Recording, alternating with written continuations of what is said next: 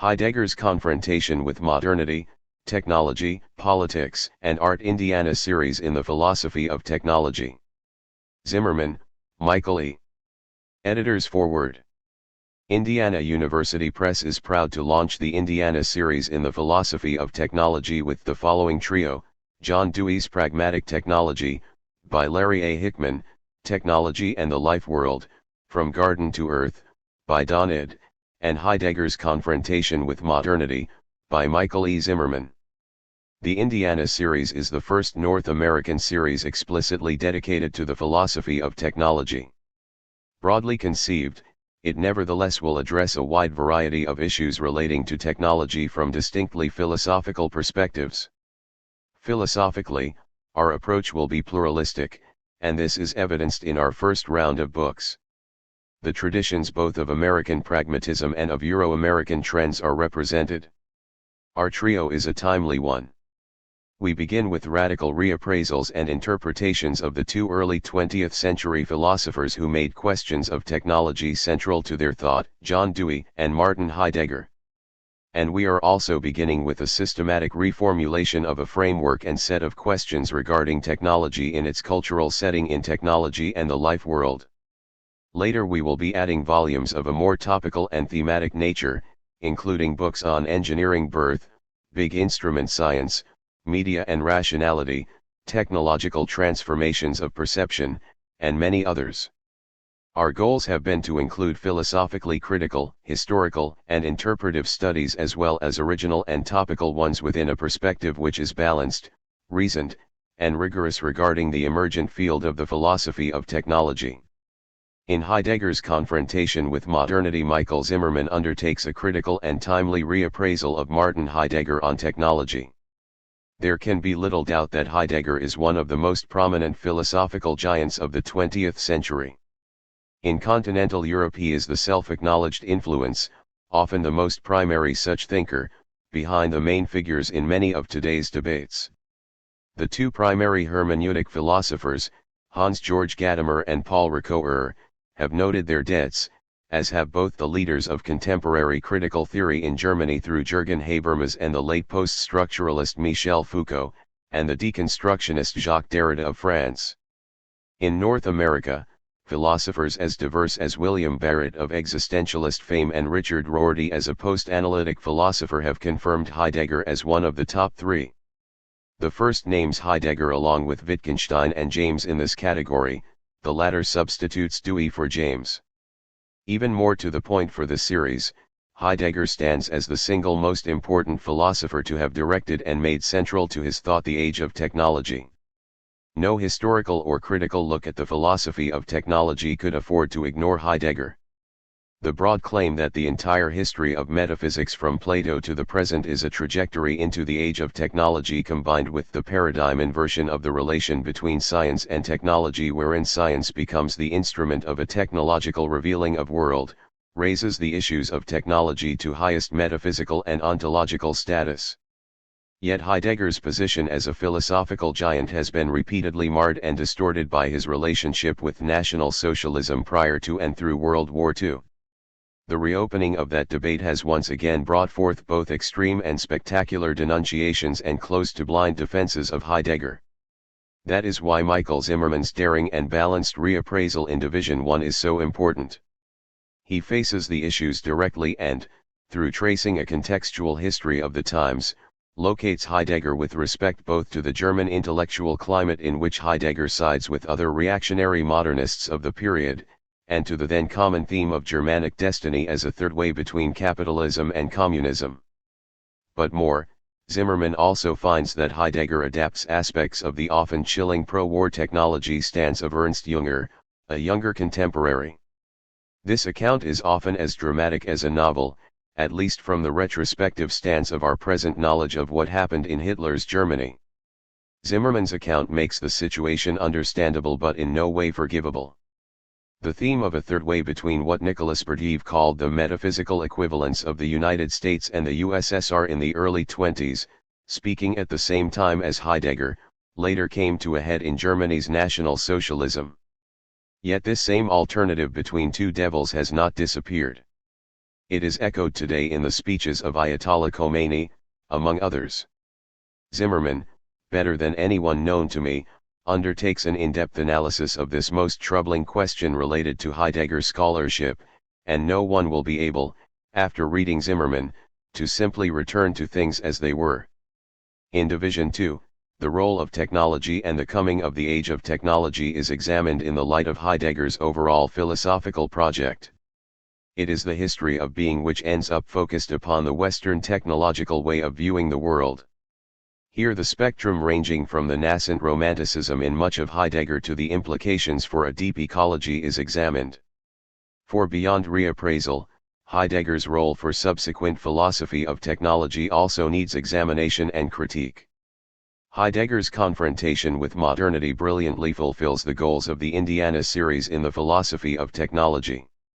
It critically and unflinchingly faces the hardest issues. It balances itself between the too often facile utopianism of many authors and the gloomy dystopianism of too many philosophers. Instead, Zimmerman carefully and deeply deals with the ambiguities of technology and its interpreters, in this case, Heidegger. Don IHDE. I owe my thanks to several people who encouraged and assisted me with this book. First, I want to thank my wife, Teresa Toulouse, a scholar who gave generously of her time and energy to provide exceptional editorial assistance which greatly improved the present work. She has also supported me in so many other ways. To Don Ed, editor of Indiana University Press's series on philosophy and technology, I owe thanks for having convinced me to write this book and for having recommended that it be published. Janet Rubinowicz, senior sponsoring editor at Indiana University Press, was very supportive throughout the years during which this work was being prepared. My thanks also go to Charles P. Bigger, John D. Caputo, Hubert L. Dreyfus, William J. Richardson, Charles M. Shearover, Thomas J. Sheehan, Jean Damour, Parvis Ahmad, Carla Fishman, Manfred Frings, John D. Glenn, Michelle Haar, Jeffrey Herf, Eric Mack, Frank Shalot, and Kathleen Wright for their contributions. I would not have been able to complete this book in a timely manner without a 6-month sabbatical leave from Tulane University, and without a subsequent 6-month fellowship from the National Endowment for the Humanities. I acknowledge Tulane and NEH for their financial support during the academic year 1988-89. Francis L. Lawrence, academic vice president and provost of Tulane, was instrumental in making possible the arrangements which allowed me to accept the NEH grant. My thanks to him for his support over the years. Shirley Pratt, for many years an administrative assistant in the Newcomb College Philosophy Department, provided much appreciated support during the time I composed this work. I thank her for her loyalty and concern. My thanks also to Carol Jobtinsky and Carol Russell for their help. Finally, there are many other colleagues and friends to whom I am grateful for their insight and love over the years. Our age is not a technological age because it is the age of the machine, it is an age of the machine because it is the technological age. This book discusses how a major 20th century philosopher, Martin Heidegger, interpreted and evaluated modern technology. For Heidegger, modern technology had 3 interrelated meanings: first, the techniques, devices, systems, and production processes usually associated with industrialism; second, the rationalist, scientific, commercialist, utilitarian, anthropocentric, secular worldview usually associated with modernity; third, the contemporary mode of understanding or disclosing things which makes possible both industrial production processes and the modernist worldview. Heidegger maintained that the third meaning of modern technology is most important. Both industrialism and modernity are symptoms of the contemporary disclosure of things as raw material to be used for expanding the scope of technological power for its own sake. This one-dimensional disclosure of things as raw material, in Heidegger's view, has resulted not from human decision, but instead from developments within the history of being itself. The technological stage in that history has so transformed how things are understood that people have been more or less compelled to take part in the industrial order and to adopt the modernist worldview related to it. In this work, the major sense of modern technology will always be the contemporary disclosure of all things as raw material. The reader should keep in mind, however, that modern technology will also mean the industrialism and the modernist worldview made possible by that disclosure. At times, for the sake of clarity, I shall use the term industrial technology to refer specifically to those industrial processes and technical devices called forth by the technological disclosure of things. Heidegger's account of modern technology as a way of disclosing things can be clarified when placed within the history of German philosophy. Like Kant, Heidegger believed that the task of the philosopher was to discover the transcendental conditions which made possible human knowledge and action. These conditions are not themselves things, but instead make possible our objective experience of things. In his analysis of modern technology, Heidegger attempted to discover the conditions necessary for the possibility of our one-dimensional experience of entities as raw material. Like Hegel, Heidegger maintained that human activities are by and large not self-referring and self-originating, but instead are guided and shaped by a historical play of language and concepts which is not under human control. This conceptual linguistic play determines the categories which shape the possibilities for human action, knowledge, and belief in determinate historical epochs. While Heidegger rejected Hegel's view that history was a progressive movement toward divine self-consciousness, both thinkers attempted to discover the nature of the conceptual and ontological movements which stamp the various historical epochs into which Western humanity has been thrown. Heidegger believed that these epoch-stamping movements were not themselves worldviews, but instead were the ontological conditions necessary for the emergence of a particular worldview. For Heidegger, then, the worldview called modernity was never a final term in explaining the contemporary situation, but instead was a symptom of a deeper movement that was hidden from view. He maintained that the movement of these historical epochs began with Plato's metaphysics and culminated in the technological era. The major periods in Western history: Greek, Roman, medieval, Enlightenment, technological mark, in Heidegger's view, the stages of a long decline in Western humanity's understanding of what it means for something to be. In the technological age, in particular, for something to be means for it to be raw material for the self-enhancing technological system. Heidegger's interpretation of modern technology differs radically from the much more familiar interpretation offered by naturalistic anthropology. According to such anthropology, consciousness is an evolutionary development which has made the human animal particularly adaptive to a wide variety of climates and material conditions. Humans have survived because they learned how to make and use tools and symbols. For such an anthropology, modern industrial technology is simply a sophisticated version of the tools used by primitive humanity. The major difference between earlier and later technology is simply that newer tools are designed and built in accordance with scientific principles unknown to earlier periods of human life. Heidegger maintained that this naturalistic and instrumentalist view of technology has a very limited validity. He contested assumptions about the clever animal by refusing to conceive of humans as merely animals with high intelligence. Countering the argument that industrial technology resulted from the historical trials and errors of material practices, moreover, he maintained instead that industrial technology has arisen because of a one-dimensional mode of understanding what things are. According to Heidegger, for something to be means for it to be disclosed or to be manifest. In a particular epoch, human behavior is shaped by the way in which things manifest themselves. If things manifest themselves as creatures of God, people treat things in one way; if things reveal themselves as nothing but raw material, people treat them in another way. Heidegger's concern with the technological mode of understanding things was intimately involved with his lifelong investigation of what is meant by the being of entities. By being, he did not mean an eternal foundation for entities, such as Plato's forms or the Christian God. Instead, he defined being as the history-shaping ways in which entities reveal themselves. One of his major goals became to understand the nature and character of the process through which the being of entities changed over the centuries. He came to view the one-dimensional, technological understanding of the being of entities as the final stage in a history initiated not tens of thousands of years ago in prehistoric humanity, but instead far more recently in ancient Greece.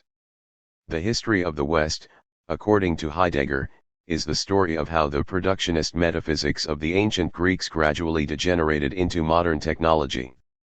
Because the technological era comes at the end of this history of metaphysics, Heidegger's commentators have not always granted to the more general question of technology itself the central role which it plays in that history. But Heidegger in fact maintained that the technological era was prefigured from the very beginning of the history of metaphysics. Indeed, modern technology was, so he believed, the inevitable outcome of that history. The Greek founders of metaphysics defined the being of entities in a proto-technological way. For them, to be meant to be produced. Hence, according to Heidegger, the history of metaphysics became the history of the unfolding of productionist metaphysics. The technological understanding of being, the view that all things are nothing but raw material for the ceaseless process of production and consumption, is merely the final stage in the history of productionist metaphysics. Heidegger read Plato as the initiator of this metaphysics. Fascinated like other Greeks by human making and producing, Plato conceived of the being of entities in terms drawn from human manufacturing.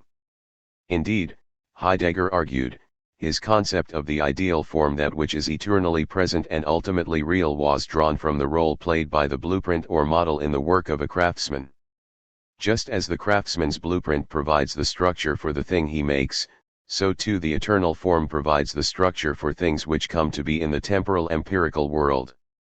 Plato considered the eternal, non-empirical form to be the unchanging, permanently present foundation or basis for things.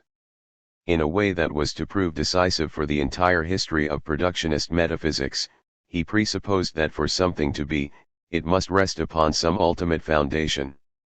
Productionist metaphysics thus also became a foundationalist metaphysics.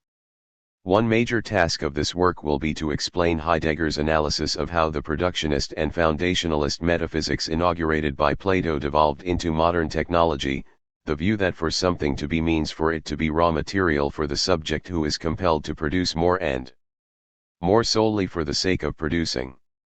From the beginning of his career, Heidegger was centrally concerned with the nature of working and producing and with its relation to the question of the being of entities. It was no accident that he began Being and Time with an account of the world of the workshop and equipment. A second task of this work will be to show how the history of productionist metaphysics encouraged ways of producing which Heidegger regarded as increasingly blind to the nature of working, to the materials used in working, and to the nature of the works produced by working. A third, related task will be to show how such inauthentic working and producing has transformed the everyday world. For example, the homogenizing production processes of industrial technology and modernist political ideologies have destroyed the uniqueness of individual peoples and places. A fourth task will be to analyze Heidegger's attempt to conceive of an authentic mode of working and producing that would provide an alternative to the modes which have constituted the history of productionist metaphysics. According to Heidegger, the discovery of an authentic mode of production would be tantamount to the inauguration of an entirely new, post-metaphysical era for the West. Authentic producing in this new era would be akin to what the Greeks originally meant by techne, a knowing and careful producing, a drawing forth, a letting be of things. In Heidegger's view, the attentive activity of letting things be was not work as it is known under productionist metaphysics, but instead the essence of art. The nagging question, however, was whether this new era's artistic understanding of things could avoid the pitfalls which led the Greeks into the productionist metaphysics which culminated in modern technology. Heidegger believed that the new era would be possible only if humanity were enabled to produce a work of art that would restore meaning to the things which had been made meaningless in the technological era. Having completed this description of Heidegger's views about modern technology, we shall then evaluate his account of productionist metaphysics, his conception of the nature and the impact of modern technology, and his assertion that art may provide the way beyond the technological era. At an early stage in my research, I believed that this work would be complete once I had explained Heidegger's analysis of the origin and effects of and the alternatives to productionist metaphysics. It seemed enough that I explain how modern technology arose within the history of productionist metaphysics, and how a new history could be initiated by a new, post-metaphysical understanding of things. Yet as I pursued my research, I began to see that Heidegger's account of the history of the Western world, as shaped by productionist metaphysics, was in many ways consistent with the reactionary vision of many Germans during the first part of this century. Instead of assuming that Heidegger had been able to attain a privileged position, sheltered both from political presuppositions and from the vicissitudes of the Western history he analyzed, I came to realize that Heidegger viewed that history from within the limits imposed by his own historical circumstances. I concluded that his conceptual analysis of the history of productionist metaphysics, however insightful it seemed, was inevitably colored and shaped by the cultural conversation into which he himself was thrown. Three related events reinforced my guiding belief that an internal relation existed between Heidegger's interpretation of the history of being and his relation to his own historical circumstances. First, the recent disclosures about the nature and extent of Heidegger's involvement with National Socialism led me to examine critically the interpretation of that episode offered by Heidegger and his defenders, who claimed that it was a brief and unfortunate episode unrelated to his thinking. In fact, however, Heidegger's decision to support National Socialism was deeply related to his political and philosophical understanding of Germany's situation in the early 20th century. He did not regard himself as an ordinary reactionary, however, nor later as an ordinary Nazi, contending that such people were incapable of understanding the metaphysical issues involved in the question of modern technology. Rather, he believed that only a gifted and high-minded thinker could comprehend the metaphysical origins of the deadly symptoms afflicting Germany. These symptoms included movements which may seem incompatible to many, but which to Heidegger and other conservative Germans were all aspects of modernity: commercialism, industrialism, liberalism, socialism, Bolshevism, American democracy, individualism, materialism, scientism, positivism, and rationalism. Heidegger became convinced that National Socialism represented a third way between the related evils of industrial capitalism and industrial communism which were threatening to crush Germany between them. He believed that his own philosophical version of National Socialism would make it possible for Germany to initiate a new beginning comparable in scope to the beginning initiated by the ancient Greeks. This new beginning, so he hoped, would bring an end to the alienating and destructive modes of working and producing associated with industrial technology. It is no accident that he sought to become the spiritual Führer of the National Socialist Democratic Workers' Party, for Heidegger longed for the emergence of a new social order in which work and workers would both regain their integrity and importance. His provocative interpretation of the history and character of productionist metaphysics can be fully understood only in the light both of his despair about the drastic changes wrought in the workplace and throughout the German nation by modern technology, and of his hope that a saving alternative to it could be found for Germany. A second factor in my decision to examine the historical context of Heidegger's concept of modern technology was Jeffrey Herf's study Reactionary Modernism, Technology, Culture, and Politics in Weimar and the Third Reich. Herf demonstrates that Heidegger's account of modern technology was by no means as original as I had once thought, but was in fact greatly indebted to and formed an important part of a long-standing German debate about how industrialism and the related phenomenon of modernity were affecting the German Geist. Many participants in this debate were militant nationalists and political reactionaries, who regarded industrial technology, Enlightenment rationalism, and the political ideals of the French Revolution as interrelated aspects of the same dark force destroying Germany's traditional values. Other contemporary participants in the technology debate, equally concerned about the fate of the German Geist, wanted to restore an authoritarian political order, but also wanted to retain the power-giving fruits of industrial technology. Heidegger shared many of these political views. His reading of the works of important reactionary modernists greatly influenced both his philosophical conception of modern technology and his decision to become involved in a political struggle against it. The most important of these reactionary modernists was Ernst Jünger. Discovering his writings was the third factor which shaped my changing historical and contextual approach to Heidegger's concept of modern technology.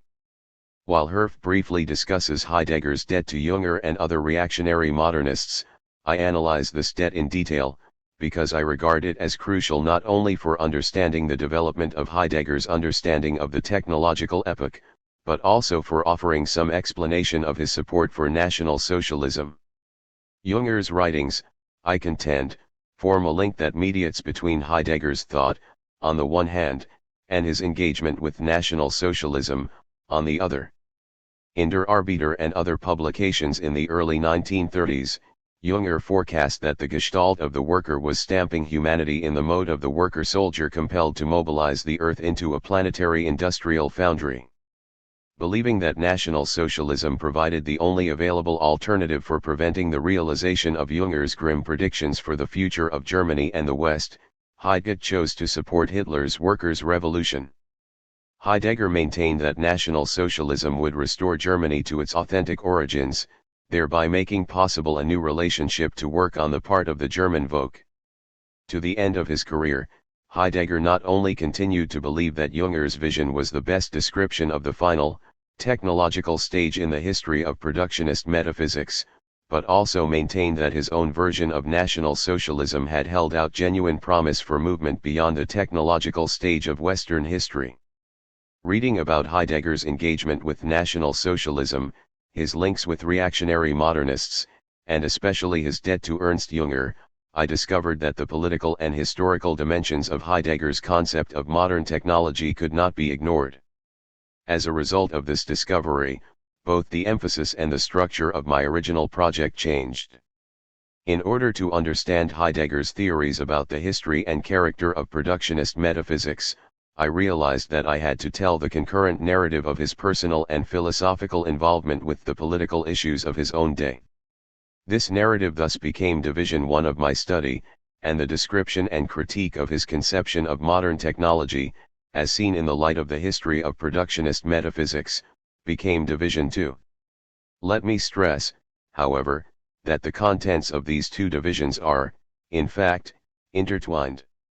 Heidegger attempted to apply his thinking to Germany's desperate situation because he believed that only his interpretation of the work dimension of Western metaphysics could provide the guidance needed to establish a new world of working and producing for Germany. For him, very simply, the misery of the German Volk during the 1920s and 1930s had arisen because the history of being had led to the degradation of work. The task was to found a new mode of working and producing, a mode which emphasized the relationship between art and producing.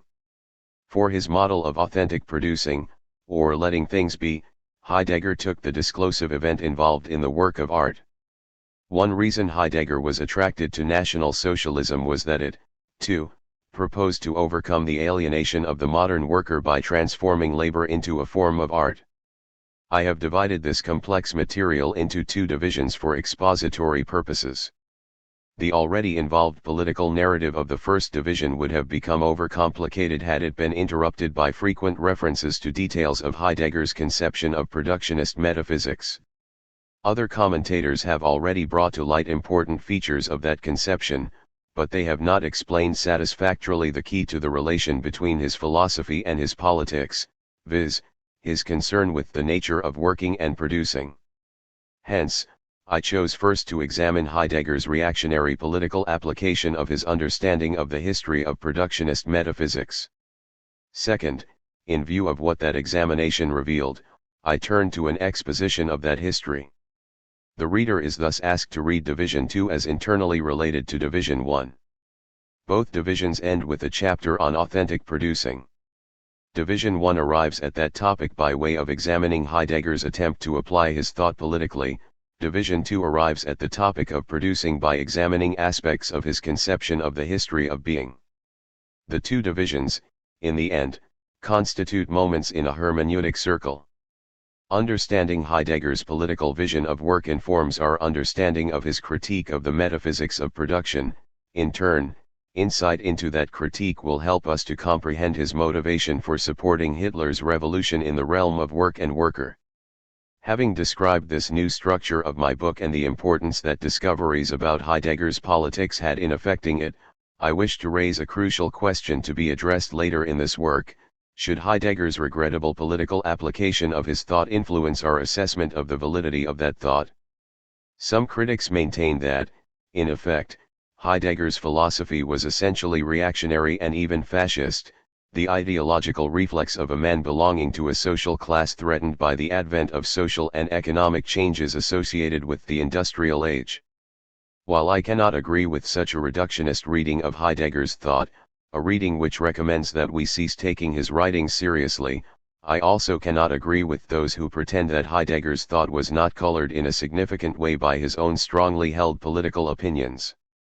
Read in its own historical context, Heidegger's concept of modern technology emerges as a critique of the legitimacy not only of industrial production processes, but of the whole of modernity as well.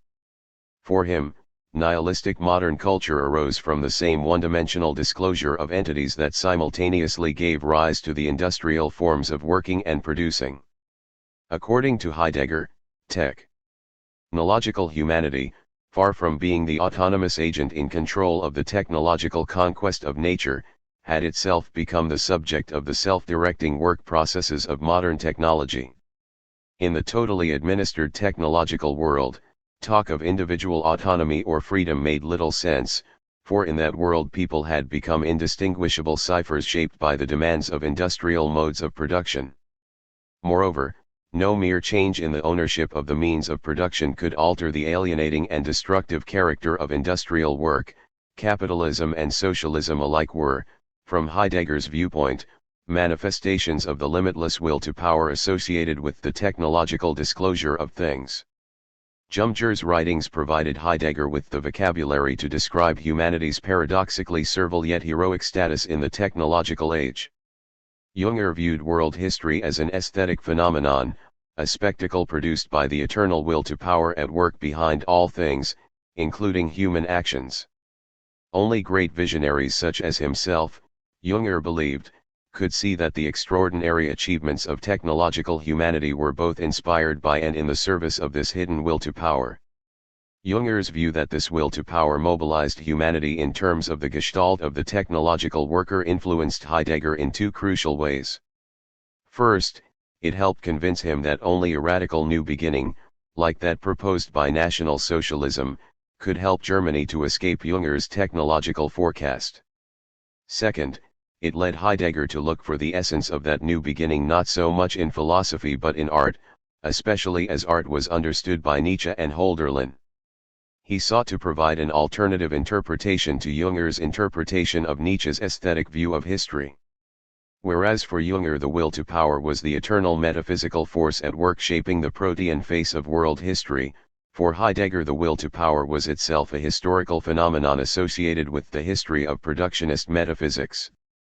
While acknowledging that technological humanity was shaped by the gestalt of the will to power, Heidegger also believed that an artistic revolution inspired by the poetry of Hölderlin could initiate a new, non-technological future for humanity.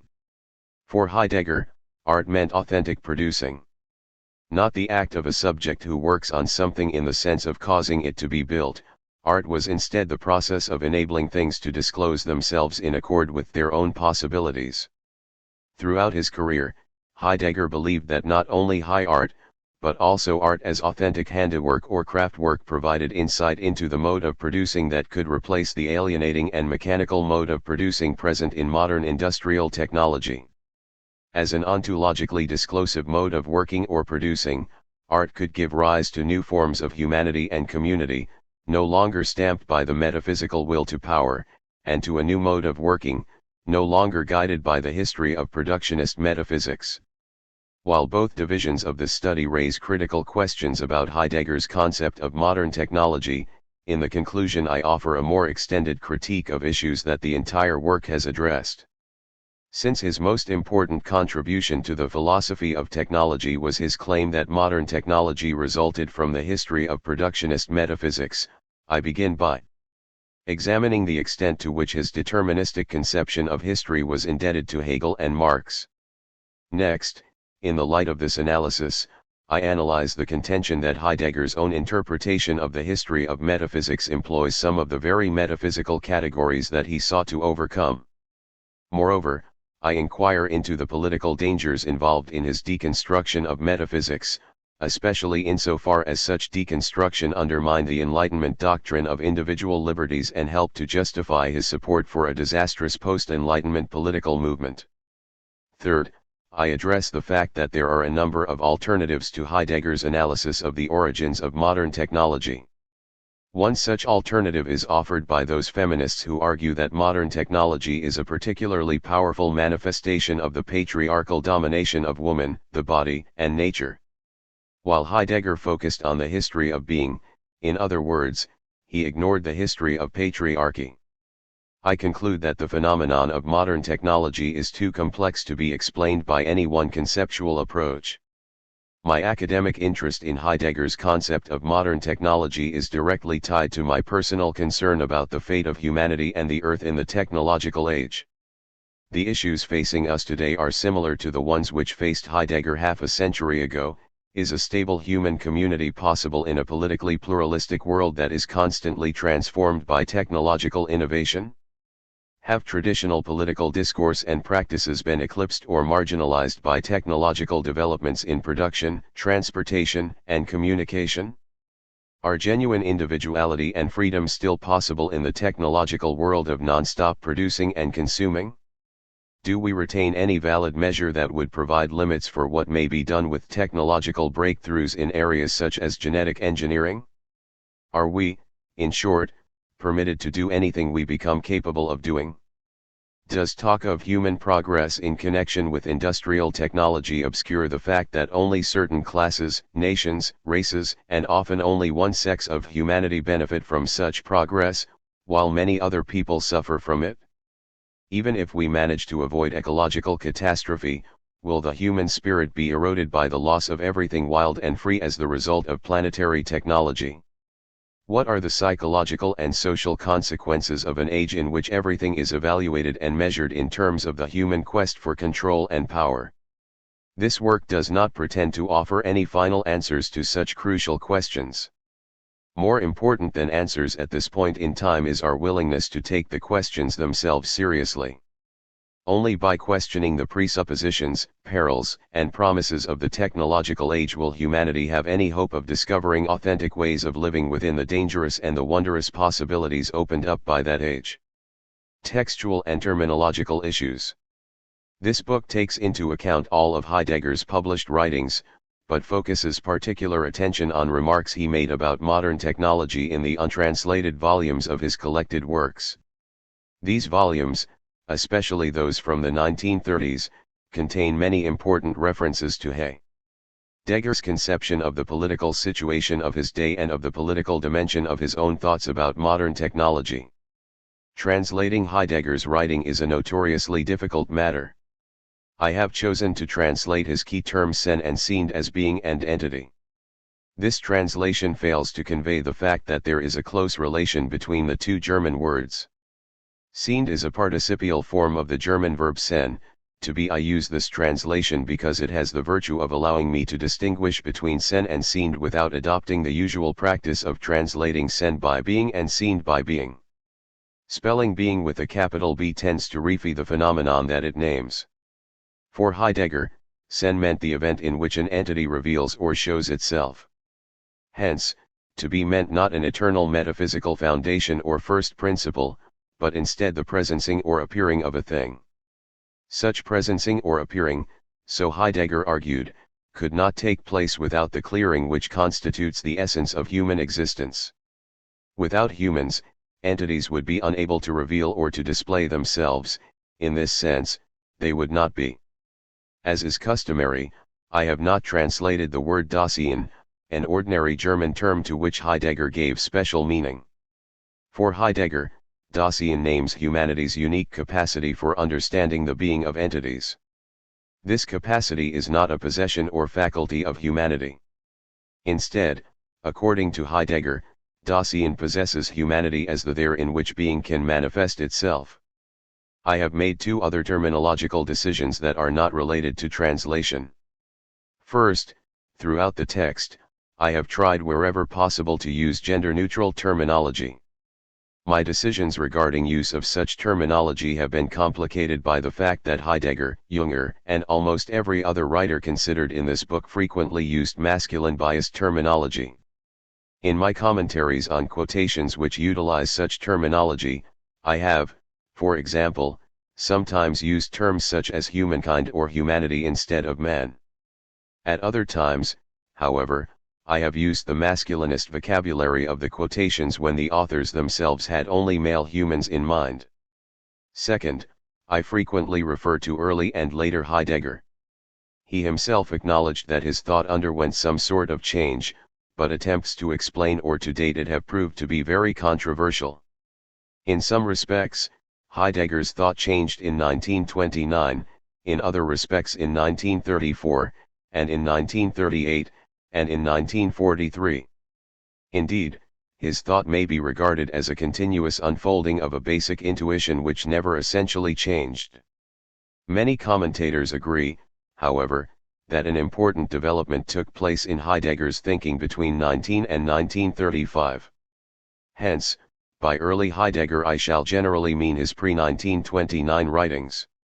There will, however, be some occasions in which I shall use the term early Heidegger to refer to a view which he held about a topic prior to developing a subsequent, modified position about that same topic. Context will help to clarify what I mean in each case by early Heidegger. Division 1. Heidegger and the Politics of Productionist Metaphysics. The Longing for a New World of Work. Chapter. Germany's Confrontation with Modernity. The danger in which stands the holy heart of the peoples of the West is not that of a decline, but instead that we, ourselves bewildered, yield ourselves to the will of modernity and drive it on. For Martin Heidegger, modernity constituted the final stage in the history of the decline of the West from the great age of the Greeks to the technological nihilism of the 20th century. He believed that the Greeks initiated productionist metaphysics when they concluded that for an entity to be meant for it to be produced. While what they meant by production and making, for Heidegger, differed from the production processes involved in industrial technology, still it was the Greek understanding of the being of entities which eventually led to modern technology. In this chapter, we shall discover that Heidegger's critique of modern technology was shaped in important ways by the explosive situation of turn-of-the-century Germany. Deeply threatened by the advances of modernity and industrial technology, many Germans wanted to defend the traditional ways of life which they believed were essential to German identity. Heidegger shared these concerns about the fate of Germany in the face of modern technology. A. Heidegger's ambiguous relationship to reactionary politics. It is not unfair to say that Heidegger was a political reactionary, although he frequently regarded others of the same conviction with scorn, because of their superficiality. Before going any further, we must define what is meant by reactionary consciousness. One critic has defined it as a state of awareness that is in rebellion against the loss of community, the loss of identity, and the loss of a sense of transcendence. Reactionary consciousness rebels against loneliness and anomie, against rationalism and materialism, and against the artifices of human progress and technology. In seeking to ameliorate the condition of spiritual and emotional impoverishment brought on by modern life in industrial societies, reactionary consciousness marks an atavistic flight from nearly any aspect of experience that may be called modern.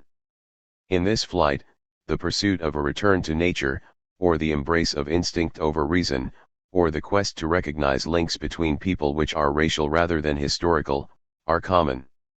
Heidegger shared many of these reactionary attitudes toward modernity and industrialism.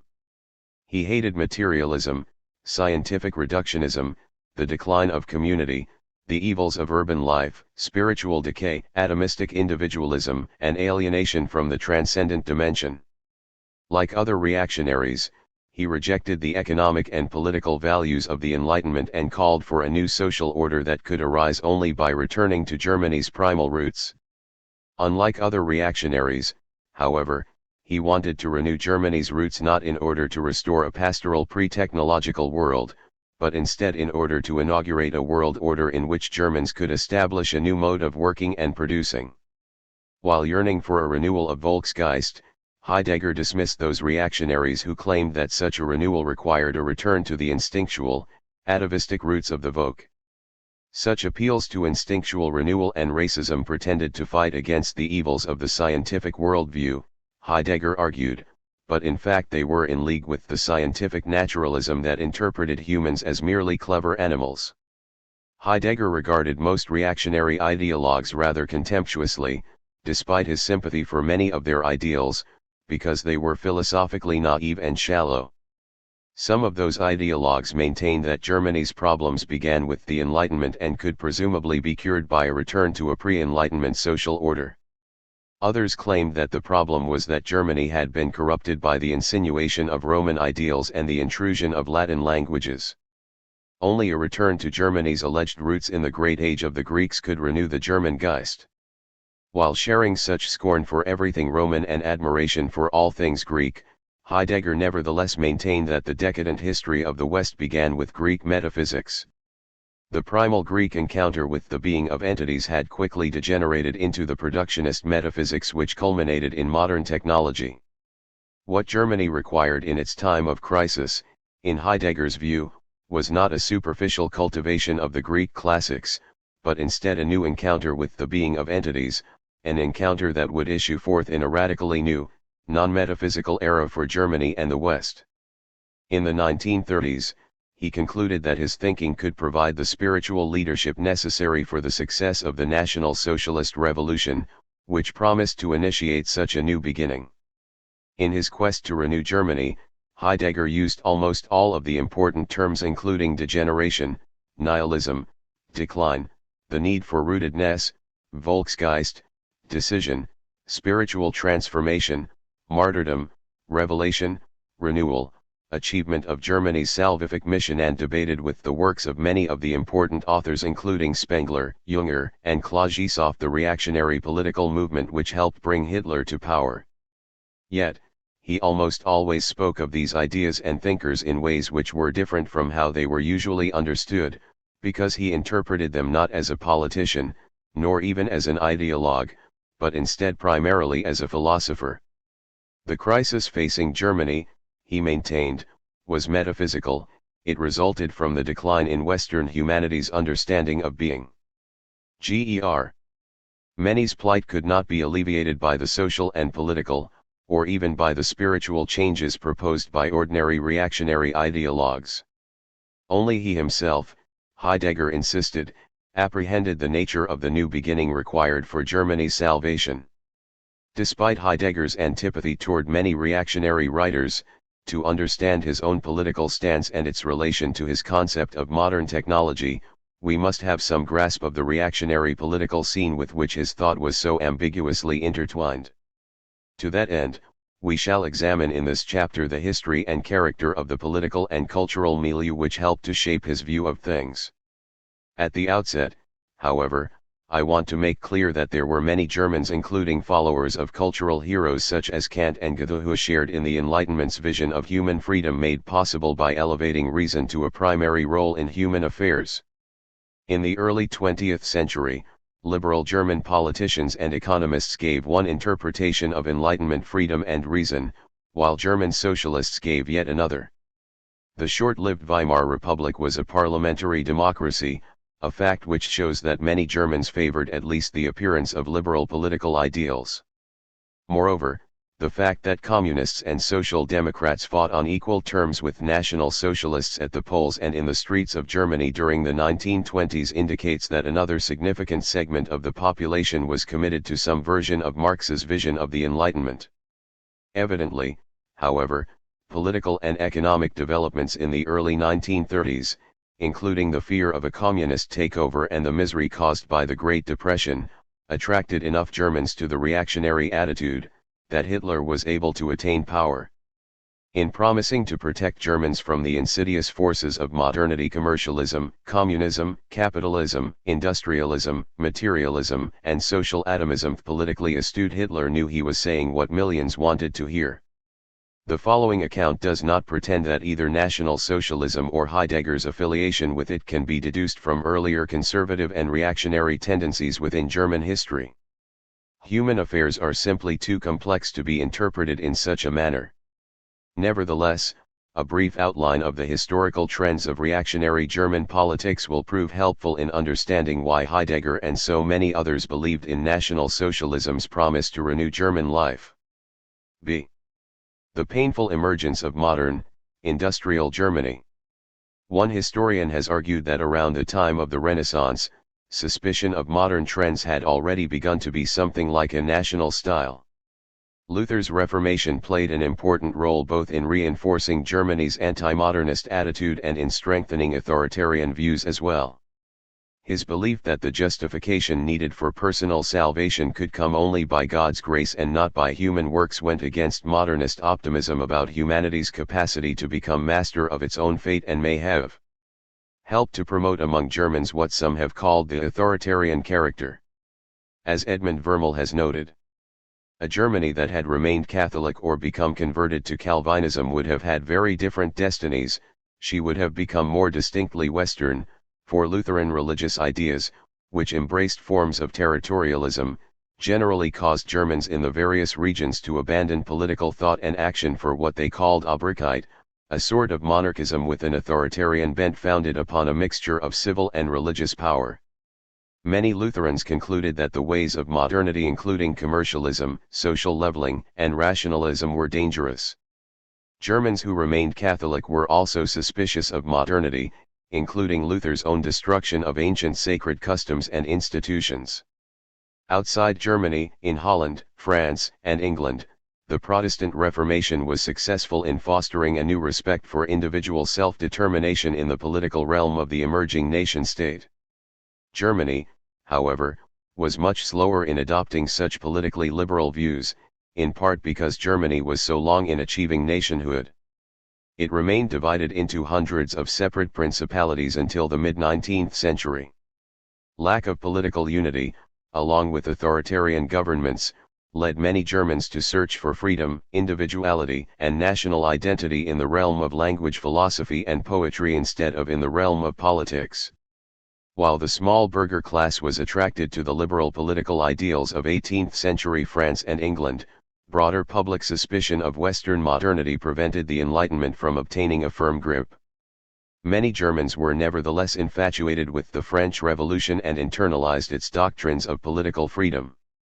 Germans who hoped the Enlightenment would lead to political liberty in their own country were shocked that the French Revolution led first to the terror and then to the conquest of their homeland by Napoleon.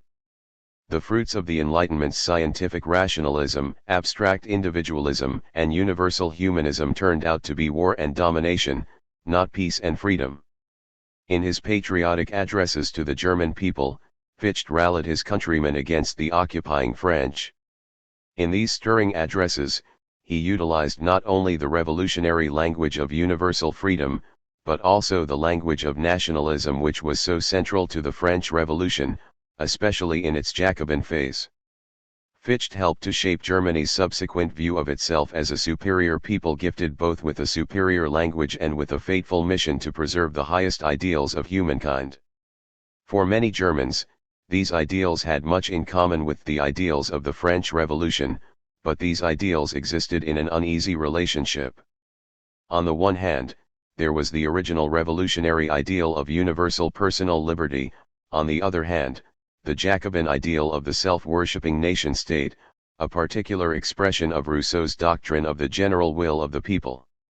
Some critics have argued that the national self-worship inspired by the Jacobin phase of the French Revolution was ultimately to lead to National Socialism more than a century later.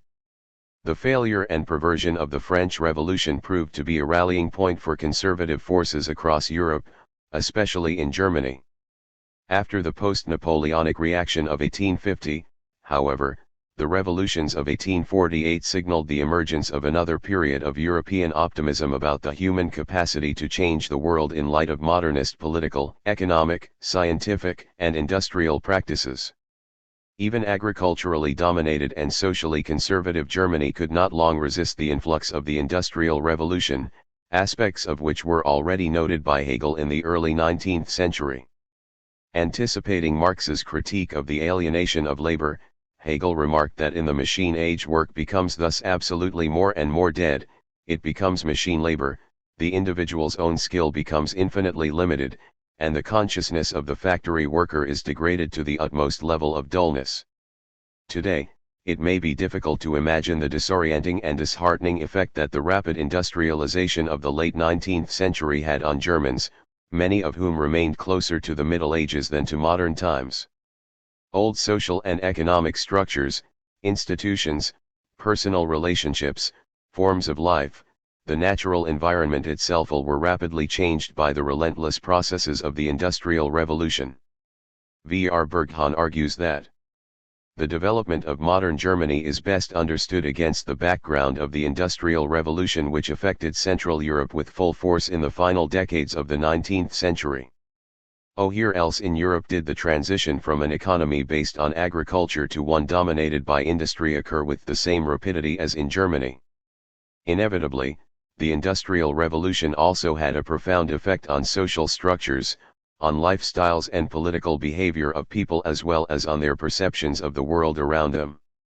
These, too, changed more rapidly in Germany than in other European countries. While it is not easy fully to appreciate the highly dynamic situation which had developed in Germany by the turn of the century, it is nonetheless fundamental to an understanding of the subsequent course of the country's history. From 1880 to 1913 German coal output quadrupled. During the same period, steel production increased tenfold and outstripped British production by 19. Such statistics are especially noteworthy when we recall that Britain, the first industrialized country, had once enjoyed a wide industrial lead over Germany. Germany's late industrial revolution was accompanied by a demographic revolution. In addition to rapid population increase, millions of Germans left farms and small towns to find work in the new industrial centers. By 1907, only half of the 60 million Germans lived at their places of birth. Industrial modes of production threatened the livelihoods of small artisans and the lower middle class. For industrial workers crowded into cities unprepared for their arrival, moreover, living conditions were dreadful. Alienated from their previous social relationships, overburdened by the work they were required to do, and shocked by their material circumstances, many workers became increasingly attracted to various socialist organizations. By way of contrast, middle and lower middle class Germans, fearing that the workers' movement would bring anarchism and godless communism, became increasingly authoritarian and urged the government to control the unruly industrial masses.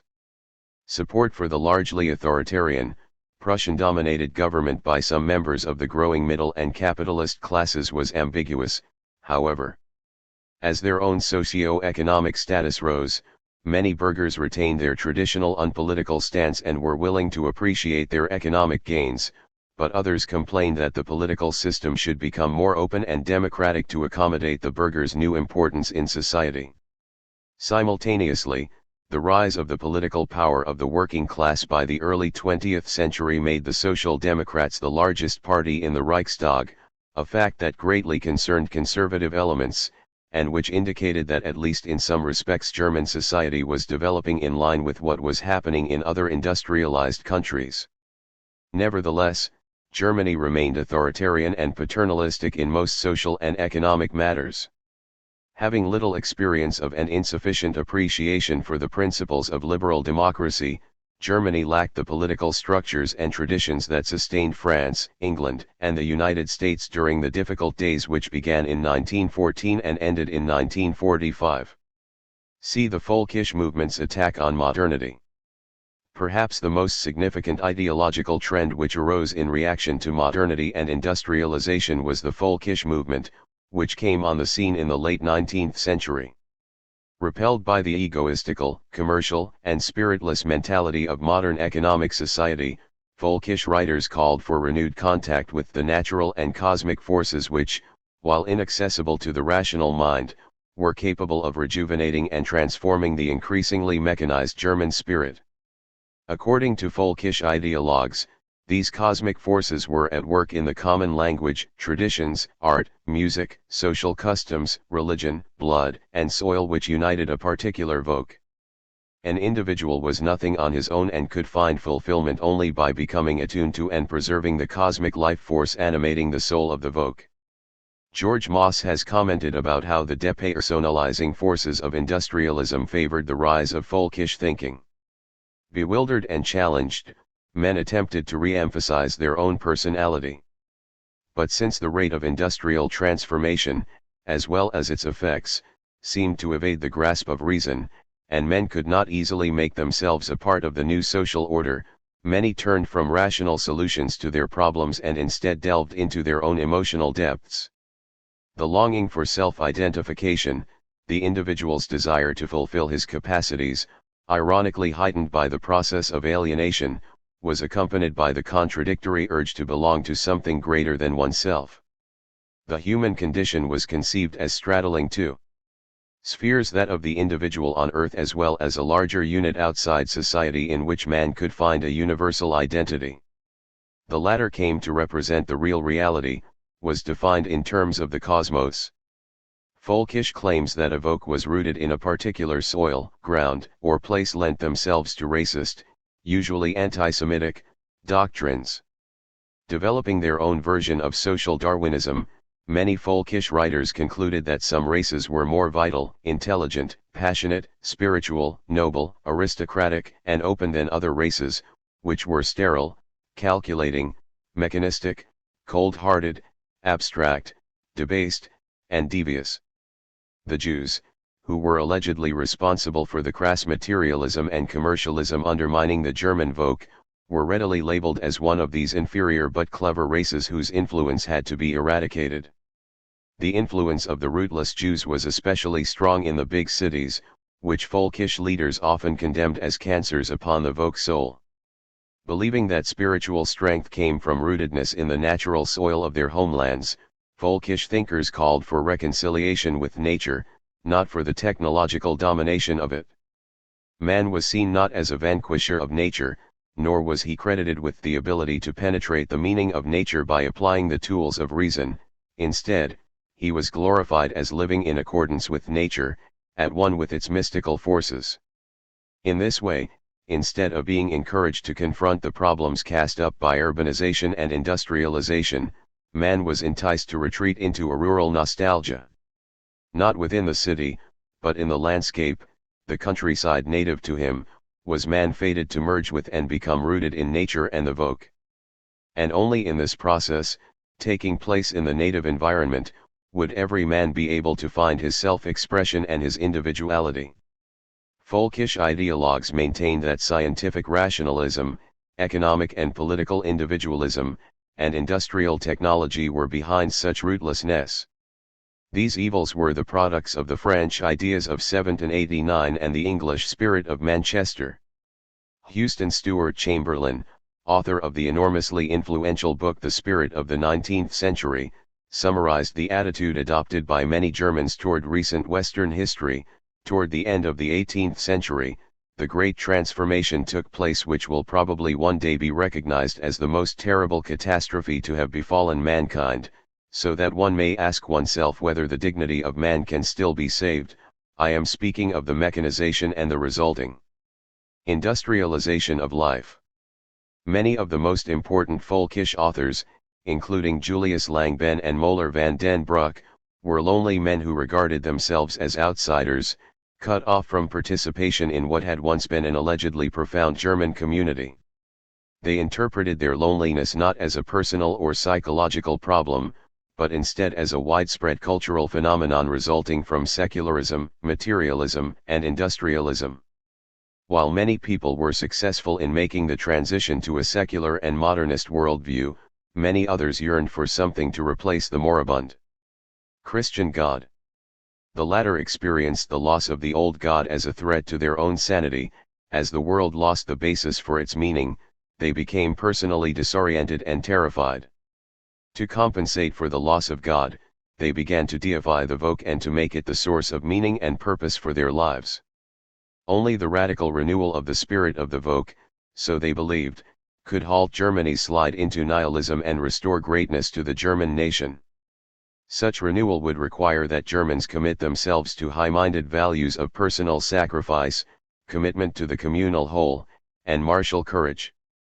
Folkish writers particularly scorned the Besitzbürgertum, men of property, who organized life not according to idealist martial virtues, but instead solely according to commercial, instrumental, and utilitarian values.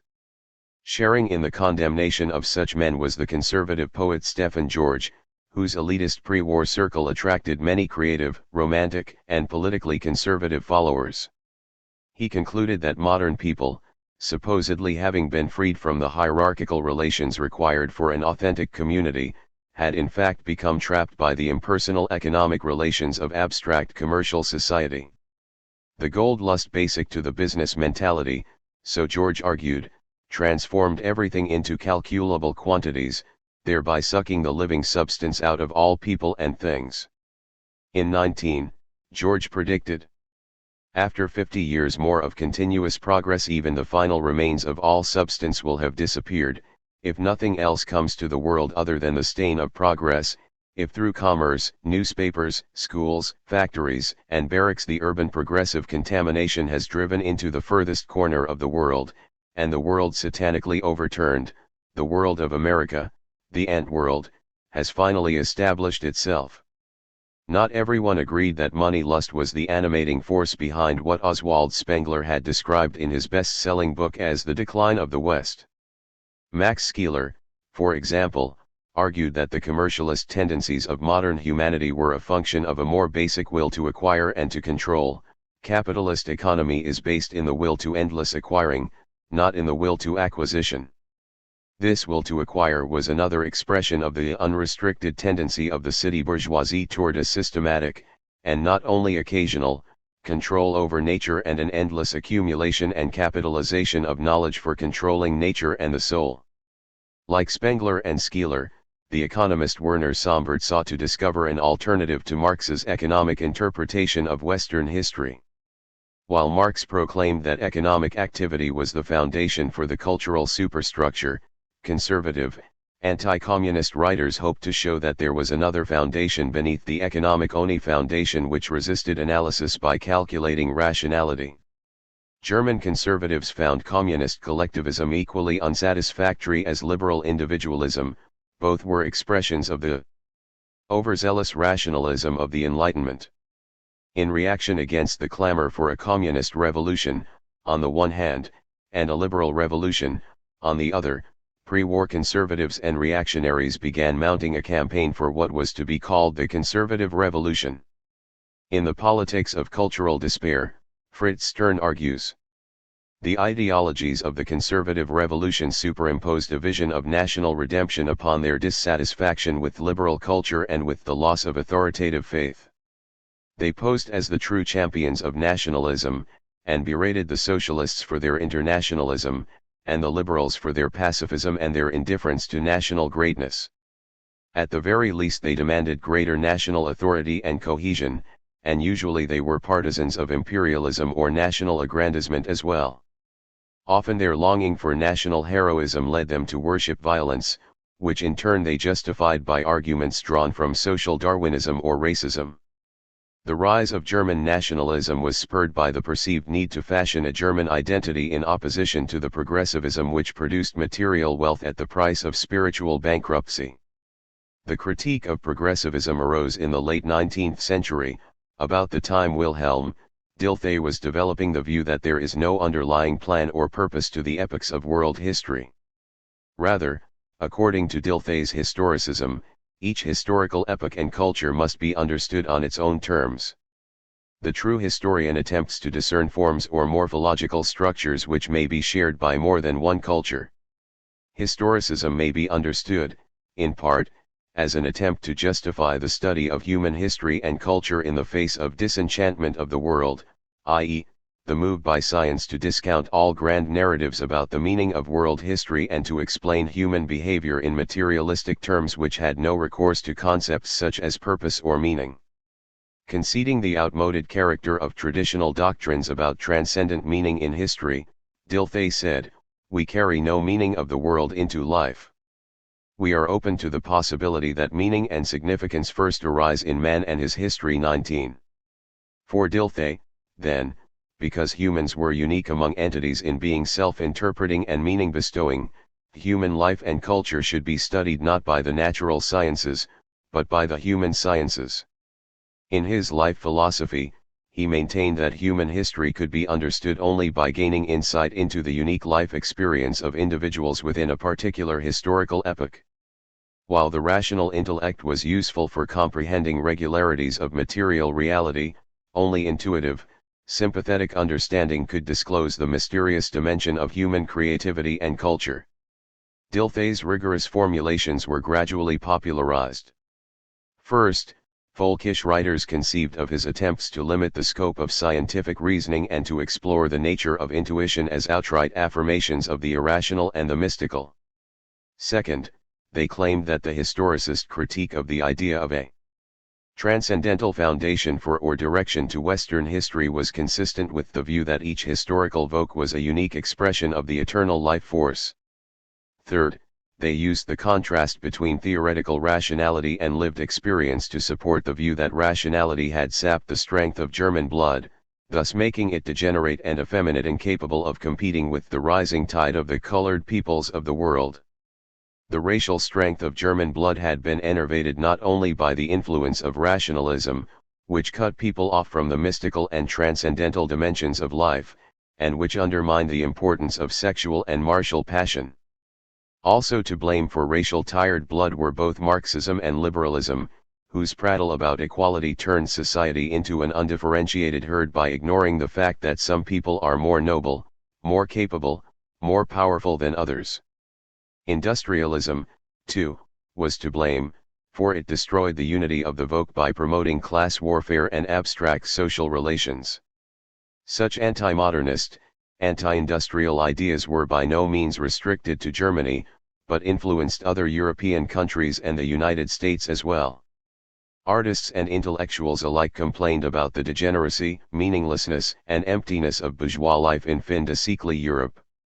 Traditional folkways were undermined and trivialized by the dynamism of commercialism, life lost its adventure, novelty, and challenge when confronted with the explanations of mechanistic science, and both the skills of the artisan and the courage of the soldier became insignificant when compared with the achievements of the assembly line and the firepower of modern weapons. Such trends discounted those aspects of life that many people prized: intuition, emotion, spontaneity, spiritual and bodily ecstasy. Around the turn of the century, Nietzsche in Germany, Freud in Austria, and D.H. Lawrence in England all emphasized the importance in human affairs of instinctual, biological, and sexual motives that were concealed and denied by the overly rational, repressive bourgeoisie. Paradoxically, despite the antipathy of many folkish ideologues toward industrialization and technology, an increasing number of them, especially after Germany's defeat in World War I, believed that only by appropriating modern industry and armaments could Germany both defend itself against hostile neighbors and achieve its national mission of world dominion. Such reactionaries, while welcoming the military and economic fruits of modernity, rejected the liberal values, institutions, and rationalism that had made industrial technology possible in the first place. Writers such as Ernst Jünger and Oswald Spengler called for Germany to combine an elitist, authoritarian social order with a complete commitment to industrial technology. Geoffrey Hare has aptly described this view as reactionary modernism. While many folkish thinkers retained a more idealistic vision of Germany's world mission, conservatives of all stripes agreed that the state was the embodiment of the spirit of the Vogue, hence, the aims of the state had to take precedence over those of the individual. Indeed, the life of the individual was said to gain personal meaning only if sacrificed for the achievement of the state's, and hence of the Volk's, high purposes. Talk about self-sacrifice appealed to many idealistic Germans, who sincerely believed that their world historical task was to save the West from the evils of selfishness, materialism, rationalism, and industrialism. Given the importance of individual economic freedom for the burgher class, it is remarkable that this class increasingly supported calls for eliminating liberal ideals of individual independence and personal autonomy. Clearly, however, the promise of exaltation by alliance with something greater than the atomistic ego overcame objections about the need to defend the liberty of that ego. It may be argued that turn-of-the-century Germans increasingly projected the power drives of their own egos onto the state. Some nationalists, dropping all pretense to idealistic self-justification, claimed that the very meaning of the state was nothing but the will to power. Shortly before World War I, Erich Kaufmann maintained that the essence of the modern industrial state is the unfolding of power, is the will to assert itself and to establish itself in history. And further, the victorious war the final means to that highest goal, the unfolding of power. During the pre-war era, however, Germany's romantic idealism lived on in the youth movement, a striking embodiment of the longing for personal fulfillment in the context of communal solidarity. Wandering around the German countryside, many young people experimented with alternative forms of life, praised communion with nature, and speculated about the possibility of a vital, non-bourgeois community. Young people quite self-consciously proclaimed themselves to be a new generation which would overthrow the old generation, seduced by crass materialism, commercialism, and self-interest. The youth movement was only one of many signs that Germans were searching desperately for something that would exalt their narrow lives, that would free them from social isolation, that would restore meaning to their lives, and that would unite them in a primal bond that must have been available to Germans in a simpler, more genuine era. That longed-for event, so they concluded, was the outbreak of the Great War in 19. The extraordinary impact of the Great War. Although war enthusiasm raged in all the countries involved, it was particularly strong in Germany. The war provided an opportunity to vent pre-war political tension, to break out of rigid social mores, to give expression to long-suppressed aggressive instincts, and to achieve a longed-for social solidarity. War enthusiasm swept up everyone, including intellectuals such as Hermann Cohen and Paul Naderp, with whom Heidegger would become a colleague at the University of Marburg. Before the war, speaking out against the capitalist system's abuse of working people, Cohen and Naderp agreed that the discrepancy between the reality of life in the industrial age and the ideals of a humanistic Kultur must be, if not totally eliminated, at least greatly ameliorated. When the Great War came, however, professors and intellectuals suspended criticism of Germany's internal conditions and adopted Fichte's role of spiritual defenders of the German homeland. One commentator points out that Naderp and Cohen utilized philosophy in an effort to impose some meaning on the conflagration before them. Both were involved in the formulation of what became known as the Ideas of 19, the conscious effort to construct philosophically an alternative to what great numbers of German intellectuals saw as the ideology of the French Revolution and the English doctrine of Manchesterism. Particularly Paul Naderp was deeply involved in this movement. His Kriegsskriften, an attempt to bring Kant and philosophy into the service of the German cause, were widely read in Germany during the war years.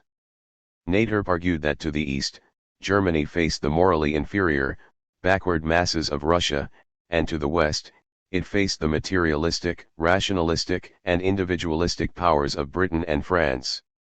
It was Germany's sacred cultural mission to preserve the German seal from such alien forces. In his best-selling book The Genius of the German War, Max Scheler praised this mission. As the war progressed, his views became less nationalistic and more temperate, but like so many others caught up in the heat of the moment he had already lent his pen and reputation to the service of his nation in crisis. Germany's defeat in the Great War exacerbated pre-war social tensions, including the conflict between the left-wing industrial masses, on the one hand, and the middle classes and reactionary forces, on the other. Hitler saw, however, that the war had accomplished one important thing: it had discredited the corrupt bourgeois order blocking the way to the primal encounter needed for Germany's regeneration. The Weimar Republic instituted shortly after the end of the war was a last-ditch attempt to institute a Western-style democracy in Germany. But it was doomed from the start. Many Germans resented parliamentary politics to begin with, since parliamentary stalemate and infighting had allegedly helped to start the war and to lose it. To conservatives, reactionaries, socialists, and communists alike, Weimar was merely an expedient to be discarded once the revolution took place. The political chaos provoked by left and right-wing coups and bloody street fighting and the economic misery caused by the hyperinflation of the early 1920s helped to undermine the standing of the Weimar Republic. Right-wing fanatics regarded as a traitor anyone who cooperated with it. In 19, they assassinated Walther Rathenau, an industrialist and politician who hoped that Germany could succeed in bringing about the great synthesis between a most dynamic industrialism and a most refined culture, between the rule of mechanization and the realm of spirit. Rathenau's belief that only by fulfilling the war reparations agreement could Germany be reinstated in the European community was anathema to his right-wing enemies, who were doubly opposed to him because he was a Jew. Gordon A. Craig has emphasized the anti-Semitic dimension of the attack on Rathenau. With the murder of Walther Rathenau, a border had been crossed, and Germany had entered a new and forbidding territory in which to be Jewish was more than a handicap or a social embarrassment, it was a danger and, not impossibly, a sentence to death. For Rathenau's only crime had been that he was a Jew who had dared not only to pretend that he was a German but to represent Germany to the outside world. His death caused a wave of horror in the land, but there is no doubt that many people privately considered it a not unjustified punishment. The obscene ravings of pre-war anti-Semites had been given their first concrete expression. It was deplored but rationalized. The unthinkable had become thinkable. Kristallnacht was only 16 years away. During most of the Weimar era, Germany was a perplexing mixture of disillusionment and hope, moral depravity and spiritual yearning, social destructiveness and artistic creation, political discord and economic development. With the infusion of American capital into the country in the mid-1920s, a period of economic stability and relative political calm replaced the anarchistic post-war years. German industrialists began applying the principles of American scientific management not only to achieve greater efficiency in production processes but also to manipulate industrial relationships in ways that avoided strikes and slowdowns. Despite the protests of organized labor, management intensified the process of rationalizing the workplace by introducing assembly line work, or Fordism. Fordism indicated a widening of the scope of scientific management. While Taylorism concerned only the management of labor, Ford's doctrine stressed reorganization of the entire productive process. In part this was a rationalization, for Taylorism, too, had earlier been interpreted in the widest sense. But now for practical reasons European apostles of scientific management and rationalization chose to confine Taylorism to its original concern with labor efficiency. Conversely, the contributions of Ford's moving assembly line, standardization, and the enlargement of a mass market by low prices and high wages were seized upon to prove the social potential open to capitalism and large-scale industry, as they existed. While Taylorism and Fordism were used to strengthen the grip of private capital on labor, many German engineers and technicians believed that industrial technology could be used in a way which inspired and uplifted, rather than alienated and degraded, the German Volk. As Herf maintains, the cultural dilemma of Germany's engineers was the following: how could technology be integrated into a national culture that lacked strong liberal traditions and that fostered intense romantic and anti-industrial sentiments? Many engineers believed that technology was an authentic manifestation of, and not a threat to, the German Geist, that private capitalist interests were to blame for the socially damaging effects of industrial technology, and that only a strong central state could guarantee the welfare of the community by guiding the development and employment of industrial technology.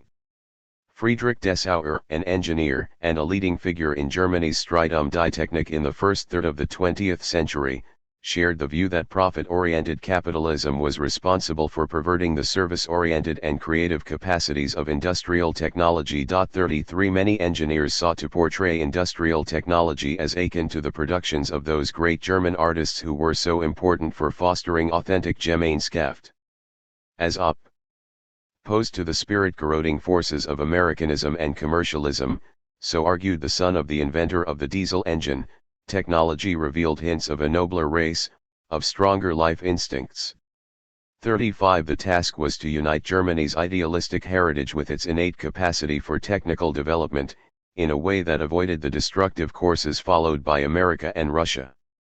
By rejecting the revolutionary ideals which found expression in both capitalism and socialism, while simultaneously exalting technological achievements and calling for a corporatistic, authoritarian German state, many German engineers adhered to the paradoxical ideal of reactionary modernism. As we shall see, Heidegger shared some of these attitudes, since he, too, called for a new, non-liberal social order that would establish new modes of work that would presumably transform the nature of industrial technology. While industrialism continued to make enormous changes in German society during the Weimar years, that era also witnessed an extraordinary flood of creativity on the part of artists, poets, writers, scientists, technicians, musicians, architects, engineers, academicians, and philosophers. This willingness to experiment, at least in the social-political realm, took on a desperate character during the Great Depression, triggered by the collapse of the stock market in New York in October, 19. As Germany headed into a terrible economic and social crisis, which the stalemated Weimar Parliament was incapable of resolving, increasing numbers of people listened to the promise of Adolf Hitler to save Germany from the evils of modernity, including the Jewish capitalists and Jewish communists who were allegedly orchestrating Germany's economic and social miseries. Hitler portrayed himself as the longed-for savior of the German Volk, the man who would renew German Geist and enable it to fulfill its world historical mission as redeemer of a fallen world. Although his National Socialist Democratic Workers' Party never received a majority vote in national elections, Hitler was unexpectedly made Chancellor of Germany early in 1933. Shortly thereafter, he consolidated his power and became Germany's dictator. In this chapter, I have outlined some of the cultural, political, and social circumstances which formed the background for Heidegger's life and thought during the first part of this century. The topics and attitudes described here were constitutive of the cultural conversation in which Heidegger himself inevitably took part. My aim here has been to show that his concern with modernity and industrialism was by no means idiosyncratic, but instead was widely shared. Moreover, as we shall see in chapters to come, his descriptions and accounts of modern technology were heavily indebted to his interlocutors in the Streit Die Technik. In the next chapter, we will examine how early Heidegger's critique of modern technology was influenced by the reactionary politics of his day. Chapter: Political aspects of Heidegger's early critique of modern technology. Viewing industrial technology through the optic of anti-modernist political views, early Heidegger regarded it neither as a neutral instrument for human ends, nor as a sign of humanity's evolution to a higher stage, but instead as a symptom of the final epoch in the long decline of humanity's understanding of the being of entities. During the mid-1930s, however, he began moving toward a somewhat less negative evaluation of industrial technology. Germany's mission and opportunity, so he argued, was to undergo a transformation that would make possible a new relationship to technology, a relationship in which the worker was no longer a slave to its demands, but instead became an authentic producer of things. In this chapter we shall begin to show how Heidegger's early thinking and his political behavior were influenced by his critical appropriation of many of the reactionary attitudes toward modernity and industrialism which we discussed in Chapter 1. First, we shall see that already by 1919 Heidegger was arguing that his generation was destined to make a radical new beginning in the face of the insidious influences of modern technology. Next, we shall see that being and time's phenomenological description of everyday life was in part a negative political evaluation of industrial society. This political slant is partly responsible for the ambiguity present in being and time's account of everydayness. On the one hand, it purports to reveal the essential, timeless, or transcendental features of everyday life. On the other hand, those descriptions are in some ways politically charged interpretations of everyday life in the specific historical circumstances of urban industrial society. Early Heidegger's analysis did not make sufficiently clear the distinction between what were essential or universal features of everyday life and what were historical and specific aspects of it.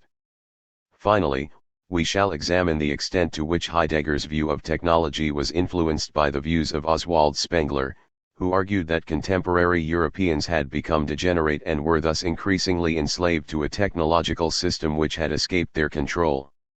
Despite his debt to Spengler, however, Heidegger argued that the decline of the West was not biological but metaphysical in character. If there occurred a metaphysical transformation of humanity, so Heidegger increasingly believed, then humanity could adopt a new, non-servile relationship to industrial technology. In lectures of 1929-30, given during the collapse of the German economy. After the nightmare on Wall Street, Heidegger began calling for a manager who would accomplish such a transformation, thereby restoring mystery and meaning to the lives of the Volk, which had been devastated by the unconstrained forces of modernity and industrialism. From here, it was but a step for him to embrace Hitler's solution to the threat posed by modernity and industrialization. While Heidegger at first embraced this solution, he finally regarded it as a particularly virulent manifestation of the nihilism which Hitler claimed to be fighting. A. Heidegger's early critique of the Enlightenment tradition. Born on September 26, in the little Swabian town of Meßkirch, Heidegger was the son of lower-middle-class parents. His grandfather was a shoemaker, and Heidegger's own father was a part-time cooper and sexton of a local Roman Catholic church. His mother was descended from a long line of peasants from a nearby locale. Raised a strict Roman Catholic, he attended a Catholic gymnasium in Constance before going to Freiburg to complete his studies. He spent 2 weeks in a Jesuit seminary before being dismissed for reasons of health. Subsequently, he studied theology for 2 years at the highly Catholic University of Freiburg. During this era, the Roman Catholic Church was extremely critical of the godlessness and sinfulness of urban life, of the social destructiveness of industrial civilization, and of the agnosticism and materialism of modern science. Deeply attached to his childhood countryside and its peasant inhabitants, Heidegger was shocked by the transformations wreaked by economic and industrial progress. Moreover, he developed an attitude of contempt for all those who were blind enough to promote, or even to tolerate, such a soul-destroying progress.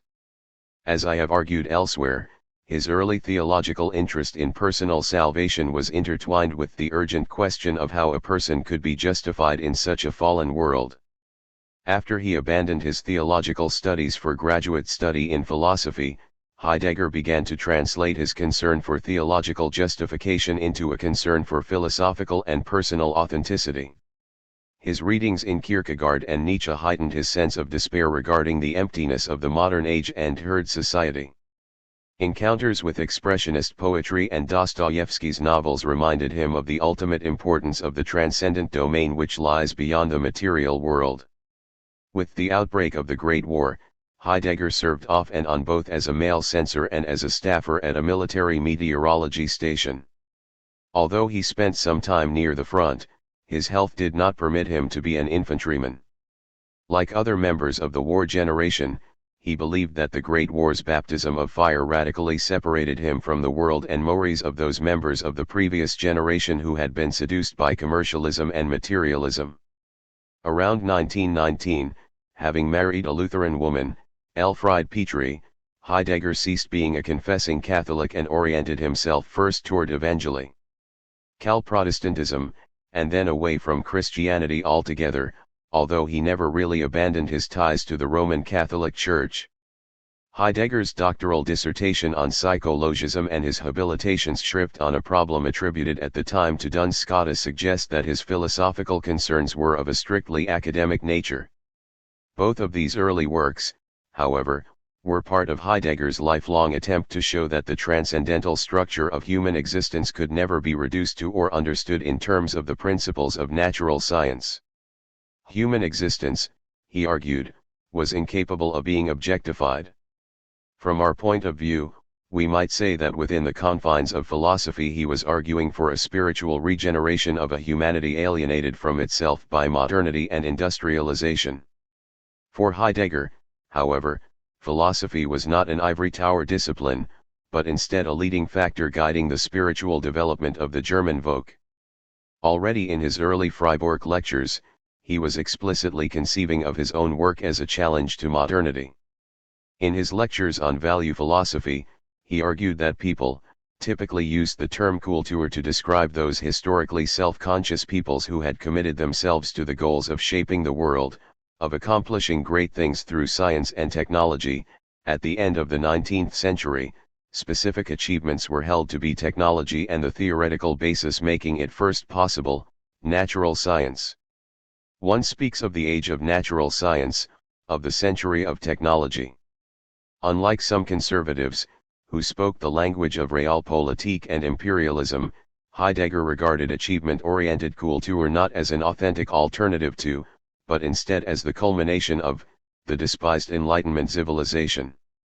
Also unacceptable to Heidegger was the ideal of the cultured man, typically an academic trained for years in the classics and devoted to upholding the standards of high culture in opposition to the commercialism of mass culture. While Heidegger himself was in some ways such a cultured man, he also resented what he regarded as the artificiality of such men, as well as their supposedly superficial understanding of the classics. All too often their idea was to shore up the existing society by encouraging study of Latin and Greek. While himself an excellent student of classical Greek, Heidegger was not interested in conserving the existing society.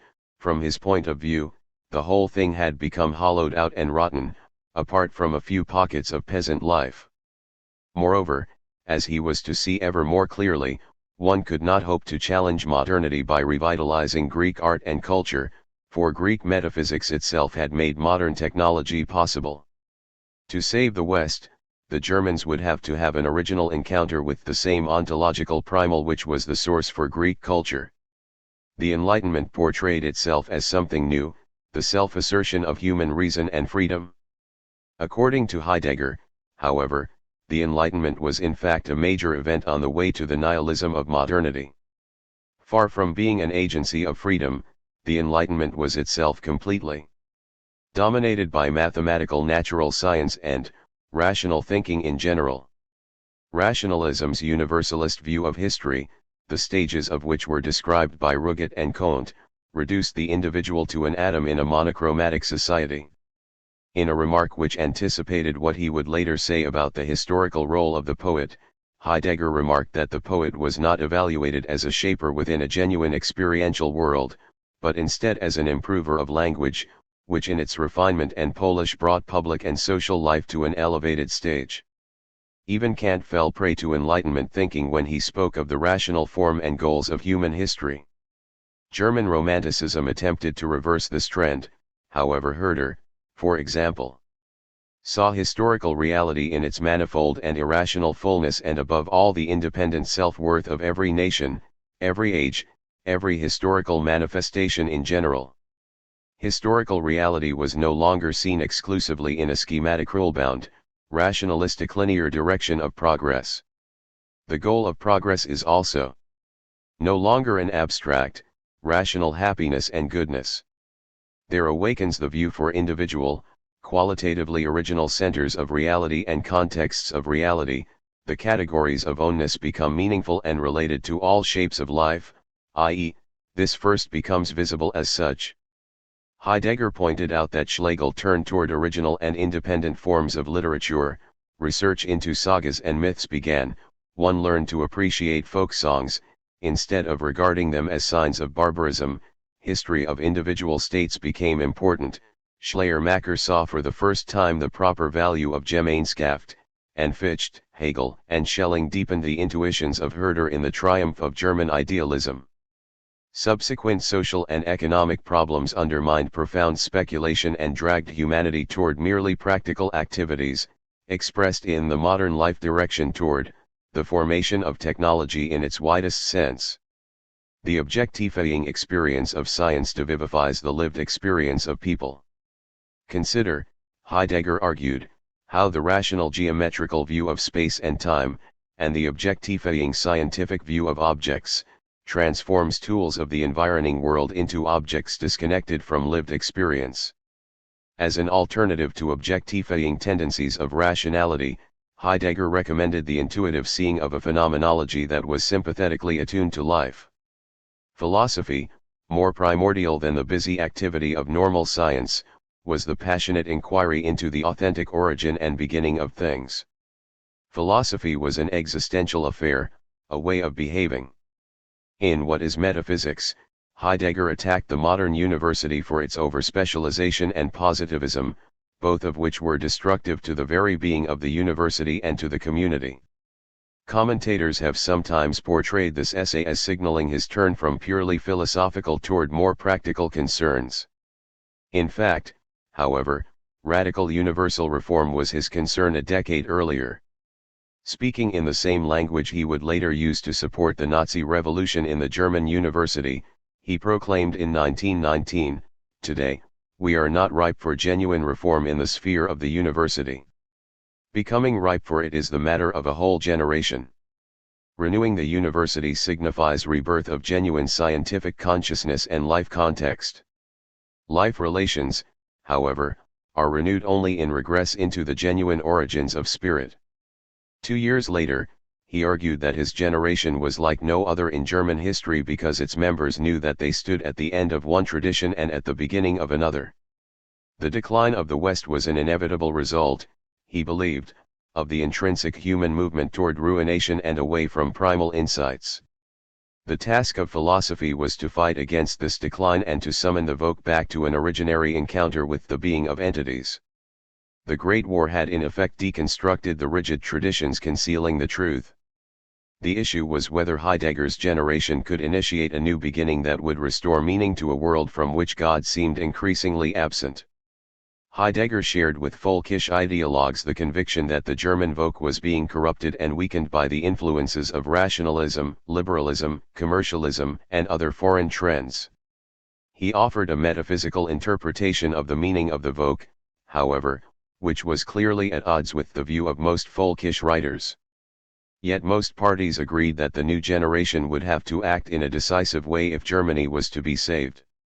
In Being and Time, written during a period of relative calm between the two wars, he expressed in somewhat less dramatic terms the importance of decisions made by entire generations.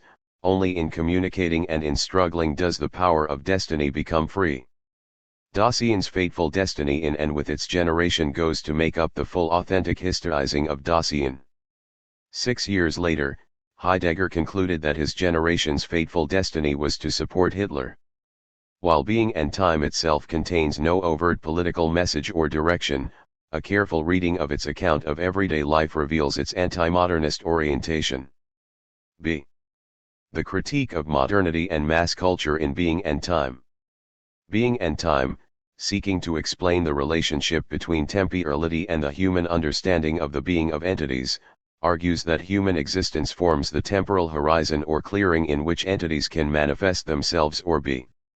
Heidegger wanted to develop a conception of human existence which attempted to avoid arbitrary preconceptions about what it means to be human. Hence, he derived his conception of human existence from his phenomenological description of everyday life. In everyday life, a person exists as a socially defined any-oneself. Individuals are constituted by social and cultural relationships that can never, in principle, be fully comprehended. As Charles Gignon has observed, far from being an autonomous and isolated subject, the self is pictured as the anyone, a crossing point of cultural systems unfolding through history. To be human, in Heidegger's view, is to be a placeholder in a network of internal relations, constituted by a public language, of the communal world into which Dasein is thrown.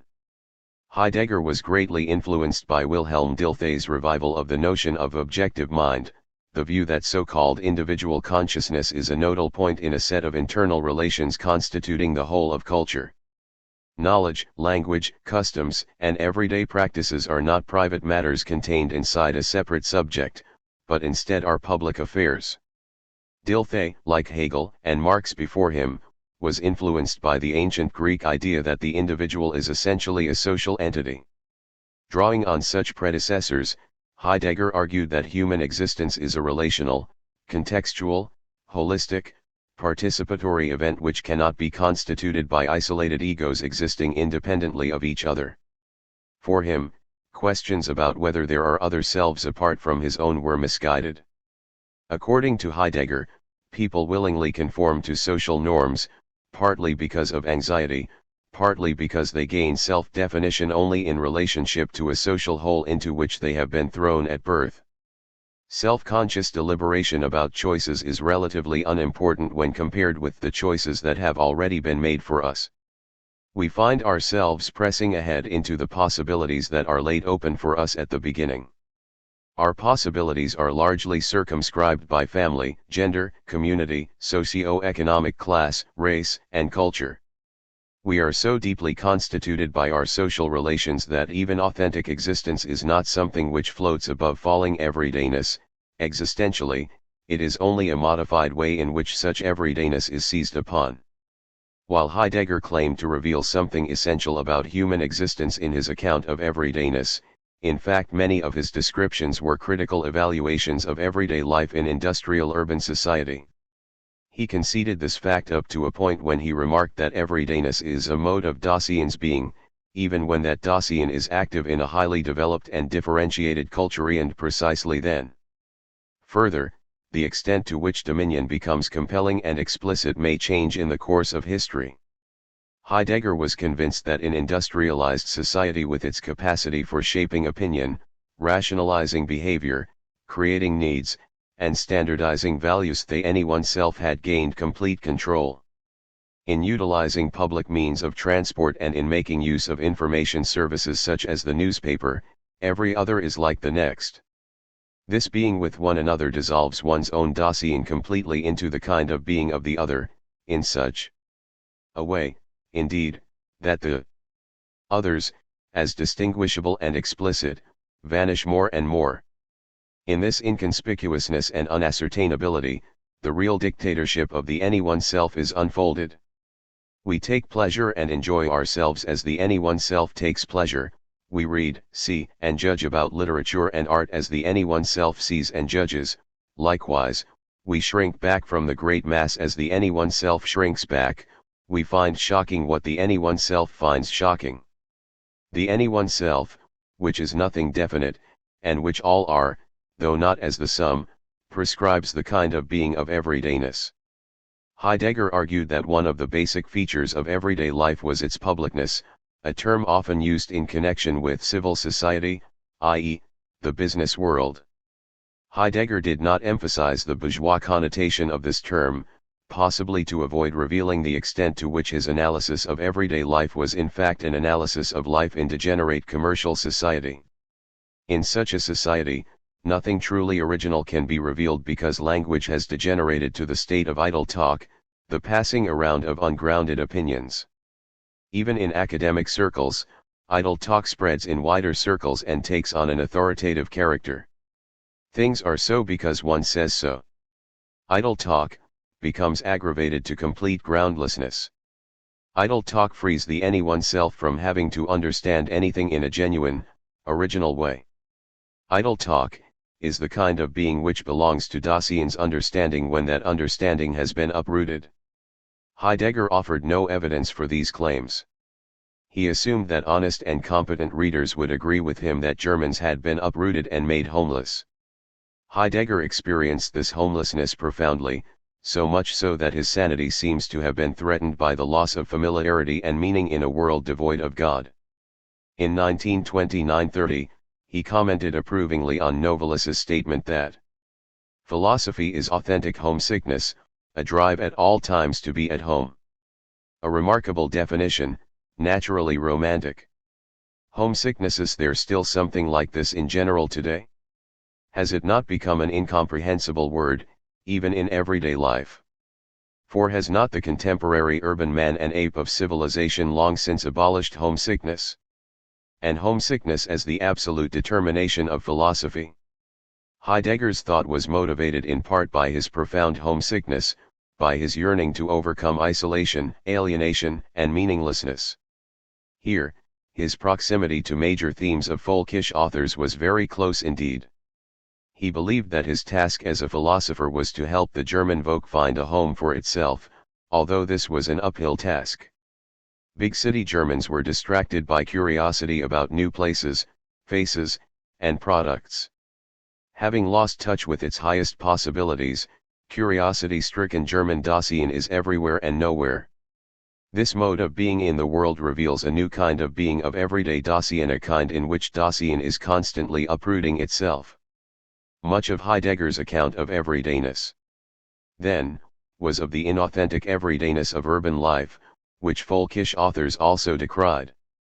Heidegger sometimes spoke as if everydayness and inauthenticity were identical, but elsewhere he spoke as if inauthenticity were an aggravated version of the everyday tendency toward falling. Undifferentiated everydayness involves a certain drifting into prevailing customs, traditions, aspirations, and norms. Presumably even peasants are caught in this drift. When it becomes a plunge, however, then one has moved into inauthenticity, craving for distractions to conceal one's mortality.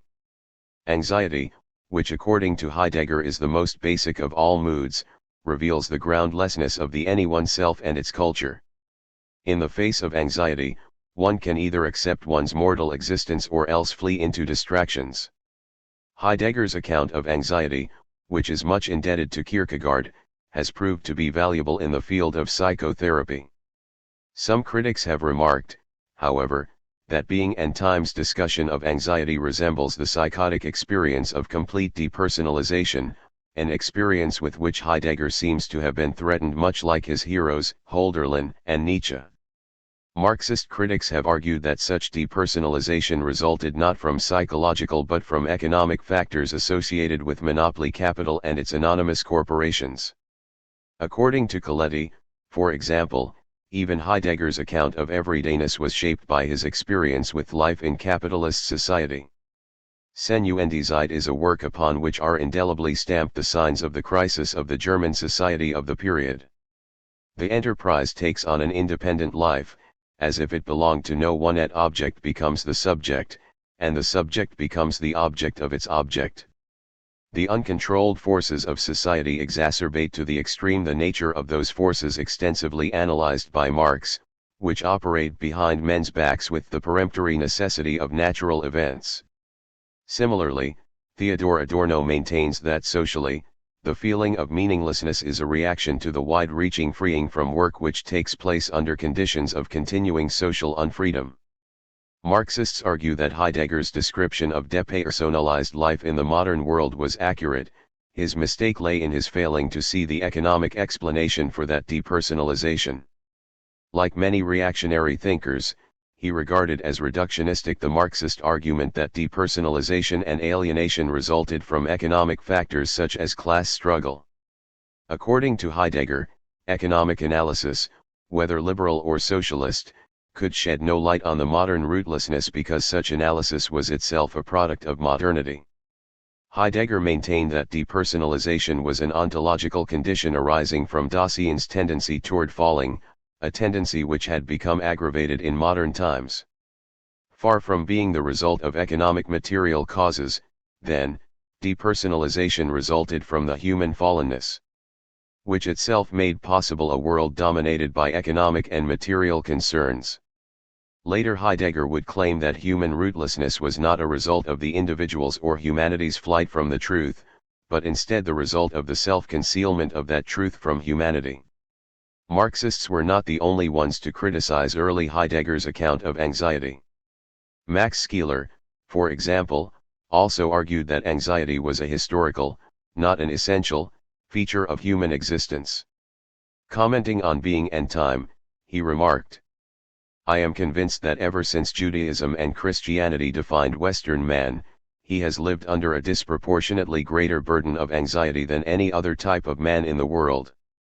His weight of anxiety in great measure conditions enormous world activity, his hunger for power and his never-ending thirst for progress and technological transformation in the world, and furthermore that this anxiety has emerged in a very peculiar and strong way in Protestantism."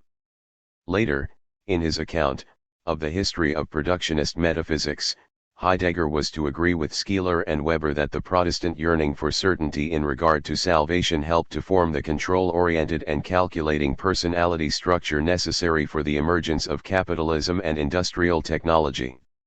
The drive by modern Homo economicus to control all things in order to maximize profit was a hopeless attempt to reduce the anxiety and meaninglessness of life in a world from which the gods had fled. Similarly, early Heidegger regarded as pointless all political attempts to improve the social order within the context of the Weimar Republic. That republic itself, in his view, was a manifestation of the spiritual emptiness of life in modern industrial democracies. According to Winfried Franzen, Being and Time appealed to conservative intellectuals because it addressed them theoretically, personally, and existentially without calling upon them to do anything specific. It let them think of themselves as insiders with regard to the sorry state of German culture, and it also permitted them and even encouraged them to remain outsiders with no obligation to help improve the existing situation. Indeed, in Being and Time, total secession was commended as a possibility of self-assertion. Publicness, politics, society were held here not only as beside the point, but also as corrupting. With this the insecure subject, feeling powerless, could best identify itself. Evil could be placed abstractly on society, without thereby deriving the necessity of improving the current social order. Being and Time, then, condemned the existing society and in effect called for a radical break from it, although that book did not draw the outlines of the alternative. Heidegger concluded only that that upon which one was to resolve could be decided only by the factical circumstances in which one found oneself. As Franzen remarks, a mere decade after Thomas Mann's Reflections of an Unpolitical Man, existential ontology could be read as the emphatic theory of anti-political existence, and indeed without having to characterize itself as such. While Being and Time praised the resolute individual and condemned the impersonality of mass culture in a way that would at first seem consistent with liberal democratic ideals, the authentic individual would seem to be unpolitical, at least in the unacceptable political context of Weimar. In Being and Time, Heidegger spoke as if he awaited the moment when, in solidarity with other members of the existential elite, he could form an alternative to the decadent state of affairs.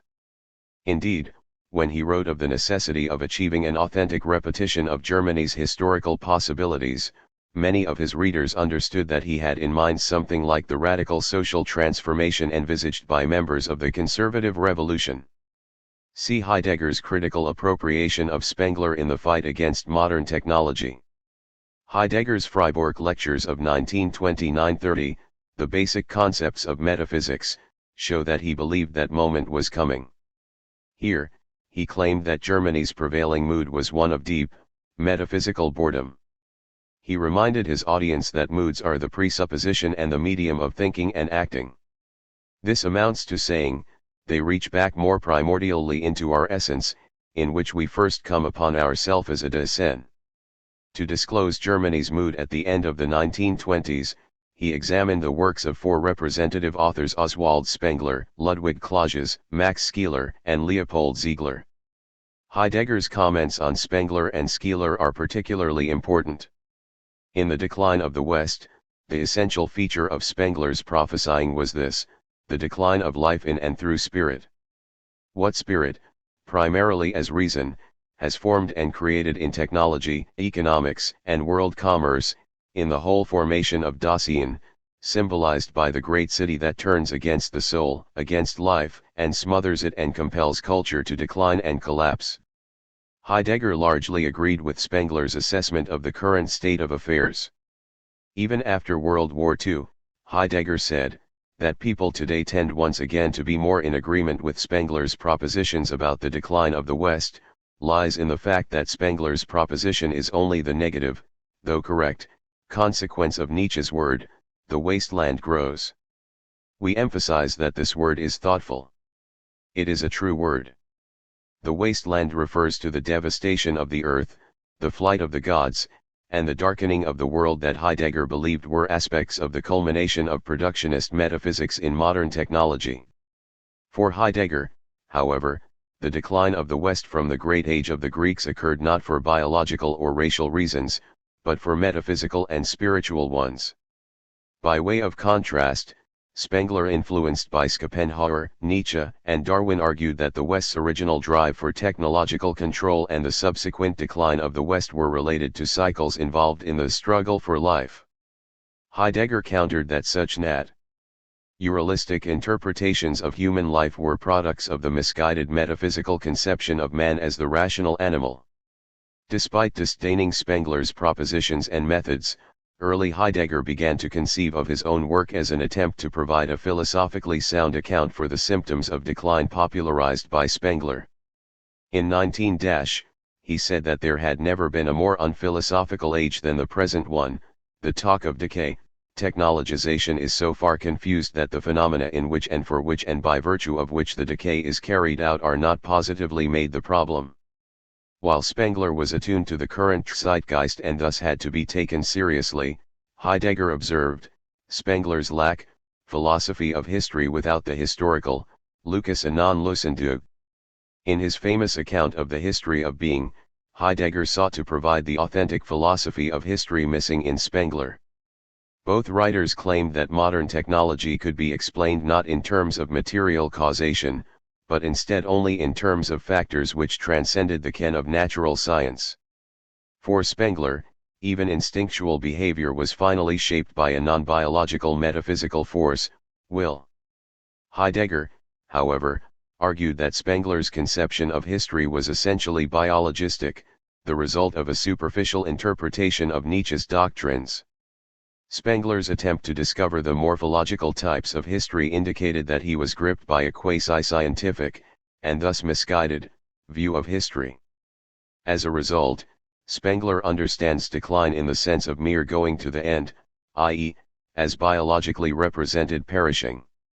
Animals go under, since they perish. History goes under, insofar as it goes back into the hiddenness of the beginning though in the sense of perishing, does not go under, because it can never thus decline. For Heidegger, then, the West could not decline because history was not constituted by human existence, not by animal life. The decline of the West was not an aspect of the biological repetition of cultural formations, but instead a dimension of the creative cycle of repetition which involves a movement back toward the primal source of history and a going forth into a new historical beginning. Despite his critique of Spengler, Heidegger was much indebted to his interpretation of modern technology. Spengler conceived of that phenomenon as Faustian Geist, the modern manifestation of the will to power. The drive for power originated when Western man conceived the monstrous thought of yoking the very forces of nature. Foreshadowings of Heidegger's own account of modern technology are present in Spengler's dramatic statements from Man and Technology. To construct a world for himself to be God, that was the Faustian inventor's dream, from which henceforth arose all projects of the machines, which approached as closely as possible to the unachievable goal of perpetual motion. The concept of the booty of the beast of prey gets thought to the end.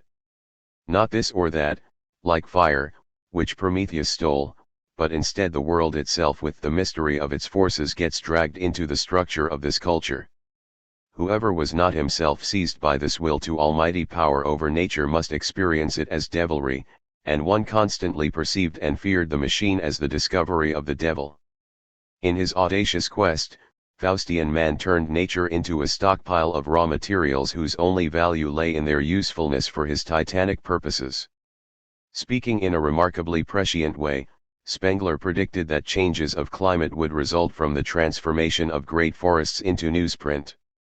Modern society, he went on, has become a grasping, calculating machine which poisons the environment and compels us to see everything mechanistically. One no longer sees a waterfall without transforming it into the thought of electric power. One doesn't see land full of pasturing herds without thinking of the evaluation of their meat stock, no beautiful handiwork of a native inhabitant without the wish to replace it by a modern technical procedure. Compare all this to what Heidegger was to say years later about the technological disclosure of nature. The hydroelectric plant is set into the current of the Rhine. In the context of the interlocking processes pertaining to the orderly disposition of electrical energy, even the Rhine itself appears as something at our command. What the river is now, namely, a water power supplier, derives from out of the essence of the power station. But, it will be replied, the Rhine is still a river in the landscape, is it not? Perhaps. But how? In no other way than as an object on call for inspection by a tour group ordered there by the vacation industry. Spengler maintained that the age of reason led man to worship technology as a materialistic savior, which is as inaccessible as God the Father. And its worshipper is the progress Philistine of modern times, from Laymetry to Lenin. Heidegger, too, regarded the Enlightenment as a crucial historical period in which man began the final stage of trading his essence for material comfort and security. Spengler contended that authentic Faustian man created things not for the sake of security, craved by the masses, but instead for the sheer life-affirming experience of victory. But at the very pinnacle of technological culture, the decline sets in. Just as Faustian man rebelled against nature, so his machine technology now rebels against him. The master of the world becomes the slave of the machine. It compels him, us, and indeed all without exception, in the direction of its course, whether we know and want it, or not. 19. Like Spengler, Heidegger warned that the technological system had in many ways achieved mastery over humanity, even though humanity had set out to use technological means to become lord of the universe. As soon as what is unconcealed no longer concerns man even as object, but does so, rather, exclusively as standing reserve, and man in the midst of objectlessness is nothing but the orderer of the standing reserve, then he comes to the very brink of a precipitous fall, that is, he comes to the point where he himself will have to be taken as standing reserve. Meanwhile man, precisely as the one so threatened, exalts himself to the posture of lord of the earth. In this way the impression comes to prevail that everything man encounters exists only insofar as it is his construct. For Heidegger, humanity had declined to the status of a power-craving animal only because it had lost touch with its authentic ontological capacity for letting entities be. For Spengler, the decline of Western man's vitality was the tragic end that befell all great cultures. European humanity was now losing its grip on industrial technology, which was passing to the Japanese and other colored peoples. But such peoples used technology only as a weapon of defense against the white race. Only the Europeans understood the Faustian impulse of technology and could shape and extend it creatively. Just so, Heidegger argued that modern technology was essentially Western in origin, and could be transformed only by events originating in the West. For Heidegger, the decline of the West had begun not recently, as Spengler and Chamberlain and other reactionary ideologues claimed, but instead 2,500 years ago with the dawn of metaphysics at the hands of Plato. While Spengler believed that the high point of the West occurred 400 years ago with the emergence of industrial Faustian man, Heidegger regarded the past 4 centuries as increasingly blind to the being of entities. Germany's decline could be attributed not to a loss of instinctual vitality, but instead to the elevation of such animal vitality to the status of the highest value. Spengler argued that technological man, tired of his fight against nature, sought freedom from the compulsion of soulless activities, from the slavery of the machines, from the clear and cold atmosphere of technological organization. It is the mood of Rome at the time of Augustine. Spengler did hold out hope that new industrial Caesars might arise to stave off the present decline for a time, but ultimately time was running out on the West. According to Heidegger, the fact that Spengler drew back from the pessimistic conclusion of the decline of the West, and spoke instead of the possibility of a Prussian socialism that might temporarily forestall decline, was a sign that he didn't know what he wanted. All was not meant so darkly, Heidegger remarked sardonically, the restless activity can go on undisturbed. Unlike Spengler, Heidegger was not yet willing to sign the death sentence of Germany and the West. He believed that a radical new beginning could transform Germany's relation to work and producing. Heidegger also commented on the views of Ludwig Clausius, author of Spirit as Adversary of the Soul, who argued that calculating rationality had undermined the organic vitality at work in the soul, the seat of life itself. Heidegger commented, "Liberation from spirit here means, back to life."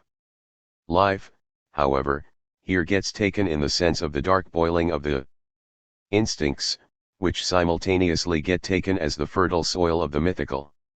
For Heidegger, Clausius's book was a good example of what ought not to be meant by returning to the origins in order to avoid being destroyed by rationality. The true origin of the Volk, Heidegger maintained, was not organic or biological at all.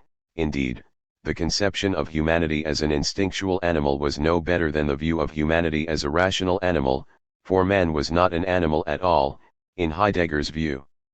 Such naturalistic views, including folkish talk of instincts, were the products of Enlightenment naturalism. Later, we shall consider in more detail Heidegger's critique of naturalistic interpretations of humanity. Despite acknowledging his debt to Skeeler elsewhere, in 1929-30 Heidegger portrayed Skeeler's ideas only slightly more sympathetically than he portrayed Clausius's. Skeeler attempts a balancing between life and spirit. For Heidegger, such a balancing act missed the point, namely, that humanity could not be understood in terms of its organic nature. Considering his debt to Skeeler's views on modern technology, Heidegger's remarks about Skeeler's works are disappointing. In Problems of a Sociology of Knowledge, Skeeler offered a history of Western civilization that is in many respects far more textured and nuanced than Heidegger's history of being. Moreover, Skeeler anticipated many of Heidegger's own conclusions about the character of modern technology. For example, Skeeler pointed out the voluntarism peculiar to Western man, as exemplified by Scotus, Occam, Luther, Calvin, Descartes, Kant, Fichte, and Hegel, not to mention Spengler's Faustian man. Further, he argued that the aim of technology is not to invent useful machines for already existing purposes, but instead to construct all possible machines in order to express the human drive for power over nature. This drive cannot be conceived in utilitarian terms, but instead is ultimately purposeless. Man dominates because he wills to dominate. In his concept of modern Herrschaftswissen, Skeeler also anticipated Heidegger's conception of the inner relation between the methodology of modern science, on the one hand, and the power drive of modern technology, on the other. Science, Skeeler said, is primarily a will to methods, from which, it was once thought, ever new material knowledge comes forth almost on its own in an unlimited fashion, in endless processes, and as specialized. Everywhere a new spirit of competition emerges, surpassing every given phase. And every person partaking in production seeks to surpass every other person by a wholly new ambitiousness for inquiry and research, unknown to a medieval scholar, who at least in his intention preserved knowledge only as a good in itself. Heidegger described Spengler and Skeeler as higher journalists, whose work was based on a truly vulgar interpretation of Nietzsche's psychology. In other words, in reading Nietzsche they failed to make Heidegger's version of the distinction between life in general and human existence. Hence, they allegedly interpreted Nietzsche's thinking in biology. Cal terms, while Heidegger believed that Nietzsche often used such terms as metaphors for non-biological factors.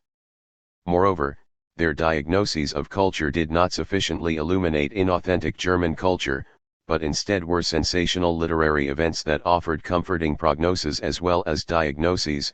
Who among men would not gladly know what is coming, so that one can prepare oneself for it, in order to be still less burdened and taken into claim and attack? These world historical diagnoses and prognoses of culture do not strike us, they are no attack upon us. The martial language of the passage just cited would increasingly find its way into Heidegger's writings during the 1930s, during which time he saw himself as mounting an authentic attack against German civilization, mired as it was in deep boredom. Note that the literal translation of Langweil is long while.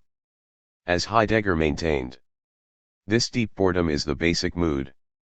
If becomes long for us, we drive it and this boring character away. We want to have no long time and yet also have it. Boredom, Long time in Alemannian linguistic usage, especially to have a long time, means, not accidentally, much the same as to have homesickness. Deep boredom, a homesickness. Homesickness, a basic mood of philosophizing. Once again, we encounter the theme of homesickness. Here, we learn that it arises from deep, metaphysical boredom which cuts one off from one's ontological roots. In boredom, things manifest themselves indifferently, primarily as commodities. And the deeper the boredom, the less one is aware that one is bored. Heidegger characterized Germany's deep boredom by the phrase, "It is boring for one." The impersonal it of deep boredom had transformed the very being of Dasein. Yet deep boredom could also compel people to understand their actual situation, which was one of complete indifference to everything. This indifference was manifest in the widespread prattle about Germany's role in the world. Have we become for ourselves so devoid of meaning that we need a role? Why do we find for ourselves no meaning, i.e., no more essential possibility of being? But who wants to speak thus, where world commerce, technology, the economy seizes man and keeps him moving? Is it in the end with us thus, that a deep boredom draws in and out in the abysses of Dasein like a silent fog? In deep boredom, the temporal horizon of presence is so wide that entities can present themselves only in an undifferentiated and indifferent way. In effect, they refuse or withhold themselves. With this idea, Heidegger anticipated his later claim that in the technological era, the being of entities withdraws or conceals itself. Paradoxically, he maintained in 1929-30, the infinite widening of time in deep boredom secretly harbored the moment of eternity, the Augenblick, which constitutes authentic existence. The more Dasein became oppressed by boredom, the more did Dasein become compelled to experience the moment of truth that would lead to authenticity. Already in 19, then, Heidegger was thinking according to Hölderlin's phrase, "Where danger is, also grows the saving power." Yet this saving moment of truth could occur only if German Dasein were willing to experience the affliction involved in deep boredom. The difficulty lay in understanding the true character of this affliction and the profound need arising from it. Everywhere, Heidegger saw signs of crisis, catastrophe, and need: the contemporary social misery, political confusion, the impotence of science, the undermining of art, the groundlessness of philosophy, the weakness of religion. And everywhere there were parties, programs, and leagues organizing themselves to redress those needs. But by trying to alleviate particular needs, Germans refused to become aware of their most profound need, the need for binding themselves to an existential task. Only in such binding, so Heidegger stated on many occasions, was genuine freedom possible. Such a view was wholly in accord with the attitude expressed in 19 by a leading figure in the conservative revolution, Hugo Jan Hofmannsthal: "It is not freedom are out to find but communal bonds." Never was a German struggle for freedom more passionate yet more tenacious than this struggle in thousands of souls in the nation for true coercion, this refusal to surrender to a coercion that was not coercive enough. Only by binding themselves to the dangerous task of regenerating their own existence, so Heidegger proclaimed, could Germany move beyond the security and lack of danger which accompanied deep boredom. By stealing away from the danger zone, Germans showed that today presumably no one presumes too much of Dasein, but instead, we everywhere complain about the misery of life. If man is to become what he is, however, he must throw the Dasein itself on his shoulder, he must, in other words, live dangerously. For those living in the danger zone, things revealed themselves as once more charged with meaning; for those capable of thinking only in economic terms, by way of contrast, everything inevitably appeared within the indifferent light of monetary categories. Years later, Heidegger was to say that the man who lives within the medium of business and exchanges is a merchant who weighs and measures constantly, yet does not know the real weight of things. Nor does he ever know what is in himself truly weighty and preponderant. The constant quest for an ever higher material living standard brought spiritual devastation. Devastation is more uncanny than mere destruction. Destruction only sweeps aside all that has grown up or been built up so far, but devastation blocks all future growth and prevents all building. The devastation of the earth can easily go along with a guaranteed supreme living standard for man, and just as easily with the organized establishment of a uniform state of happiness for all men. Sounding like a religious prophet, Heidegger proclaimed that people were damned if they clung to economic goals and saved only if they surrendered themselves to the higher power at work through them.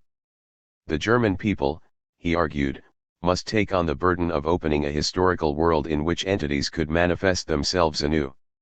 Only in self-abandonment to the disclosive power at work through them could Germans become truly free. Freedom is affirmation of necessity. By comparison with the infinite expanse of entities, the historical moment for Heidegger's generation was but a point, but only in such a temporal epiphany could a people achieve its destiny. An authentic Gemeinschaft stands in the rooted unity of an essential deed. All and everyone, we are those assigned by a slogan, followers of a program, but no one is the manager of the inner greatness of Dasein and its necessities. This leaving empty in the end vibrates in our Dasein, its emptiness is the staying away of an essential affliction. The mystery is lacking in our Dasein, and thereby stays away the inner terror which every mystery bears within itself and which gives to Dasein its greatness. 3 years before Hitler came to power, Heidegger was calling for a powerful leader, a manager, who would restore the inner greatness of Dasein by renewing the mystery and terror of existence. The situation had clearly changed from that of 1921-22, when he maintained that people had to learn to see the situation philosophically, without prophets and Führer illusions. Now, however, he believed that only a great leader could prevent the slide into two forms of madness, total social chaos, on the one hand, or total technological order, on the other. Junger's writings depicted the horrifying prospect of the second alternative, planetary technological totalitarianism. Many Germans, so Heidegger believed, were already gripped by metaphysical boredom and thus could experience entities only one-dimensionally as raw material. It was only a matter of time before Germany succumbed to the same fate which gripped Russia and America, urban industrial frenzy, meaninglessness, metaphysical damnation.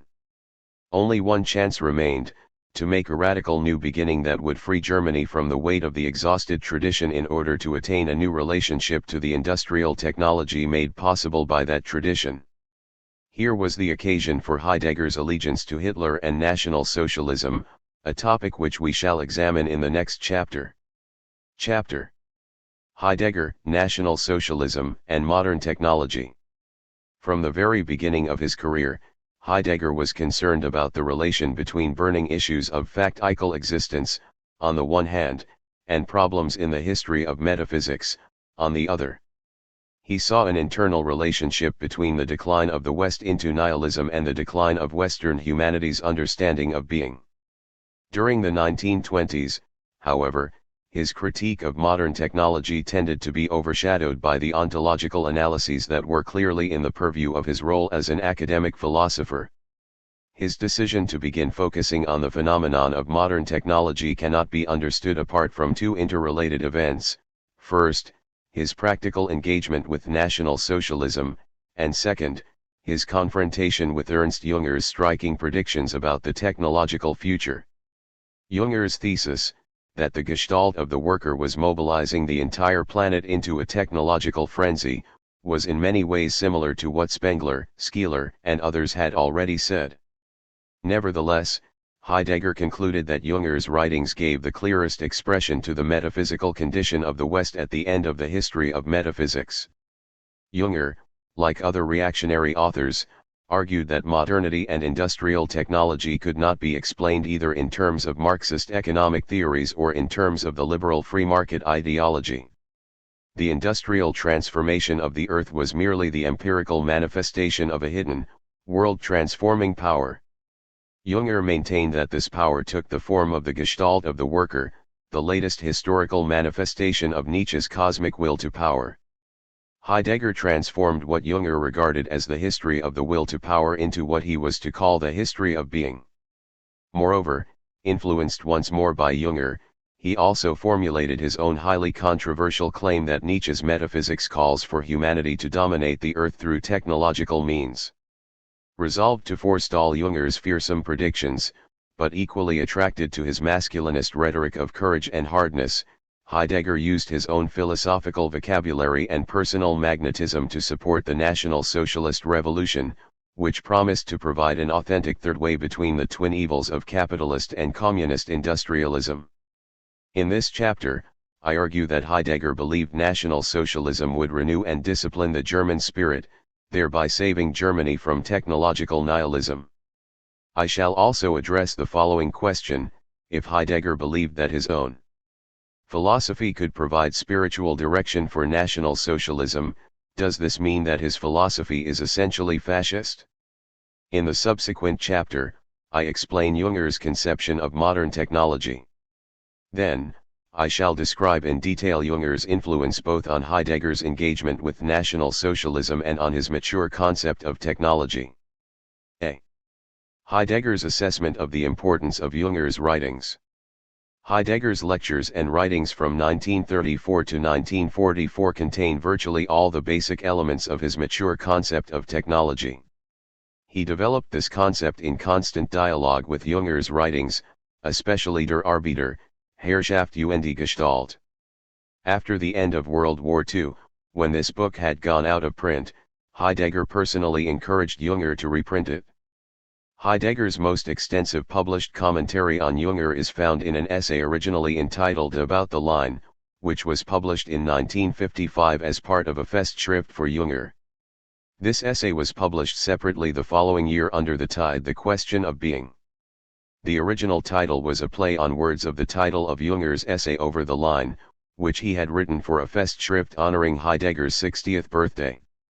The German word über means several things, including over, about or concerning, and above. By his phrase over the line, Junger had meant that humanity was faced with the need to cross beyond the line separating the current age of technological nihilism from a new age yet to come. Heidegger, however, suggested that it was important to think about this so-called dividing line if we are to understand the essence of nihilism. Writing almost 2 decades after the appearance of Der Arbeiter, Junger believed that nihilism was being brought to completion and that we were now at the line separating us from a non-nihilistic era. But Heidegger replied, the fulfillment of nihilism is, however, not already its end. With the fulfillment of nihilism only begins the final phase of nihilism. Its zone, because it is dominated throughout by a normal state and its consolidation, is presumably unusually broad. This is why the zero line where fulfillment approaches the end, is not yet at all visible at the end. Heidegger concluded that the whole metaphor of passing over a line between two zones was inadequate. Limited by metaphysical language, Junger could not see that humanity exists as the clearing in which historical epochs or zones, including the nihilistic technological era, can emerge in the first place. Heidegger, too, was looking for a reversal that would initiate the beginning of a post-metaphysical, post-nihilistic era, but he argued that only an adequate topology of being would let us retain the insight enkindled by Junger's talk of passing over the line without forcing us to retain the metaphysical presuppositions present in his concept of the line. By the topology of being, Heidegger meant the various configurations of beingness which constituted the history of being. The technological era was one such configuration, in which entities could reveal themselves only as standing reserved to be used up in the endless quest for power for its own sake. Despite his criticism of Junger, Heidegger conceded that his own definitive essay, The Question Concerning Technology, owes enduring advancement to the description in Der Arbeiter. He added that Junger's writings will last because by them, insofar as they speak the language of our century, the discussion of the essence of nihilism, which has by no means yet been accomplished, can be newly enkindled. In the early 1930s, Heidegger believed that National Socialism offered an alternative to the technological nihilism forecast by Junger, though gradually Heidegger concluded that the nihilistic era would endure for much longer than he had at first anticipated. In a sense his admonition, supposedly addressed to Junger, that the culmination of the technological era meant not that it was about to end but instead that it was beginning its long endurance, was also addressed to Heidegger himself, who in 1933 believed that the technological era had practically reached its culmination and that National Socialism offered Germany a radical alternative to it. In his 1955 essay, Heidegger failed to acknowledge the extent to which his encounter with Jünger helped to shape his interpretation of and engagement with National Socialism. Only in a posthumously published essay, The Rectorate 1933-34, Facts and Thoughts, originally written during Heidegger's denazification hearings in 1945, was such an acknowledgement forthcoming.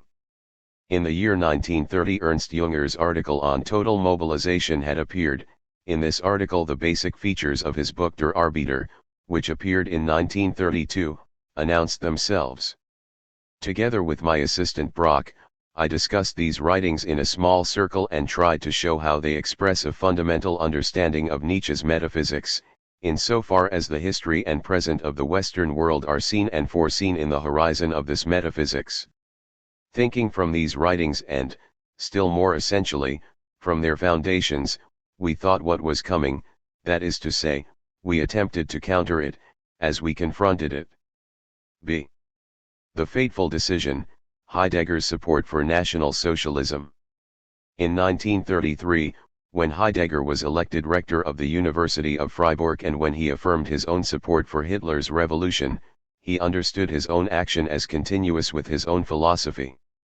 With all of his intelligence, will, and energy, he attempted to counter what Jünger had predicted was coming, the epoch of total mobilization, in which humanity would be reduced to the status of the worker laboring to transform the earth into a gigantic technological organization. Defending himself against detractors in 1945, Heidegger asked, "Was there not enough reason and essential need to think in primordial reflection toward a surpassing of the metaphysics of the will to power? And that is to say a confrontation with Western thinking by returning to its beginning? Was there not enough reason and essential need for the sake of such reflection on the spirit of the Western world by us Germans, to awaken and to lead into battle that place which was considered the seat of knowledge and insight, German University?"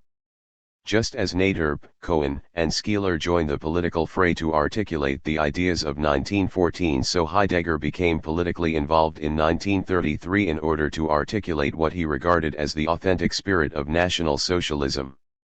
He sought not only to revive Fichte's influential role, but to go beyond it as well. Instead of merely rallying Germans against an occupying army, Heidegger wanted to change the whole course of German and Western history. There is no reason to doubt the sincerity of his belief in 1933-34 that Hitler was the statesman required to carry out Heidegger's spiritual vision. In his speeches supporting Hitler, Heidegger mixed his own philosophical vocabulary with the street language of National Socialism. Reading these documents leads one to ask whether Heidegger's thought is intrinsically fascist. For Marxist critics, the answer is obviously yes. They argue that Heidegger's explanation of modern technology in terms of the history of being mystifies the fact that humanity, not being, shapes human history. Because humans developed the capitalist social class structure, humans can also abolish that structure and inaugurate a world without class structure and the exploitation connected with it. For Marxists, Heidegger's links with fascism are clear. Non-Marxist critics, too, including people greatly indebted to Heidegger's thought, such as Jacques Derrida, conclude that it is impossible to separate clearly the political from the philosophical in Heidegger's writings. Jürgen Habermas has suggested that even in early Heidegger there can be discerned important foreshadowings of the authoritarianism that was to bloom only in the 1920s. Recently, Otto Poggeler has asked, was it not through a definite orientation of his thinking that Heidegger fell and not merely accidentally into the proximity of National Socialism without ever truly emerging from this proximity? And Philippe Lacoué-Labart has concluded that Heidegger's engagement of 1933 was absolutely coherent with his thought. Despite the fact that Heidegger the man committed himself and his writings to National Socialism, there are reasons for questioning the allegation that his writings are intrinsically linked to that movement. First, One can study his writings without suspecting that they could be or were used to support the violently anti-Semitic movement which we now associate with National Socialism. Certainly Heidegger's Jewish graduate students from the 1920s, including Herbert Marcuse and Hannah Arendt, were shocked by his political decision in 1933. In 1928, Marcuse wrote that being and time provides the ontological foundation for Marx's theory of history. That being and time could be used as theoretical support for both left and right-wing movements undermines the claim that Heidegger's philosophy is essentially fascist. This defensive ploy, however, exposes Heidegger's writings to a different accusation, that they were amenable to both of this century's major totalitarian movements. Heidegger's political orientation, especially his contempt for Enlightenment values, profoundly shaped his interpretation of Western history. Pierre Bourdieu rightly argues, however, that Heidegger's texts are polysemic. They can be read profitably without regard to their political implications, but they can and should also be read in terms of those implications. His thought cannot be reduced to the level of an ideological reflex of socio-political conditions, but on the other hand it cannot be regarded as wholly detached from such conditions. Heidegger argued that because creative works including philosophical ones have a measure of autonomy, the author's views about those works are not privileged. Hence, the fact that he chose to interpret his own texts as consistent with National Socialism does not mean that others must interpret them in the same way. Still, while Lacaille-Labart's assertion that Heidegger's political engagement was absolutely coherent with his thought must be tempered, it must not be entirely dismissed. When reading Heidegger's writings, we must keep in mind that they were sufficiently colored by conservative, even reactionary political views that Heidegger himself could interpret them as compatible with a higher version of National Socialism. Because Heidegger often defined modern technology as the final outcome of the decline in Western humanity's understanding of being, and because he named as symptoms of this decline the democratic political ideals and institutions which were pushed aside by Hitler, we must learn to read Heidegger with a deeper concern about how his thought may be appropriated and applied politically. In evaluating Heidegger's enthusiastic endorsement of Hitler, we should recall that Roosevelt and many other Western politicians spoke well of Hitler's accomplishments for years after 1933. Moreover, the world came to Berlin in 1936 to take part in the Olympic Games. Heidegger was not alone in believing at first that Hitler could be persuaded to adopt a nobler version of Germany's future than the one represented by racist ideologues and political hacks such as Rosenberg, Krieg, and Karl Benhier. But many of these men also believed that they were taking part in a truly spiritual revolution. As one commentator explains, Moeller van den Broek's The Third Reich demonstrates quite clearly how the revolution to come was viewed essentially in spiritual, rather than political terms. Those who shared Moeller's position recognize a spiritual process at work behind the revolution, a process that accompanies it, into which it is transformed, or from which it emanates. Heidegger's decision to use his thought for political ends and to make certain compromises at a time of crisis was not unusual for German philosophers. Moreover, as Hans Slugge has shown, many philosophy professors became fellow travelers of National Socialism. The members of one noted philosophical society, Deutsche Philosophische Gesellschaft, ended up supporting Hitler. The goal of the society was the cultivation, deepening, and preservation of the German character in the field of philosophy following the spirit of the German idealism founded by Kant and carried further by Fichte. The political goals of DPG were stressed a few years later. Internal forces failed when the troubles from the outside came upon us and when many of the old forms of life fell apart. A transformation, rebirth, and renewal of the spirit in its deepest roots is now the task of those who put themselves into service to the German mission. Most revealing for our purposes is the following statement from DPG's journal in 1934. Much of that for which we have aimed and labored has come closer to realization through the national revolution. That does not, however, absolve us from duty, but in this immediate present imposes on us even more the duty to use the power of German philosophy for the construction of the German ideology. We must collaborate, and we want to collaborate on the whole life of the German spirit, in which the timeless content of our people's mission has gained concrete shape and historical reality. At its meeting in Magdeburg in 1933, Hitler cabled the society to say, "May the strength of real German philosophy contribute to the foundation and strengthening of the German ideology." In 1945, a German academician named Werner Rings spoke bitterly of the willingness of philosophers from various camps to support Hitler. Yes, the Kantians now struck hard and with assurance, the Fichteans gave free rein to their fanaticism of the will, the philosophers of nature conjured up the demonic forces of old German pantheism, the Nietzscheans outdid Zarathustra, and the philosophers of existence torpedoed the existence of un-German Germans. Lacking a coherent body of doctrines, National Socialism invited people of many different stripes to define its spiritual direction. There were even left-wing Nazis, including the young Joseph Goebbels, who sometimes portrayed themselves as National Bolsheviks. They called on communists to join them in the struggle against the evils of big capital. Consider the remarks from a Nazi poster authored by Gregor Strasser in 1926. "Our call goes out to you who earn your bread through honest work.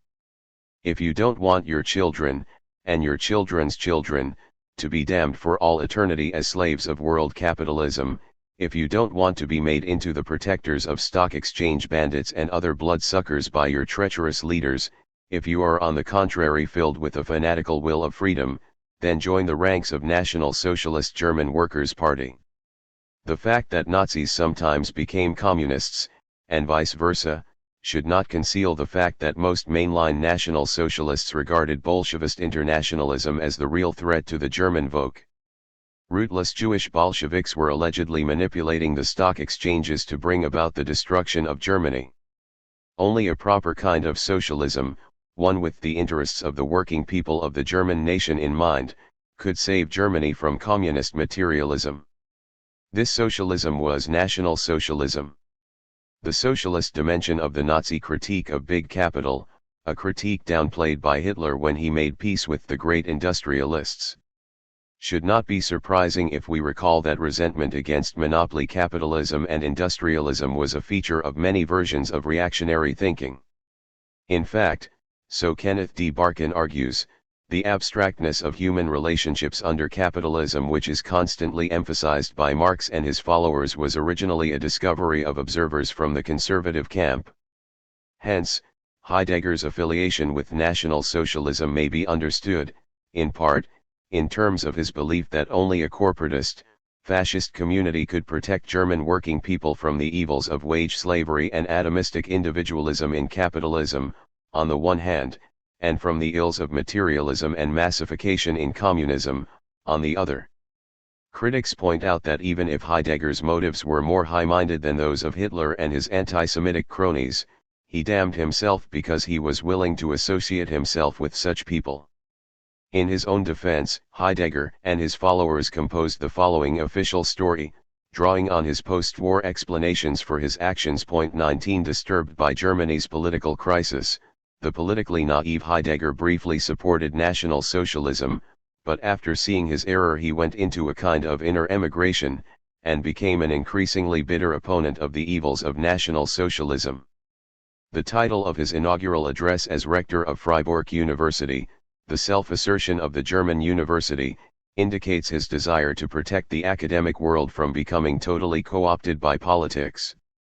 He resisted party demands to fire anti-Nazi professors, forbade the posting of anti-Jewish posters on university grounds, and finally resigned when he could no longer tolerate political interference in university life.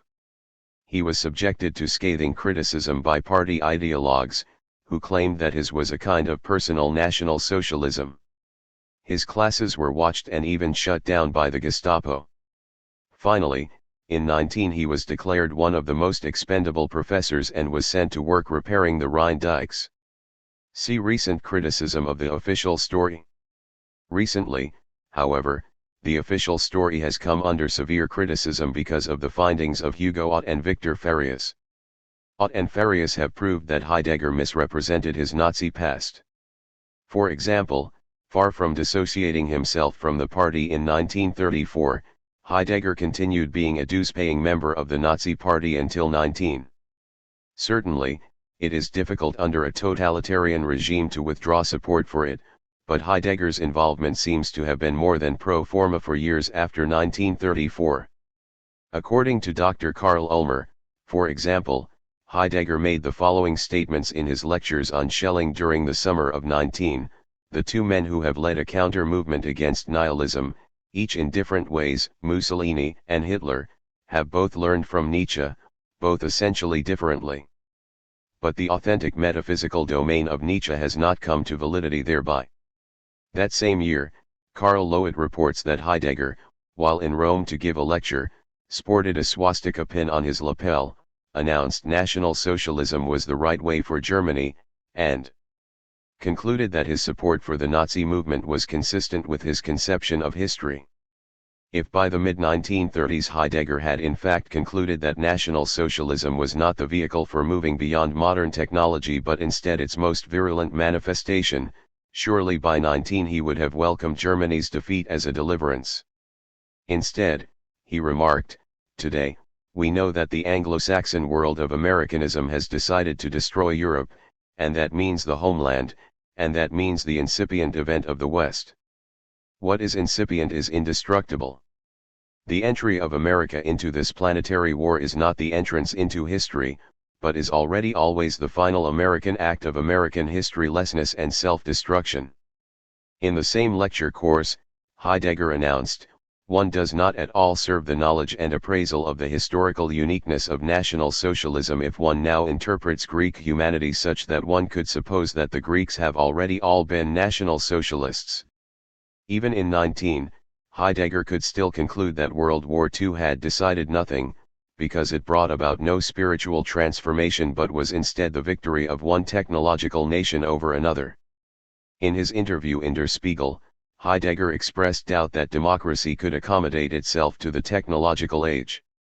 Moreover, he still portrayed his post-war meditation on modern technology as an extension of the task he undertook in 1933. "I see the task of thought to consist in helping man in general, within the limits allotted to thought, to achieve an adequate relationship to the essence of technology." National Socialism, to be sure, moved in this direction. But those people were far too limited in their thinking to acquire an explicit relationship to what is happening today and what has been underway for 3 centuries. In 1935, Heidegger echoed the party line by saying that Germany was being crushed between Russia and America, which were metaphysically the same despite their political differences, the same dreary technological frenzy, the same unrestricted organization of the average man. What was the meaning of human existence when the farthermost corner of the globe has been conquered by technology and opened up to economic exploitation, and when mass meetings attended by millions are looked on as a triumph? Situated in the center of Europe, Germany was under the greatest pressure. Nevertheless, it is the most metaphysical of nations. We are certain of this vocation, but our people will be able to wrest a destiny from it only if within itself it creates a resonance, a possibility of response for this vocation, and grasps its tradition creatively. Precisely if the great decision regarding Europe is not to fall upon the way of annihilation, then it can occur only through new historical, spiritual energies unfolding from out of the center. Heidegger's reference to the meaninglessness of gathering millions at mass meetings in Nuremberg should not conceal the fact that his statements were in many respects consistent with Nazi ideology. For example, we read the following on a poster from a Nazi election campaign. "The German farmer stands in between 2 great dangers today. The one danger is the American economic system, big capitalism.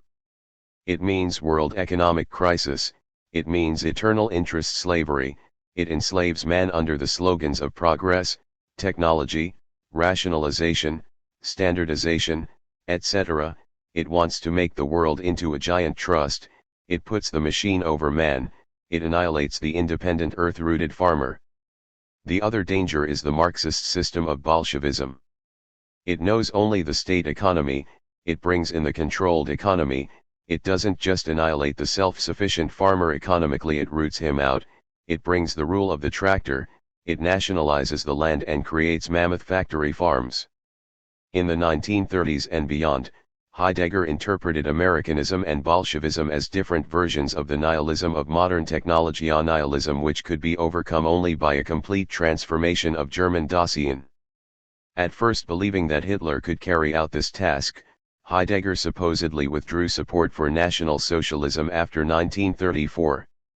Nevertheless, in his 1935 lecture course An Introduction to Metaphysics, Heidegger made the following remark which he reprinted verbatim in 1953, "The works that are being peddled about nowadays as the philosophy of National Socialism but have nothing whatever to do with the inner truth and greatness of this movement have all been written by men fishing in the troubled waters of values and totalities." In 1955 the young Jürgen Habermas, who at the time was greatly influenced by Heidegger's thought but who had been unaware of Heidegger's involvement with National Socialism, wrote an anguished critique of this sentence. In reply to such criticisms, Christian Walter said that the sentence was not a sign of Heidegger's political moral agreement with the program and praxis of the NSDAP. Instead, in 1935 Heidegger viewed the National Socialist movement as a symptom for the tragic collision of technology and man, and as such a symptom it has greatness, because its effect reaches out to the whole West and threatens to drag it into decline. Heidegger publicly approved of Walter's interpretation. Later, in his Spiegel interview, he claimed that the statement was printed in 1953 just as it was read in 1935. Recently, however, critics charge that Heidegger did not reproduce exactly what he said in 1935. Otto Poggeler, one of Heidegger's ablest commentators, concludes that only in 1953 did Heidegger add the parenthetical remark, namely, "The encounter between global technology and modern man," after his assertion about the inner truth and greatness of this movement. 4 years after 1934, Heidegger continued to play an active role as part of a group of academicians who wanted to complete the revolution by transforming the German university system. Moreover, he blacklisted people he considered to be un-German for somehow consorting with Jews. Heidegger's reasons for refusing to fire 2 Jewish professors during his rectorate were tactical, not ethical. Their dismissal would not look good on the international scene. The question of whether he was deeply, or only opportunistically, anti-Semitic is complex. None of his public statements can be read as anti-Semitic, but on the other hand he never publicly apologized for his original support for the regime that exterminated millions of Jews and other subhumans. In the late 1940s, in an extremely rare reference to the Holocaust, he said, "Agriculture is now a motorized food industry, essentially the same thing as the fabrication of cadavers in the gas chambers of the extermination camps, the same thing as the blockades and the reduction of countries to famine, the same thing as the fabrication of hydrogen bombs." In this astonishing statement, Heidegger glided over the fact that the Holocaust was a German phenomenon involving the slaughter of millions of Jews. Instead, he chose to view the Holocaust as a typical episode in the technological era afflicting the entire West. Nevertheless, in speaking of the Holocaust in the same breath with the hydrogen bomb, Heidegger was making an important point. Mass extermination in the Nazi camps was possible only because of developments within industrial technology. Moreover, the Nazis spoke of the Jews as if they were little more than industrial waste to be disposed of as efficiently as possible. Officials in charge of planning strategic use of nuclear weapons must be trained to conceive of the enemy populace in wholly abstract terms.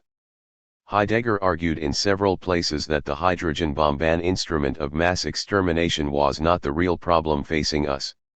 Instead, the problem is the perversion and constriction of humanity's understanding of being itself in the technological era.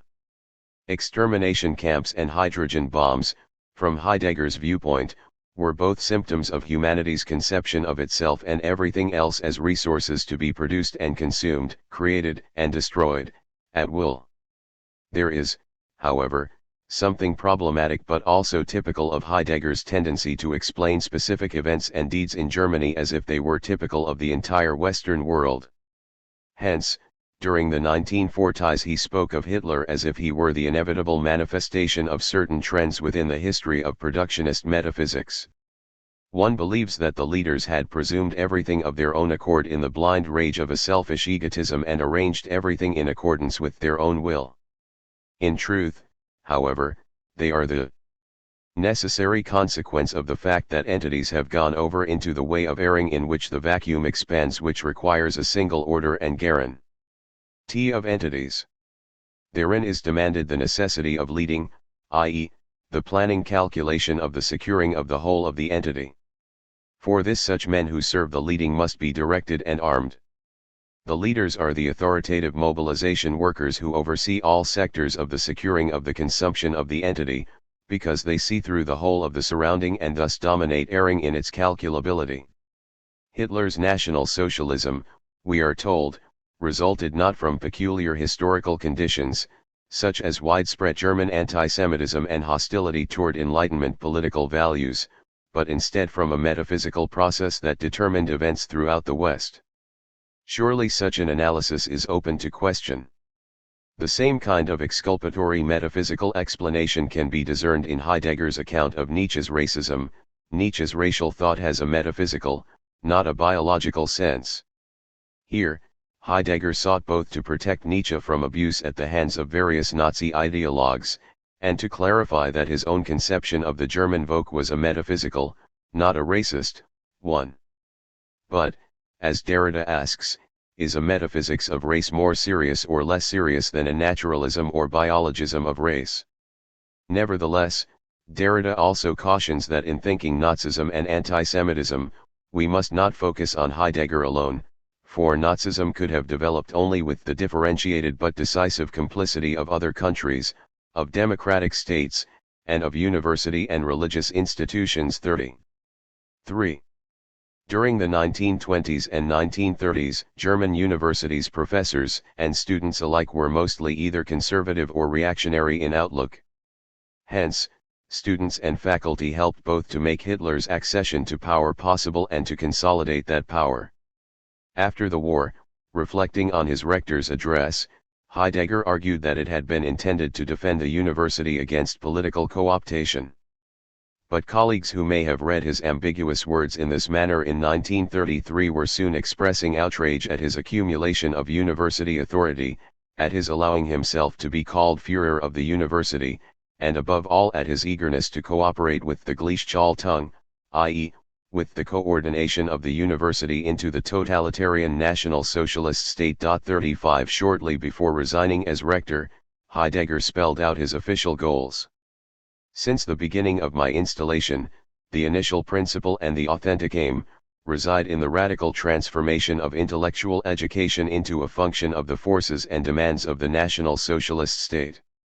One cannot presume what will remain of our transitory works. The only certainty is that our fierce will, inclined toward the future, gives a meaning and brings support to our most simple effort. The individual by himself counts for nothing. It is the destiny of our nation incarnated by its state that matters. In light of Being and Time's emphasis on individuation as an essential ingredient in authentic existence, we may be amazed at the assertion that the individual counts for nothing in the Nazi state. We should recall, however, that in the late chapters of Being and Time Heidegger argued that authentic individuation could occur only within the context of an entire generation willing to submit to its common destiny. The explicitly political Heidegger of 1933-34 sought to achieve his own authentic individuation by surrendering himself to what he believed were the powers of being at work in National Socialism. Two provocative passages shed light on Heidegger's political engagement. In the first passage, from 1935, Heidegger spoke of the violent one who tries to overpower the overpowering being. The more towering the summit of historical Dasein, the deeper will be the abyss for the sudden fall into the unhistorical, which merely thrashes around in issueless and placeless confusion. Apparently, Heidegger was aware of the risk he was taking by supporting National Socialism.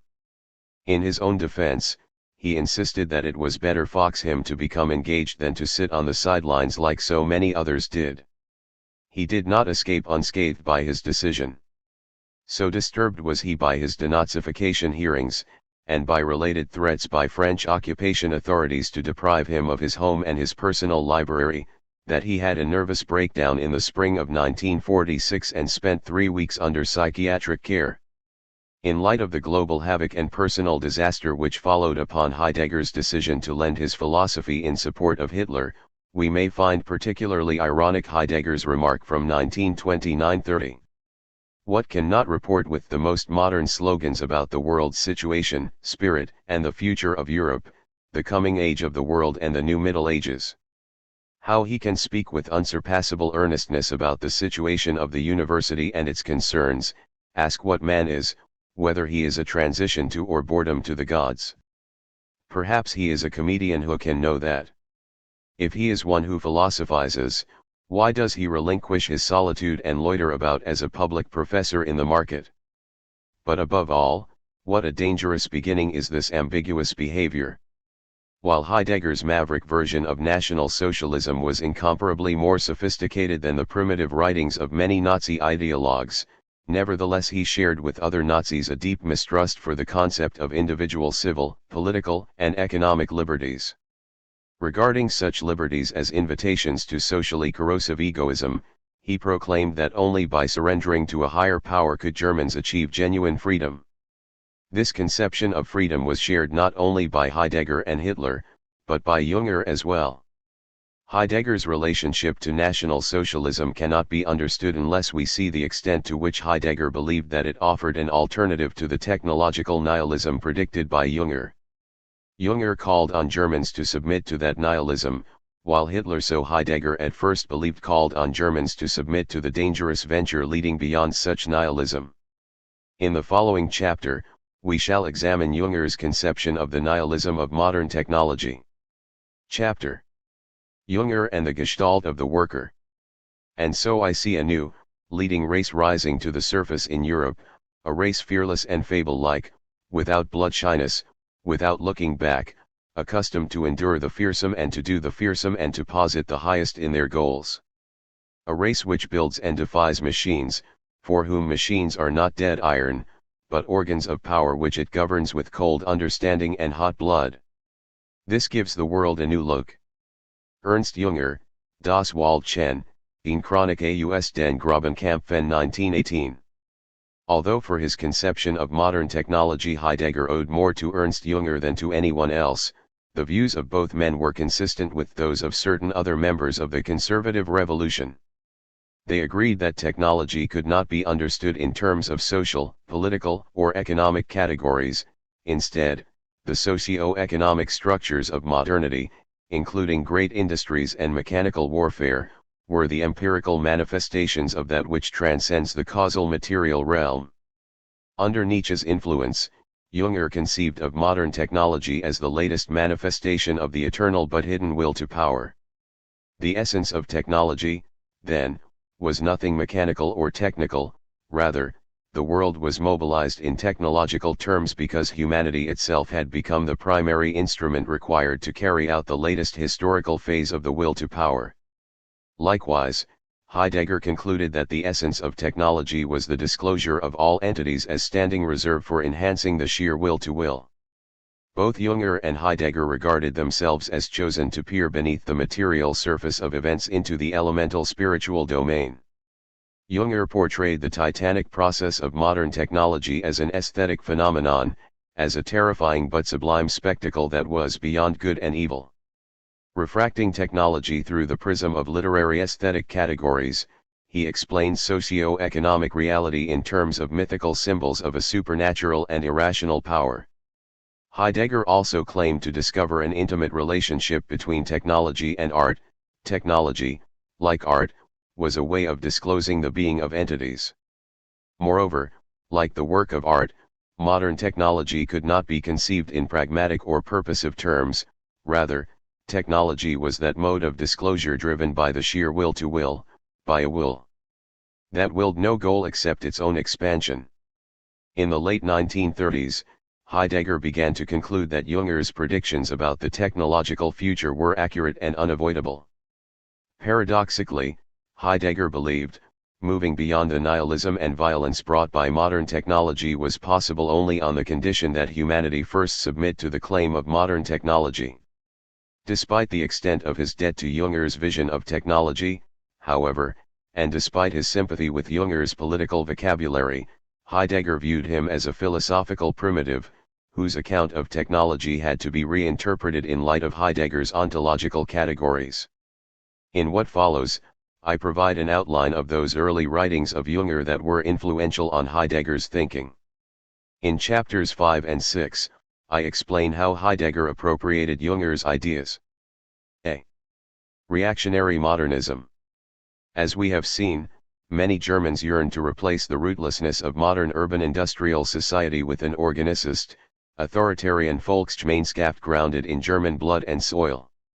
Unlike those reactionaries who rejected industry and technology as inherently bad for the Volksgeist, however, other members of the conservative revolution concluded that Germany must adopt modern technology, while at the same time establishing a socio-economic system that would properly contain it. The task, then, was manifold: to restore Germany's national power by appropriating in a suitably German way the fruits of modern industry and technology, to restore the social fabric by instituting an authoritarian nationalistic socialism that would be a third way between the Volk-destroying evils of boundless egoism and blind collectivism, to replace the Enlightenment spirit of calculating rationality with the self-sacrificing but danger-loving individual. These particular conservative revolutionaries envisioned a future in which technological power would be wielded by Germans who incarnated the ancient virtues of manliness, courage, resoluteness, hardness, discipline, and honor. Above all, as Pierre Bourdieu has noted, they sought a revolution that would preserve those distinctions which separated them from the anonymous industrial masses, the proletariat. Their solution to social problems amounted to a magical reconciliation of intractably opposed social forces. Jeffrey Herf has used the term reactionary modernists to describe this technological romantic branch of the conservative revolution. In the country of romantic counter-revolution against the Enlightenment, succeeded in incorporating technology into the symbolism and language of Kultur community, blood, will, self, form, productivity, and finally raceaby, taking it out of the realm of civilization, reason, intellect, internationalism, materialism, and finance. The integration of technology into the worldview of German nationalism provided a cultural matrix that seemed to restore order into what these thinkers viewed as a chaotic post-war reality. Herf argues that National Socialism can be understood as the political fulfillment of reactionary modernism. This thesis is controversial because it holds that Hitler's ideology, so far as it went, was internally consistent. Some historians have argued that Hitler cynically used folkish rhetoric both to conceal and to justify his commitment to the very industrialization which was for many folkish writers incompatible with Volksgemeinschaft. There is no doubt that Hitler spoke in terms of the blood and soil mythology of late 19th century folkish ideologues. As Fritz Stem explains, the promise of the Third Reich, of the unity of the racial Volk, of its aggrandizement, of the resolution of its internal conflicts, the invocation of heroism, of individual exertion and national will, all of these seem timely echoes of an ideology first disseminated in the days of Bismarck.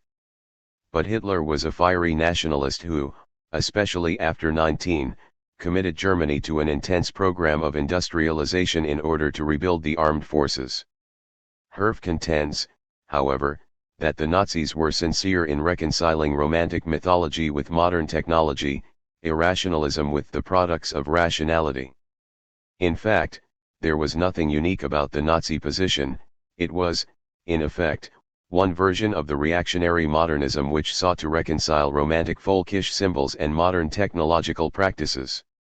Such reactionary modernism enabled Hitler to justify his distinction between liberal capitalism, which fostered the war of all against all, and German capitalism, which promoted Volk unity and strength. Following Horkheimer and Adorno, Herf at first conceived of the relation between modern technology and National Socialism as a German product of the dialectic of the Enlightenment. While it had supposedly disenchanted the world, the Enlightenment had simply removed all traditional and religious obstacles to humanity's secret longing to gain total control over nature. Behind the emancipatory rhetoric of the Enlightenment, then, lay a mythical element, the myth of the unconstrained human will to power that would enslave nature by scientific technological means. According to Horkheimer and Adorno, National Socialism was a manifestation of the technological will to power that afflicted the entire West. Herf eventually concluded, however, that this hypothesis not only was misguided but included a curious kind of apology for Germany's misadventure. National Socialism was, allegedly, merely the German version of what was happening throughout the West. Heidegger, too, interpreted National Socialism as a German version of the consequences of Enlightenment metaphysics. Indeed, the confluence of the Heidegger and the Horkheimer-Adorno interpretations of Western history and modern technology is remarkable, especially considering Adorno's famous attack on Heidegger in the jargon of authenticity. I agree with Herf's argument that Germany's history was unique and thus not really comparable to how the English, French, or Americans dealt with the challenge of modern technology. Far from being the consequence of the Enlightenment, National Socialism resulted from insufficient enlightenment. Germany had not successfully incorporated the liberal democratic political values that helped other Western countries to pass through the crisis of industrialization without becoming totalitarian states. Many Germans could not believe that there was an authentic emancipatory impulse at work in the Enlightenment call for constitutionally guaranteed political and economic liberties. Supposedly, the only liberty guaranteed by Enlightenment values was the liberty to use calculating rationality to enslave one's fellow man in soulless factories and lifeless cities. Ignoring Max Weber's warning that politics should have limited and pragmatic aims, reactionary modernists claimed that only an apocalyptic socio-political transformation could save the German soul. Paradoxically, then, they rejected economic and scientific rationalism, but affirmed the technological powers arising from it. As we saw in the first chapter, even German engineers argued that the rationality needed to design machines should be subordinated to an authoritarian state guided by mythical symbolic principles. Hare maintains that the central legend of reactionary modernism was the free creative spirit at war with the bourgeoisie who refuses to accept any limits and who advocates what Daniel Bell has called the megalomania of self-infinitization, the impulse to reach beyond morality, tragedy, culture.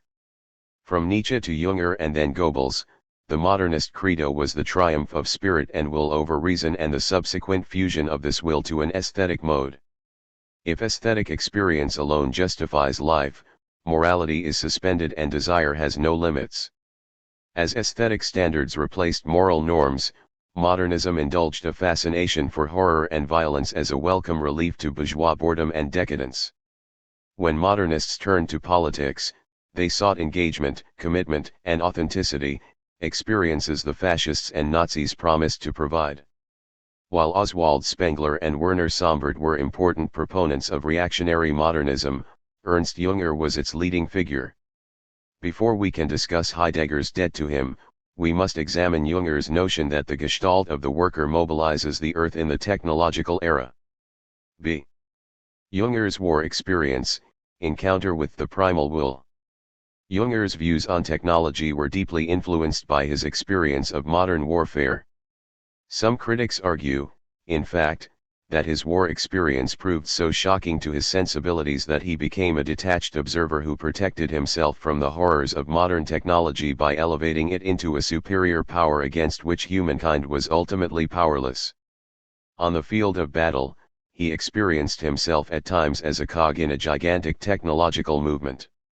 Yet, unexpectedly, by surrendering himself to this enormous process, he experienced an unparalleled personal elevation and intensity which he regarded as authentic individuation. Generalizing from this experience, he concluded that the best way for humanity to cope with the onslaught of technology was to embrace it wholeheartedly. Junger proclaimed the technological overman, the organic construction, who combined human passion with technical precision, hot flesh with cold steel. In 1930, he declared himself a historical realist, who tried to comprehend that substance, that layer of an absolute reality of which ideas as well as rational deductions are mere expressions. This stance is thus also a symbolic one, insofar as it comprehends every act, every thought, and every feeling as the symbol of a unified and unchangeable being which cannot escape its own inherent laws. Born in near Hanover, Jünger was an adventurous lad who ran away to join the French Foreign Legion at the age of 16. Bored with the limitations and constraints of Wilhelmine Germany, he was overjoyed at the onset of World War I. He started as a volunteer infantryman, but his extraordinary valor soon led him to be promoted to a troop commander. Wounded 14 times, he was one of Germany's most decorated war heroes. His first book was a vivid account of his experience in the trenches. Its very title, The Storm of Steel, already contains the core of his later doctrine that modern technology is a natural phenomenon, like a storm. He was not alone in embracing the war as a liberation from the tedium of everyday life in a rigid society. But whereas the initial enthusiasm and nationalistic fervor of the volunteers were ground down by the relentless and horrifying character of trench warfare, Jünger maintained his war lust long after 1918. His early books reflect his attempt to discover an inner truth that would somehow justify the horrors of war and Germany's defeat. He concluded that war was an aesthetic phenomenon. As one critic has observed, the fight, stripped of any remaining moral motivation, could thus be carried on for its own sake, as the expression and correlate of inner experience. The monstrously senseless battles and their total challenge to the subjective, boundless ability to hold one's ground could be grasped irrationally as a volcanic process, a well of life. By mystical submission one could achieve the most painful, yet most heroic experience. In books such as War as Inner Experience, Jünger maintained that technological warfare was a manifestation of elemental, mythical, irrational forces that transcended bourgeois economic concepts and political ideologies. British soldiers, too, reverted to mythical thinking in order to cope with the unbelievable scale of the Great War.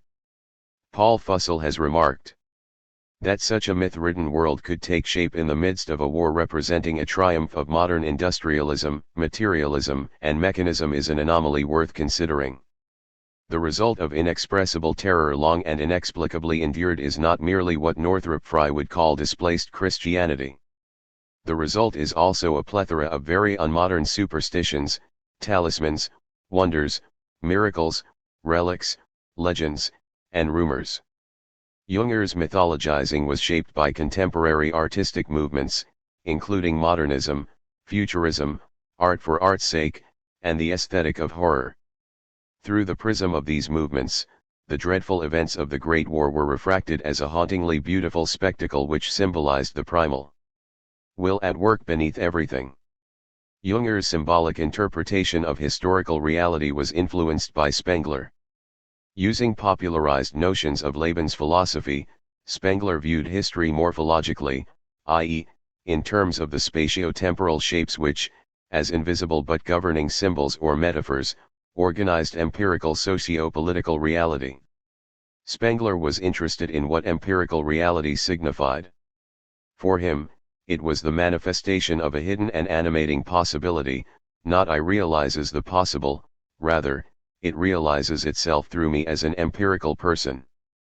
For Jünger and Spengler, world history was a symbolic and aesthetic phenomenon, a spectacle configured by the governing gestalt which was itself a manifestation of the eternal will. Marxist critics such as Lukács have complained that Spengler and Jünger made these world-shaping Gestalten, not human agents, the leading actors in the drama of history. Rejecting the Enlightenment view of human progress, Spengler concluded that each historical epoch was both unique and inexplicable in causal terms. Like other reactionaries, he was trying to discover metaphysical principles of history that were more basic than Marx's materialistic view of history. Heidegger's own history of being parallels, but is more sophisticated than Spengler's attempt to find an unsurpassable, non-rational source for historical reality. Jünger believed that his war experience gave him a magical perspective on the hidden Gestalten that governed history. This perspective led him to conclude that the soldiers he once faced across the trenches were not the enemy, but instead were comrades joined in a gigantic adventure, the transformation of the Earth into a totally administered technological marvel. Despite writing in militantly nationalist journals during the 1920s, Junger regarded nationalism primarily as a source of friction that would lead to wars, which were for him the father of all things. Warfare furthered the planetary technological gestalt by hastening the industrialization process in which workers in factories and soldiers on the field became virtually indistinguishable. Soldiers consumed what the workers produced. This constantly expanding cycle is now called the permanent war economy. The masculinist Junger called for a new man, hard and courageous, the worker soldier, who would embrace technology as the latest manifestation of the same vital will that animated more primitive men. Unlike civilized man, the worker soldier would surrender to the atavistic will. Passionate yet icy cold, he would do whatever was needed to fulfill the technological imperative of planetary domination. On the battlefield, Junger saw the prototype of this new breed. The strangest thing of all was not the horror of the landscape in itself, but the fact that these scenes, such as the world had never known before, were fashioned by men who intended them to be a decisive end to war. Thus all the frightfulness that the mind of man could devise was brought into the field, and there, where lately there had been the idyllic picture of rural peace, there was as faithful a picture of the soul of scientific war. Then in this fantastic desert there was the sameness of the machine-made article. And it seemed that man, on this landscape he had himself created, became different, more mysterious and hardy and callous than in any previous battle. After this battle the German soldier wore the steel helmet, and in his features there were chiseled the lines of an energy stretched to the utmost pitch, lines that future generations will perhaps find as fascinating and imposing as those of many heads of classical or Renaissance times. Junger's literary idealization of his war experience appealed to those veterans who in war had experienced a life intensity that was wholly missing in post-war life. Some veterans, who became members of the infamous Freikorps that helped Hitler's rise to power, were disillusioned by the treachery allegedly involved in Germany's surrender, by the subsequent catastrophic inflation, and by the atomistic individualism and nihilism fostered by the Weimar Republic. These men provided a receptive audience for Junger's proclamation of the coming of a new typus of mankind, the worker soldier who would sacrifice himself for the incomparable experience of being on the front lines of the technological gestalt. One critic has observed, "For, war is the most dangerous work, he sees in the soldier the primordial form of the modern worker and in the battle of material the authentic vision of modern times."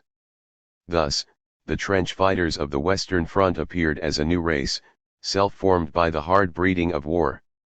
Raised in the school of battle and entrusted with the hard-working tools with which the deadly work gets performed. In the battle of material, he expressed the famous unity of war frenzy and rational precision. Here speaks a more severe and a drier seriousness, a marching beat which awakens the representation of vast industrial realms, masters of machines, battalions of workers, and cool men of power. The Freikorps credo of manliness and erotic hardness is reflected in Junger's rapture about the splendor of battle as depicted in war as inner experience, the baptism of fire. There the air was so laden with overflowing manliness that every draw of breath intoxicated, that one would have to weep without knowing why. Oh, hearts of men, who can feel that? Materialschlacht, the material battle fought with 1,000-pound cannon shells, produced men who were more ruthless, wilder, and more brutal than any other begotten men that the world had ever before seen. Junger proclaimed that the holy fighting man was a wholly new race, incarnated energy, and laden with the highest burden. Supple, lean, sinewy bodies, striking faces, eyes in 1,000 horrors turned to stone under helmets. Jugglers of death, masters of explosives and flames, magnificent beasts of prey, they moved quickly through the trenches. But not everyone was one of the new type of man, certainly there were only a few chosen ones in whom, thus driven, the war gathered itself, yet the spirit of an age gets born only by individuals. Only the elite were able to look directly into Gorgo's face, the gruesome mask of modern war, thereby discovering an unexpected sublimity. For Junger, the horrifying was unsurpassably thrilling. On the battlefield, the first dead, and forgettable moment of truth which froze the heart's blood to thickened crystals of ice.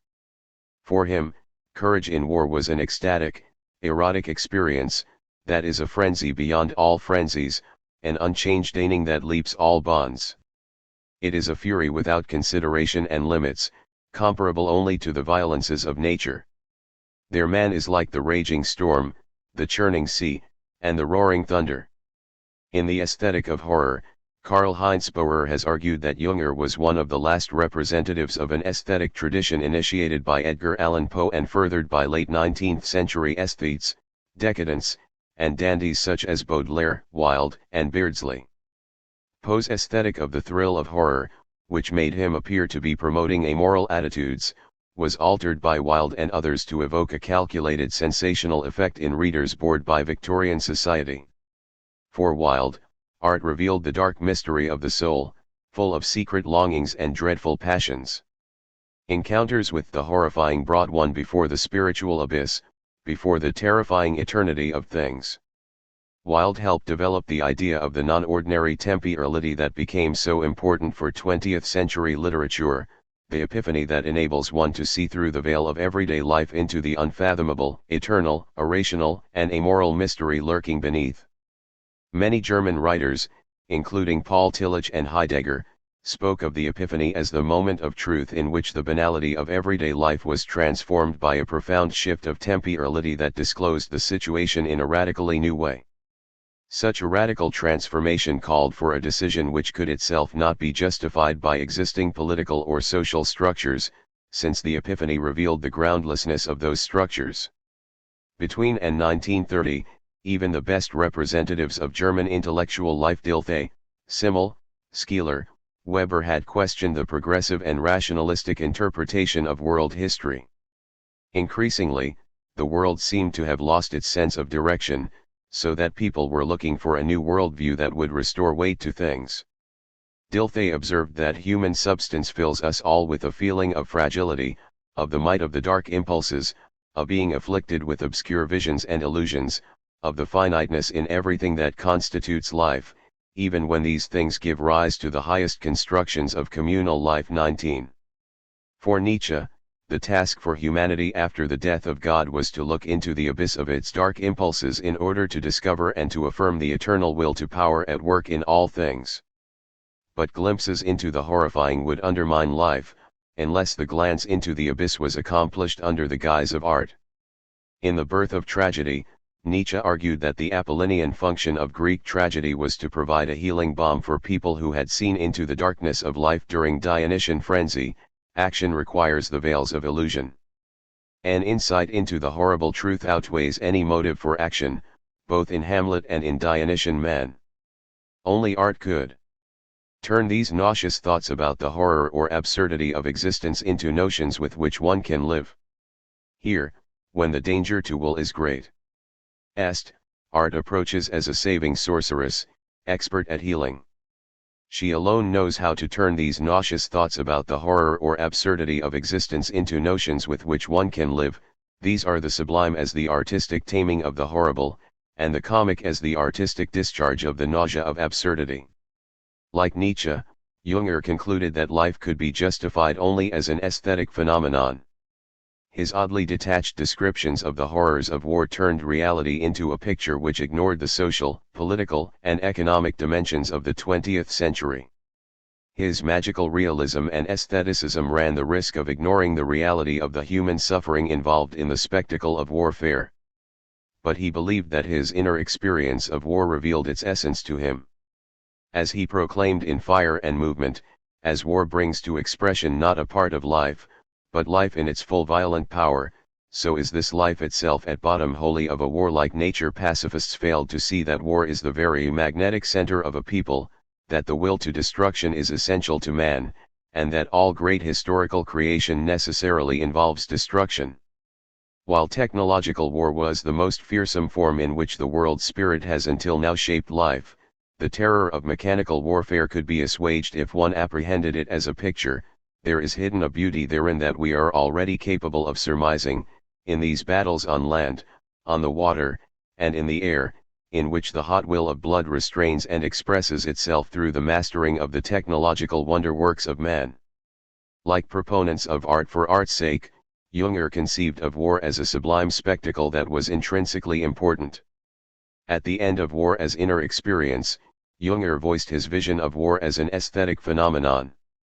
All goals are past, only movement is eternal, and it brings forth unceasingly magnificent and merciless spectacles. To sink into their lofty goallessness as into an artwork or as into the starry sky, that is granted only to the few. But who experiences in this war only negation, only inherent suffering and not affirmation, the higher movement, he has experienced it as a slave. He has no inner, but only an external experience. See Total Mobilization, Technology as an Aesthetic Phenomenon. Jünger was hardly alone in noticing that the early 20th century was the age of the revolutionary worker. Communists and Nazis alike proclaimed themselves representatives of the real interests of working people. Although National Socialists called for personal surrender to a higher destiny, and while they also viewed historical events as aesthetic phenomena, their revolution was too crude and too bourgeois for his tastes. Hence, when invited to join the regime in 1933, Jünger declined. The elitist Jünger asserted that in the nihilistic technological era, the ordinary worker either would learn to participate willingly as a mere cog in the technological order or would perish. Only the higher types, the heroic worker soldiers, would be capable of appreciating fully the world-creating, world-destroying technological industrial firestorm. He coined the term total mobilization to describe the totalizing process of modern technology. Already in World War I, soldiers realized that they were in a war of attrition. The country which could produce the most material would win. The war was a storm of steel because of the truly massive scale of war material involved. The war was, in effect, a gigantic process of labor, involving constant production and consumption. In his essay Total Mobilization, Jünger stated, "Next to the troops which encounter each other on the battlefield, there arises a new kind of troops of commerce, of provisions, of the arms industry army of work in general. In the final phase, already indicated toward the end of this war, no more movement occurs even if it is a homemaker at her sewing machine which does not dwell within a performance that is at least mediated in terms of war. In this absolute seizing of potential energy, which transforms the war-leading industrial states into Vulcan-like forges, there is indicated in perhaps the most obvious way the beginning of the age of the worker. Germany lost the war, in Jünger's view, because it had failed to mobilize totally.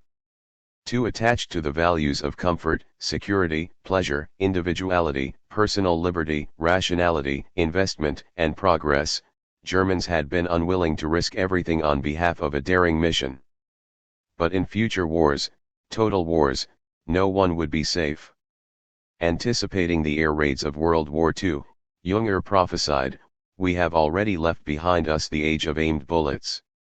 The squadron leader no longer knows the difference between combatants and non-combatants, and the deadly cloud of gas draws in as an element over every living thing. The possibility of such threats, however, presupposes neither a partial nor a general, but a total mobilization which extends itself even to the child in the cradle."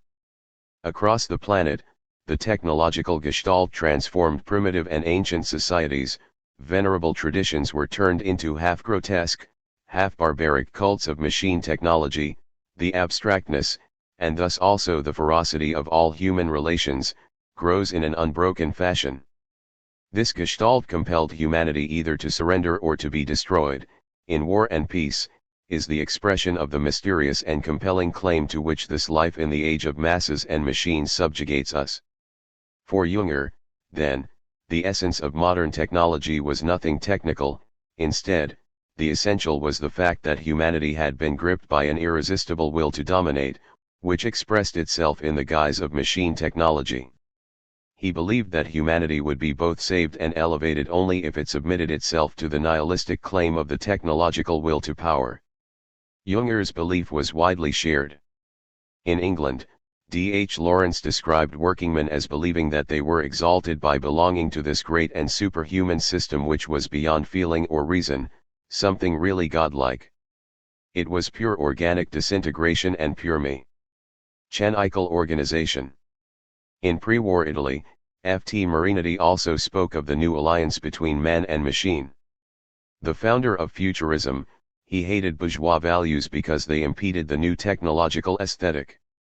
He proclaimed that we must prepare for the imminent, inevitable identification of man with motor, facilitating and perfecting a constant interchange of intuition, rhythm, instinct, and metallic discipline of which the majority are wholly ignorant, which is guessed at by the most lucid spirits.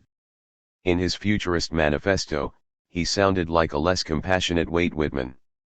We will sing of great crowds excited by work, by pleasure, and by riot. We will sing of the multicolored, polyphonic tides of revolution in the modern capitals.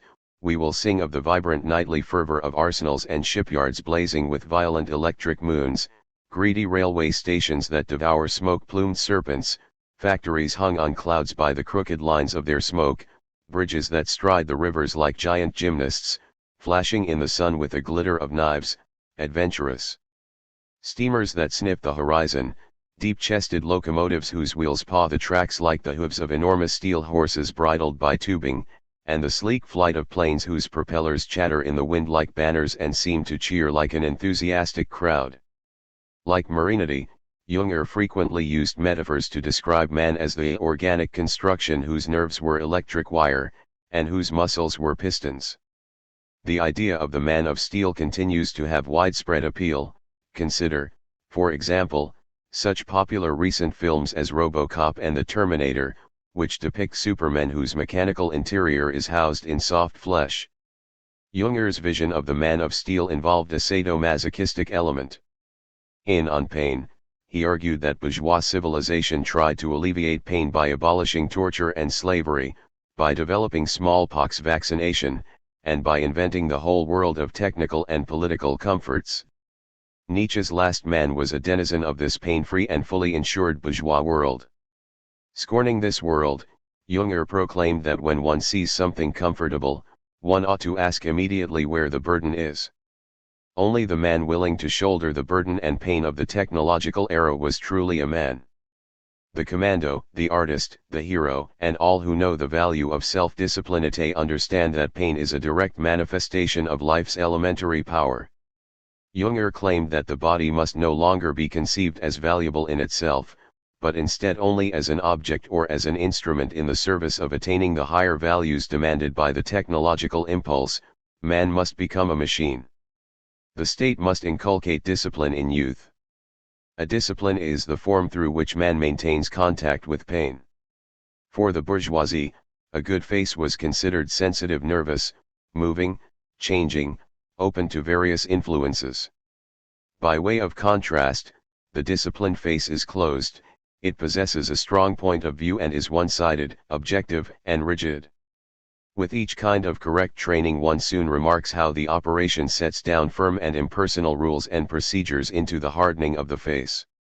Above all, one had to learn the value of sacrificing oneself to something higher. If one could only attain the aesthetic perspective, then one could come to terms with the complete objectification of one's own body. Such self-objectification could occur only in a world in which space and time had essentially changed. Junger believed that the art of photography represented this transformed temporality. He published 3 books of photographs depicting the marvels of the technological era, including towering dams and speeding airplanes. Photography was a technical method consistent with the curious epiphany-like temporality of the technological epoch. The photograph holds fast the bird in flight just as much the man in the moment of truth in which he gets torn apart by an explosion. That is, the mode of seeing peculiar to us, and photography is nothing other than a tool for this our peculiarity. Photography makes it possible to objectify pain, for example, in news photographs of athletes who have made their bodies objects of measurement and discipline.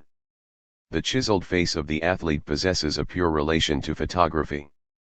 It is one of the faces in which the typos or the race of the worker brings itself to expression. De Junger's concept of the Gestalt of the worker.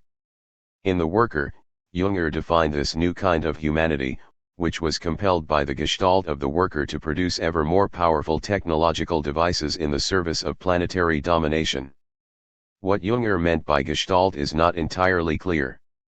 In psychological terms, it means a shape or form that is more than the sum of the perceptual elements organized by that shape. Junger often let the word be defined negatively, by that with which it stood in contrast, the spineless, fragmented bourgeois world. Junger's Gestalt promised a totalizing, unifying movement that would heal the class conflicts and social disorders plaguing the Weimar Republic. Following Spengler, Junger contrasted Gestalt with reason. The latter was abstract, lifeless, repetitive, and derivative; the former was concrete, lively, novel, and creative. The Gestalt was associated with rooted Kultur, not with rootless civilization. Gestalt makes history and cannot be explained in terms of the heartless rationalism of bourgeois civilization. Gestalt stamps everyone with its character; leaders and followers alike are shaped by it. The Gestalt of the worker, then, names the metaphysical stamping and imprinting that organizes the worker's experience and behavior. By Gestalt we refer to the highest meaningful reality. Its appearances are meaningful as symbols, representations, and impressions of this reality. The Gestalt is the whole which embraces more than the sum of its parts. This more we call totality. Moreover, from the moment in which one begins to experience things in terms of a Gestalt, everything becomes Gestalt. The Gestalt is not a new magnitude which would be disclosable in proximity to the already known, but instead by a new stroke of the eye the world appears as a stage of Gestalten and their relations. The Gestalt is like a metaphysical magnet that organizes things and people by invisible lines of force.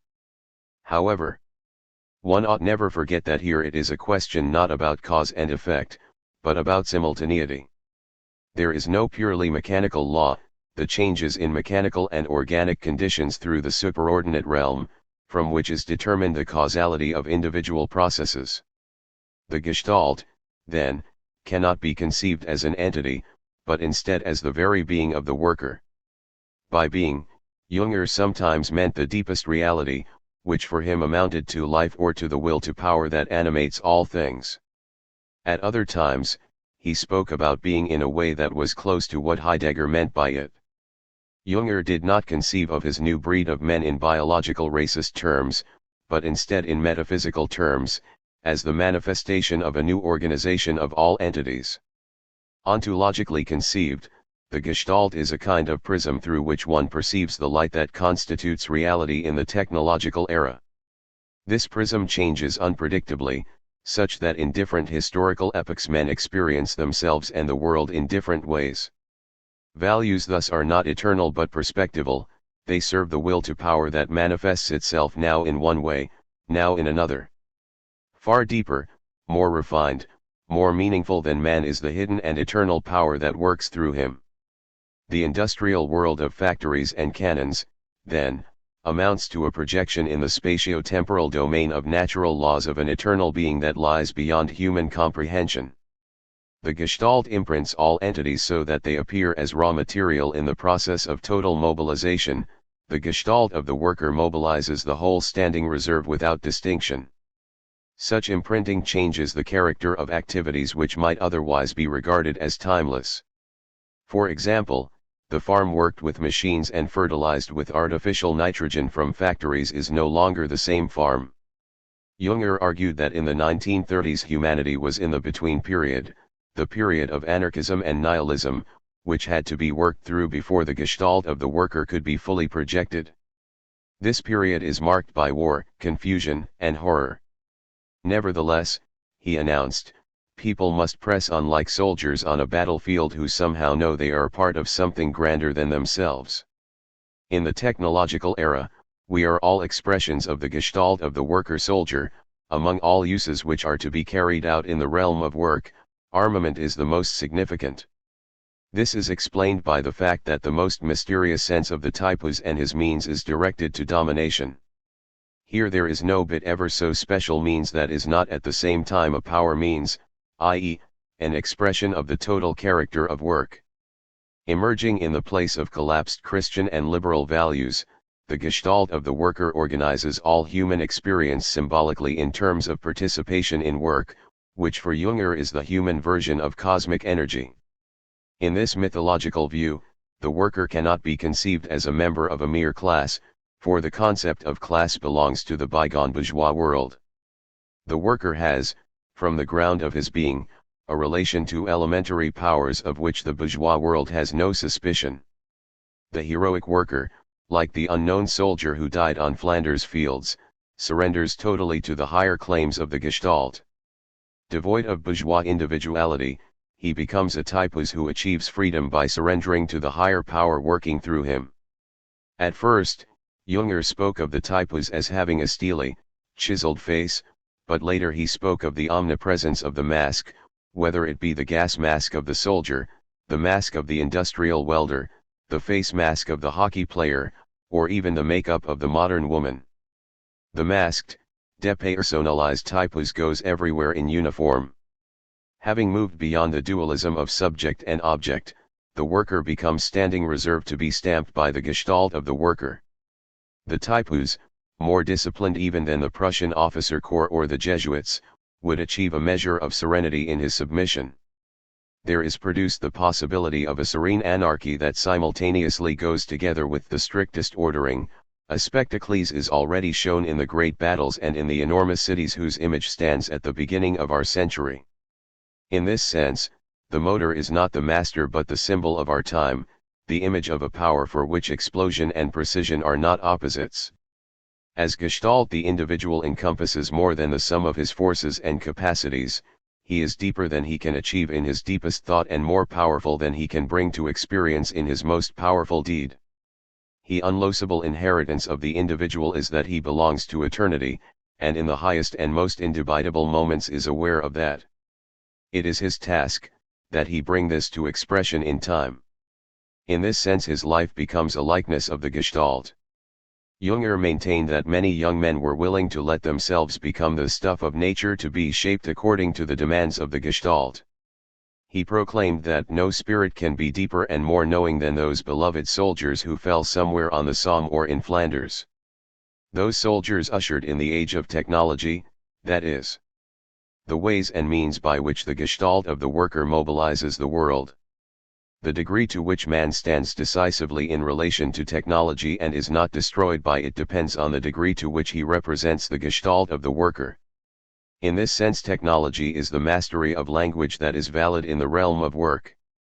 This language is no less important or profound than any other since it possesses not only a grammar but also a metaphysics.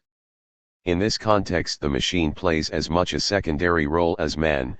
It is only one of the organs through which this language is spoken. Jünger's own language produces a striking but difficult to describe effect upon the reader. Despite his talk of the hot-bloodedness of inner experience, he described things in a strangely detached way, as if he were an observer in a nightmarish world from which there was no awakening. Yet because his writing involves a flow of icy hard depictions of the overwhelming horrors and unchangeable advances of the technological impulse, Jünger's language comes close to realizing his view that technological language is the clatter of machine guns and not identical with the language normally associated with instrumental rationality. He believed, this new language is the symbolic manifestation of the ultimately meaningless, eternal, non-historical will to power. No words are needed to understand this new language, which gives voice to the secret mythical law. The power at work in modern technology stands inseparable binding with a firm and determinate life unity, an unquestionable being the expression of such a being it is which appears as power. The rationality at work in modern technology is merely an expedient means to an inherently non-rational end, production for production's sake. Hence, the Gestalt of the worker does not mean anything apart from the restless activity of the cosmos at work. The new world forged by the worker is simply a more straightforward manifestation of the will to power. The Gestalt cannot be explained in human terms, rather, human experience must be organized in terms of the Gestalt which in itself possesses no qualities. Just so, technology cannot be conceived in merely technical terms, but instead as the manifestation of elemental powers. About the qualitylessness and meaninglessness of the gestalt of the worker, one commentator has observed. This, in effect, generates a rather amazing paradox. Technology means the domination of a language whose symbolism is derived from the rationalistic attributes of work. But that domination is maintained by a totality deprived of any signifying quality whatsoever, namely the gestalt. This being the case, language in its ordinary sense is redundant. Bereft of will and bereft of values, the worker relies in his work performance on his purely existential being. What characterizes this existential being? The fact that his performance or achievement is an achievement without any conceptual attributes, so that in a very cogent sense, the worker is a supporter of a revolution sans phrase. Although at times Junger spoke as if the age of the worker is totally dedicated to means, at other times he acknowledged that this age contains its own goal, world domination by the master race of workers. Attaining this goal, however, required a period of instability and nihilism. Our technological world is not an area of unlimited possibilities, rather, it possesses an embryonic character which drives toward a predetermined maturity. So it is that our world resembles a monstrous foundry. TS means have a provisionary, workshop character, destined for temporary use. To this condition it corresponds that our environment has a transitional nature. There is no stability of forms, all forms are constantly molded by dynamic unrest.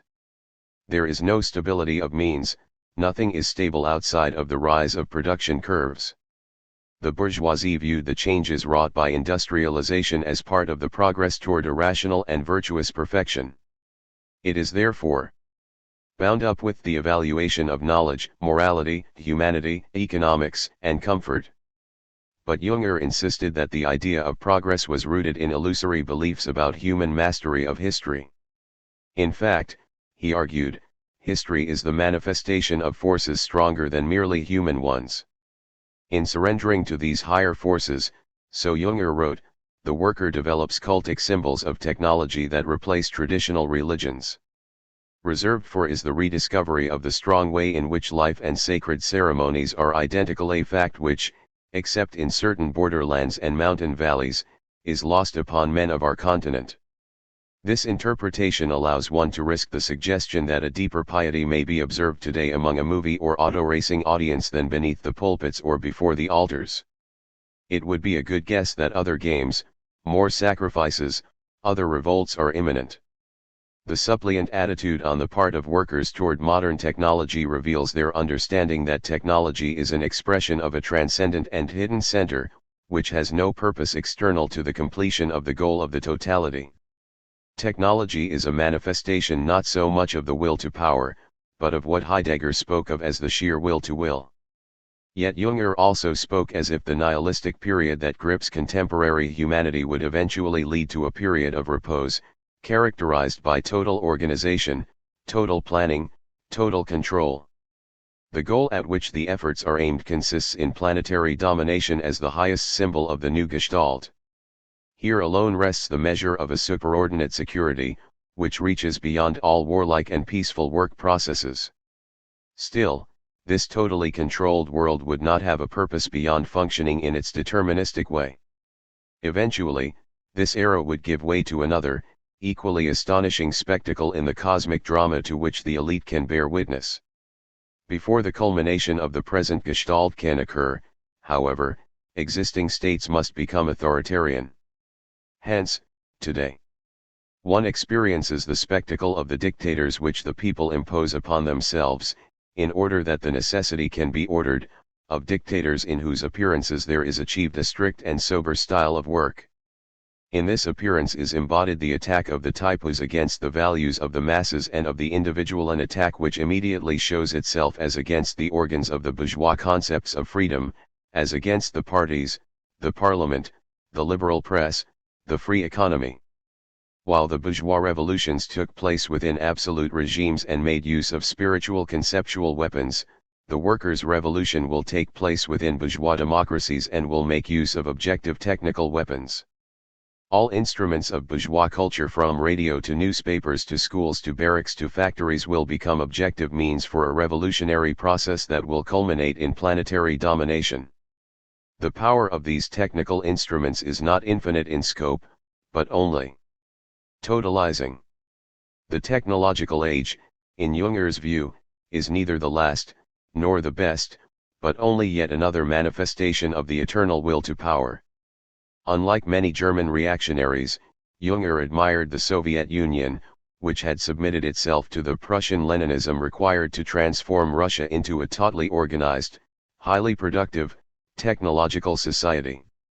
Influenced by Ernst Niekisch and other members of the German National Bolsheviks, Junger became increasingly disenchanted with the halfway measures promised by National Socialism and more attracted to the ruthless, wholehearted centralized planning practiced in the Soviet Union.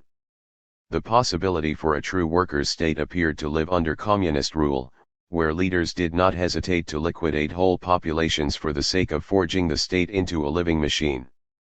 Junger regarded Marxist communism as a mask for Russian nationalism, which itself was only a phenomenon in the worldwide process of revolution through the gestalt of the worker. From the Marxist viewpoint, Junger was a technological determinist, i.e., he ascribed to technology intrinsic powers that shaped history, and thereby failed to see that the destructive, worker-enslaving features of modern industrial technology were functions of capitalist social relations. Likewise, the heirs of Enlightenment liberalism would find shocking and reprehensible his irrationalism, his appeal to mystery, his call for human surrender to a higher power, his denial of the reality of human progress, and his scorn for the importance of individual liberty and purpose.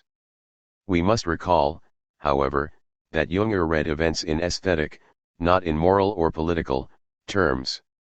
Reading his writings, one is reminded of old newsreels in which the booming voice of the announcer describes how the industrial armies are being mobilized to complete another titanic dam, ship, airplane, or skyscraper. This frenzied activity was strangely beautiful to him. One begins to acquire a disposition for higher temperatures, the icy geometry of light, and the white glare of superheated metals. The environment becomes more constructive and more dangerous, colder and more luminous, there disappear from it the last remains of Gemütlichkeit. One avoids secondary goals such as taste, one elevates the formulation of technical questions to the decisive position, and one does well thereby, since more than the technological is concealed behind these questions.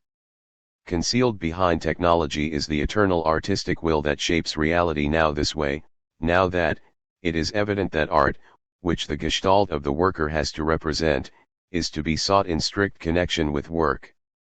The high-level planning of the modern nation-state is a manifestation of a will to Gestaltung, which seeks to grasp life in its totality and to bring it to form. Clearly, for a will which conceives the planet Earth as its elementary material, tasks cannot be lacking. Here is no domain of life which is not to be considered also as material for art. The gestalt of the worker made room once again for the adventurous heart, for the one who wanted to escape the confines of a stultified world. He concluded der Arbeiter by saying, here to take part and to serve, that is the task which is expected of us. Like many in the fascist movement, with which Junger cannot unambiguously be identified, he spiritualized labor by depicting it as a manifestation of the same cosmic force that moves the planets. Although much of what he said helped to pave the way for the coming of National Socialism, Junger himself became increasingly aloof from the movement. Indeed, his best-selling novel On the Marble Cliffs offered a thinly veiled attack on National Socialism. By the 1940s, Junger was conceiving of technology in terms of the same dualisms that had been expressed by critics at the turn of the century: cultural world versus technological civilization, personal productivity versus the mechanical performance of work, the true and natural versus the technological and perverted life. In an entry in his journal from September 19, he concluded, "Man as technologist, as spiritual abstract being, is necessarily the enemy and exploiter of men of culture.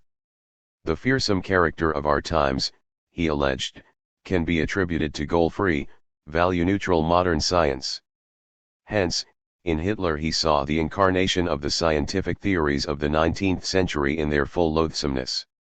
But Jünger never abandoned the idea that modern humanity is in the grip of the technological gestalt.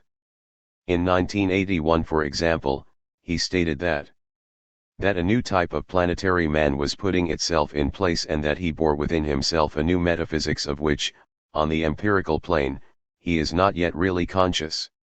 Today still his visage remains partially hidden. But this process, I repeat, one must avoid representing it solely from an historical, economic, social, or even ideological angle. The phenomenon transpires at a much greater profundity. Today, we live in a transitional stage between two immense moments of history, as it was the case in the time of Heraclitus. The latter found himself between two dimensions. On the one side, there was myth, on the other, history. And we find ourselves between history and the appearance of something completely different. And our transitional era is characterized by a phase of Titanism which the modern world expresses at all levels. 33. Before we consider Heidegger's appropriation of Jünger's thought, some critical observations are in order. Hans-Peter Schwarz claims that Jünger simplified and explained in mythical terms a many-sided and confusing manifold of conflicting phenomena. Ignoring historical differences in the technological and cultural developments of the major world powers, Jünger found the universal formula which made it possible to explain all modern phenomena. Movement, the consuming of every substance in favor of speeding up, transposing of life stuff into energy with this basic law of motion as the universal key, Jünger has posited the horoscope of his age. According to Schwarz, numerous non-Nazi contemporaries of Jünger took a dim view of his talk about the gestalt of the worker. Indeed, they regarded it as a kind of fancy fascism. Proponents of reactionary modernism, including Heidegger, however, believed that Jünger was telling it like it was. Karl-Heinz Bauer maintains, by way of contrast, that Jünger, far from providing a factual description of events in the early 1930s, was writing what amounted to a dystopian novel akin to Huxley's Brave New World, or analogous to Fritz Lang's 19 film Metropolis. 35. According to Bauer, everything said in The Worker follows a literary concept of style. This emphasis on style, appearance, form, phenomenon is also apparent in Jünger's effort to describe the worker not in economic terms, but instead as the governing style in comparison to which actual economic circumstances were unimportant. The mask of the worker symbolizes that man is eternally alienated from himself and always acts out the impulses of the recurrent will to power. Jünger was not interested, then, in concrete historical, social, or political events, but instead was concerned to provide a descriptive phenomenology of the worker as the latest aesthetic manifestation of the will to power. Jünger's report about the technological era was not social analysis, but instead science fiction of the utopian style. His writings call to mind contemporary cinema in the film noir genre, which depicts the future as a technological totalitarianism with no room for human uniqueness or feelings. Bauer remarks, "One best convinces oneself of the utopian character if one recognizes its analogies to contemporary fantastic space utopia and science fiction, in Kuban's novel The Other Side, as also in modern technological science fiction. The superterrestrial hero is characterized by the traits of being masked, lacking in feeling, and the claim to immortality, properties which make him superior to the ordinary earth dweller." Thus Jünger also distinguished as unique the gestalt of the typus from the abstract masses. Jünger's frequent references to the mask of the worker and to the planetary scale of his ambitions eliminate all socially relevant distinctions that would enable the reader to locate the worker in Germany's actual historical situation in 19. Jünger's worker, then, was an imaginary figure searching for new worlds to conquer, just like a character in science fiction novels. Jünger's worker not only renounces the ordinary human quest for happiness, but even welcomes pain in objectifying his own body. These characteristics make him completely alien to all humanistic and Enlightenment traditions. Jünger's rejection of the aim of happiness distinguishes him above all from atavistic perversion of the real utopian projects in the National Socialist Workers' State. In the rejection of happiness and the fantastic representation of the mask and of planetary domination there appears, namely, a counter-enlightenment radically, which comes to meet not the fascist program, but the pessimist introversion of modern art and literature. Bauer's charge that Junger refracted modern technology through the aesthetic prism of a novelist may give us pause. One might ask, did Heidegger base his understanding of modern technology on fictional writings? In reply, we should note that Junger's fiction was not the product merely of fantasy but of his own encounter with the extraordinary events of the 20th century. His writings do offer a different and sometimes compelling way of seeing the technological world. Who in this century has not wondered at times whether human beings have become not the masters but instead the instruments of technological power? Nevertheless, Junger's affirmation of world wars, technological totalitarianism, elitism, and authoritarianism is an affront, though perhaps not a surprise, to those who regard his amoral aestheticism as reprehensible. I would also like to take issue with Bauer's conclusion that Junger's vision was finally incompatible with National Socialism. It is true that in historical practice, the Nazis often adhered to bourgeois concerns about comfort and security. But, as I have argued, National Socialism also followed to some extent the vision of reactionary modernism. The Nazis celebrated violence, danger, adventure, and beauty. They called for a new breed of man who would combine spiritual and technological power. Joseph Goebbels gave expression to this vision in his steely romanticism. Consider the following passage from the February, 1939, issue of Deutsche Technik. We live in an era of technology. The racing tempo of our century affects all areas of our life. There is scarcely an endeavor that can escape its powerful influence. Therefore, the danger unquestionably arises that modern technology will make men soulless. National Socialism never rejected or struggled against technology.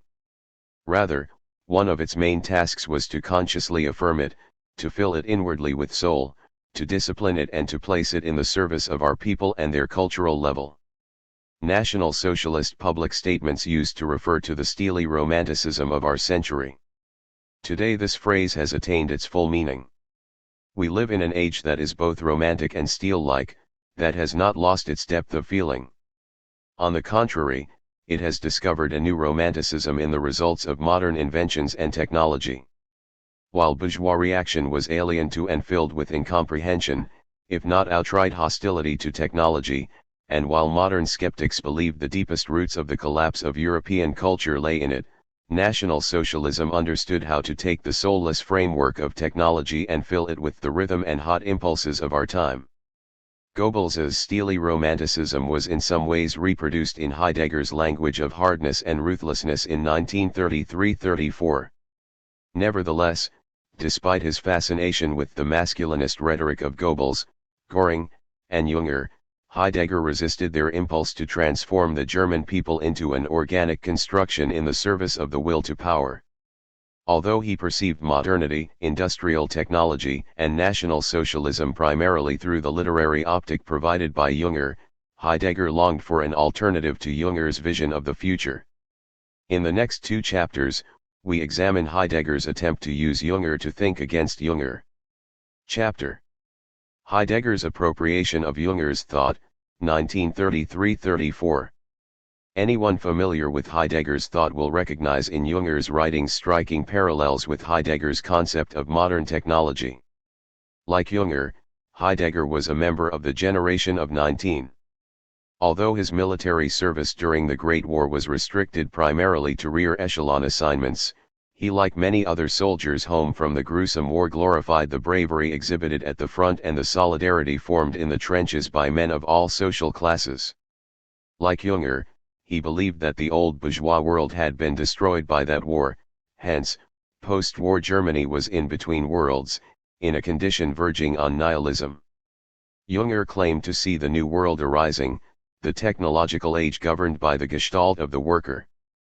But while Heidegger also saw the possibility of a new world of work in 1933-34, his vision of that world was different from Junger's.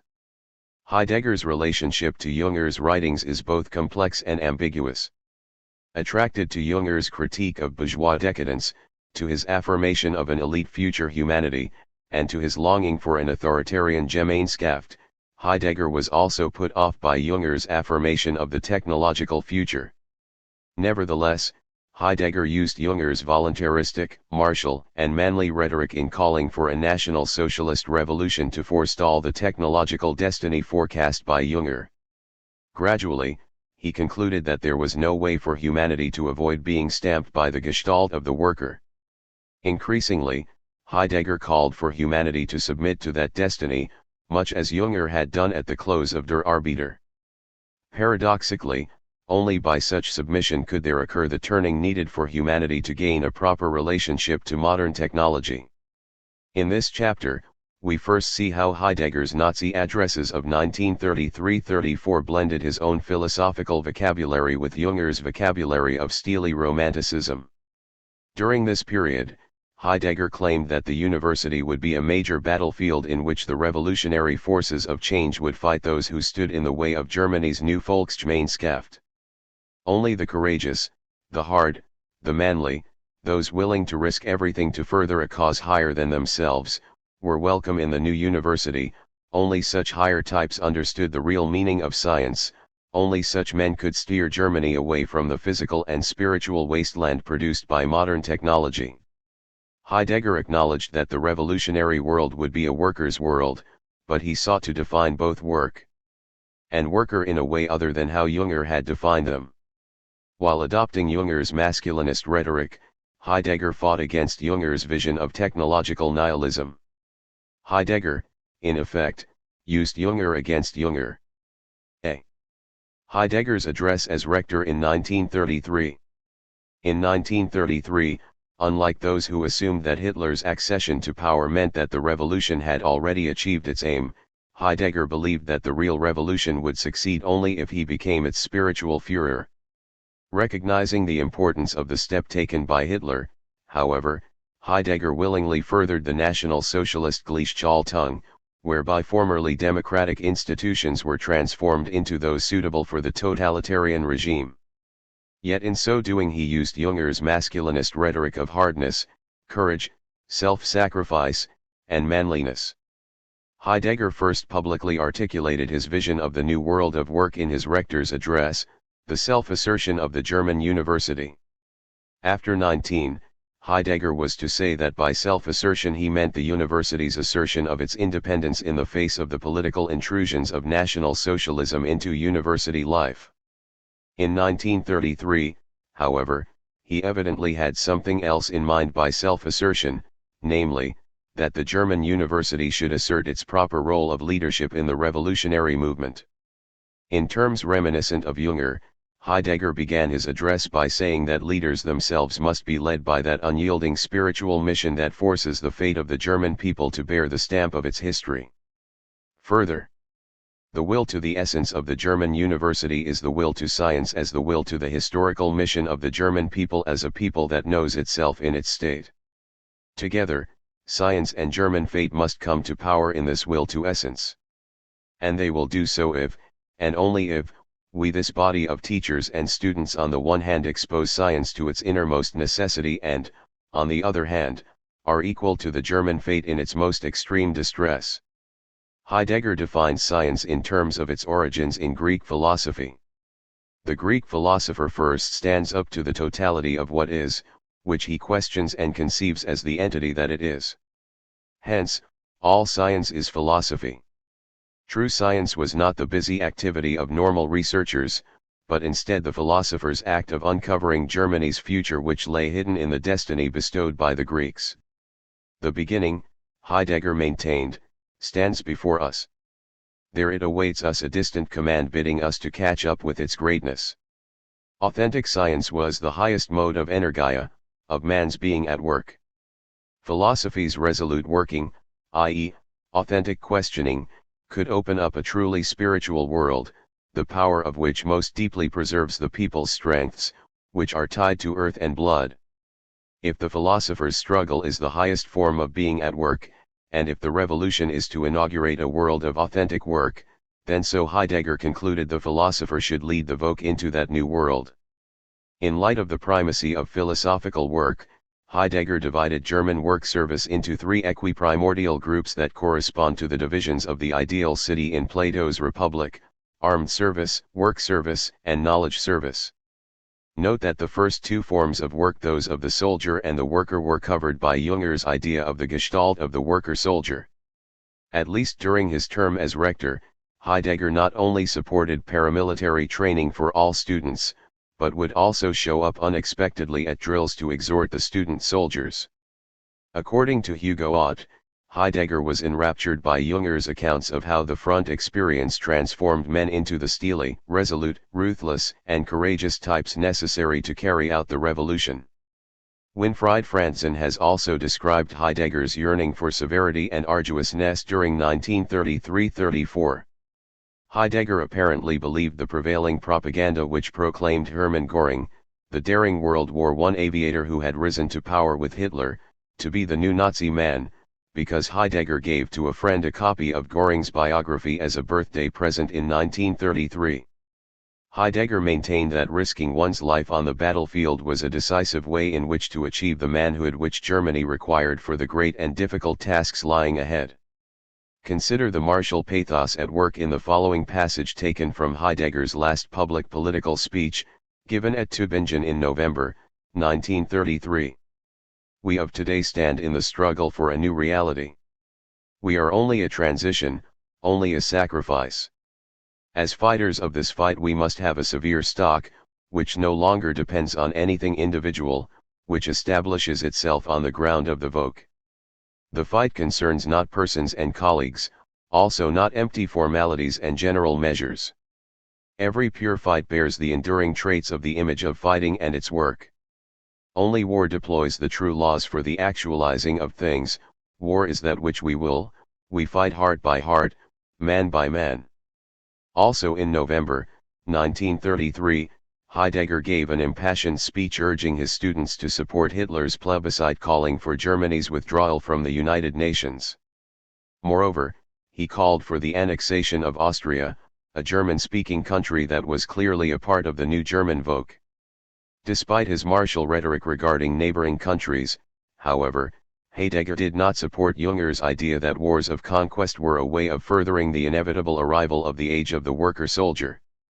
In 1937 he defined the authentic struggle between peoples not as armed warfare, but instead as that spiritual struggle in which neighbors returned each other to their own unique ways of being.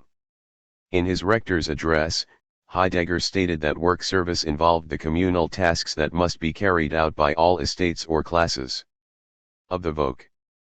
Elsewhere, he maintained that the National Socialist Revolution meant the end of the division of the Volk into classes. There is only a single German living class. That is rooted in the supporting ground of the Volk and in the workers' class freely articulated in the historical will of the state, whose stamping becomes preformed in the movement of the National Socialist German Workers' Party. The idea of a heroic, one-class workers' state was one of the guiding principles of the revolution. As one National Socialist writer put it, and when another saying of the Führer goes, in the future there will be only one more nobility, the nobility of labor. This shows that the proletarian coloring of the concept laborer and the fighting attitude toward another rank has been extinguished. Accordingly, all literary attempts to construct a proletarian culture have become pointless and forgotten. There is only one culture and one life form, that of the German people. It is clear that from all the efforts to transform the plant into a cell of community life, a lifestyle of the German worker must emerge. Neither Hitler nor Heidegger envisioned the one-class workers' state as an undifferentiated mass society like the one they attributed to Russia or America. Instead, they held forth an organic ideal in which each worker contributed in his own way to the maintenance of the community. Heidegger specified that those engaged in knowledge service, which corresponded to the rank of guardians in Plato's Republic, were the leaders of the one-class community. These guardians, including the statesman and the teacher, the doctor and the judge, the minister and the architect, served the knowledge entrusted to them by the Volk. Such knowledge is the most severe endangerment of Dasein in the midst of the overwhelming power of entities. The very questionableness of being, indeed, compels the people to work and fight and forces it into its state, to which the professions belong. b. The political speeches on the nature of work and the workers' state. Taking seriously the Nazi slogan "Work makes free," Heidegger insisted that Freiburg University students avoid the dangers of elitist intellectualism by learning the value of manual labor. Such work service would create the basic experience of the hardness, nearness to the soil and tools, the lawfulness and strictness of the most simple bodily and thereby essential work in the group. Rejecting the cultured man's effete concept that only spiritual creators do real work, Heidegger insisted that every work is spiritual as work. He sought to forge a bridge between the work of the fist and the work of the brow. This bridge was now possible because the revolution ended the misuse of science as an instrument misused by the privileged in order to exploit working people. Essentially, he argued, the knowing of pure science is absolutely not distinguished from the knowing of the peasant, the lumberjack, the earth and mine worker, the hand worker. Heidegger's proximity to National Socialist views becomes crystal clear when we compare the preceding sentence to one from Hitler's Mein Kampf: the blacksmith stands again at his anvil, the farmer walks behind his plow, and the scholar sits in his study, all with the same effort and the same devotion to their duty.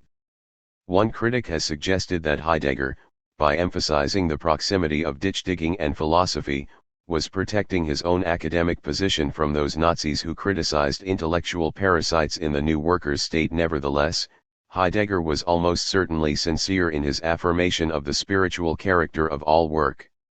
His criticism of the degradation of work and worker in the industrial plants of Germany of 1933 was in some ways consistent with Nazi propaganda, which almost demonized technology and which affirmed the importance of the human-scale workshops that promoted the well-being of the Volk. In 1933, this emphasis on small industry and agriculture may have retained at least a superficial measure of plausibility, since even 6 years later 1/3 of all workers labored in shops of 10 employees or less. Yet in 1933-34 Heidegger did not make a careful analysis of the actual character of work in Germany.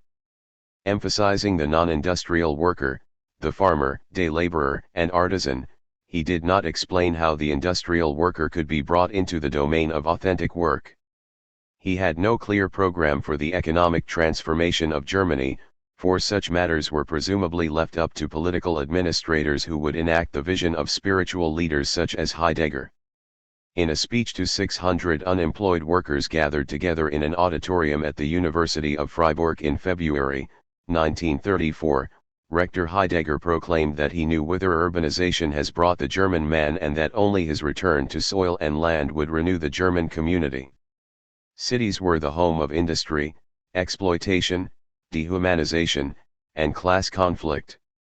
Apparently for Heidegger, only the hard stock of the peasantry, grounded in their homeland, could provide the model necessary for German manhood to save itself from the evils of modernity.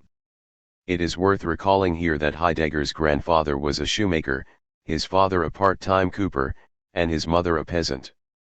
His overt concern about the fate of these simple and noble ways of life suggests to some critics that Heidegger's political views were linked with those of the conservative agrarian movement of the early 20th century.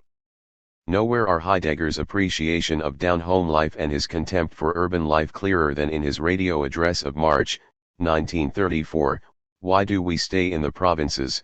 in which he explained his decision to turn down yet a second invitation to accept the chair of philosophy at Berlin. Speaking from his mountain hut near Tottenauberg, he compared his own philosophical work both to the interplay of natural forces and to the stern simplicity of the peasantry. The effort of molding something into language is like the resistance of the towering firs against the storm. This philosophical work does not take its course like the aloof studies of some eccentric. It belongs right here in the midst of the peasant's work.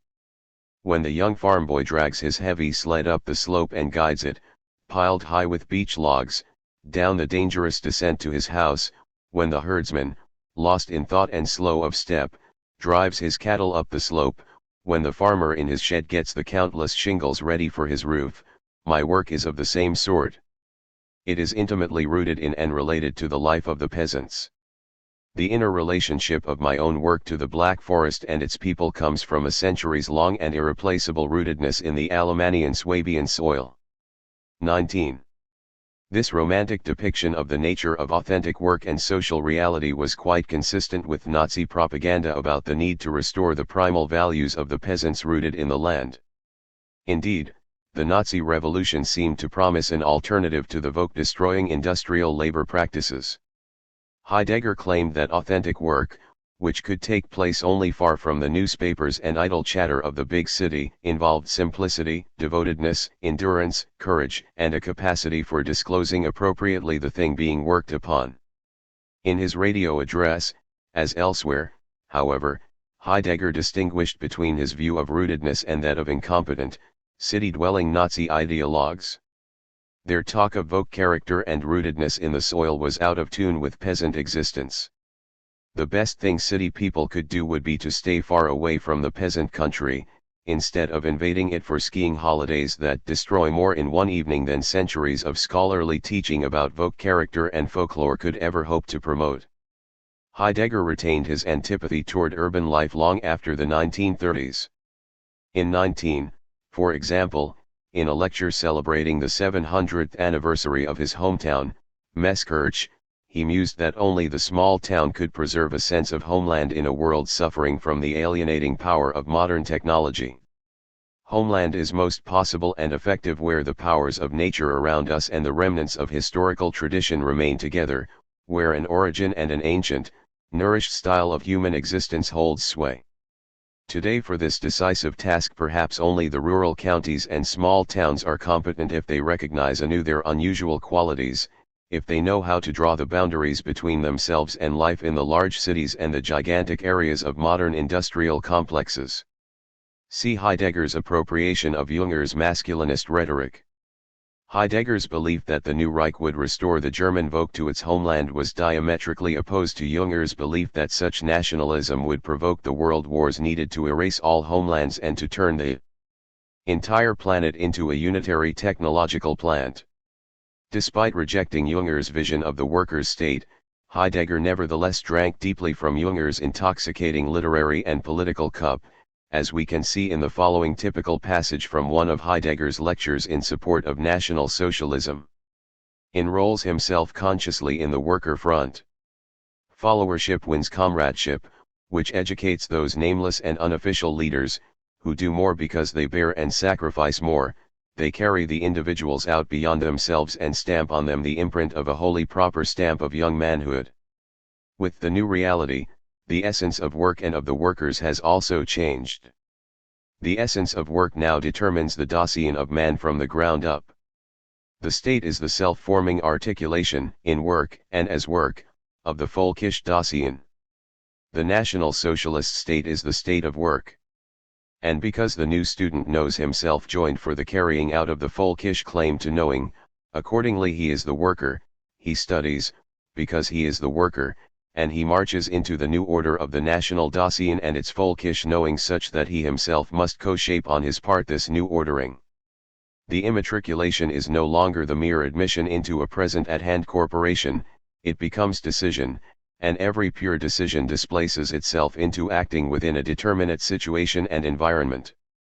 In this passage, we encounter Junger's vocabulary of decision, will, work, sacrifice, youth, radical change, gestalt, and stamping.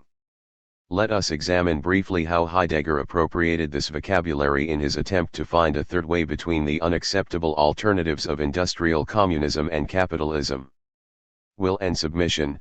Junger claimed that there was no way for 20th-century humanity to avoid being stamped by the gestalt of the worker, but Heidegger for a time believed that a resolute German vogue could co-gestalt itself in a way that provided a radical alternative to modernism and industrialism.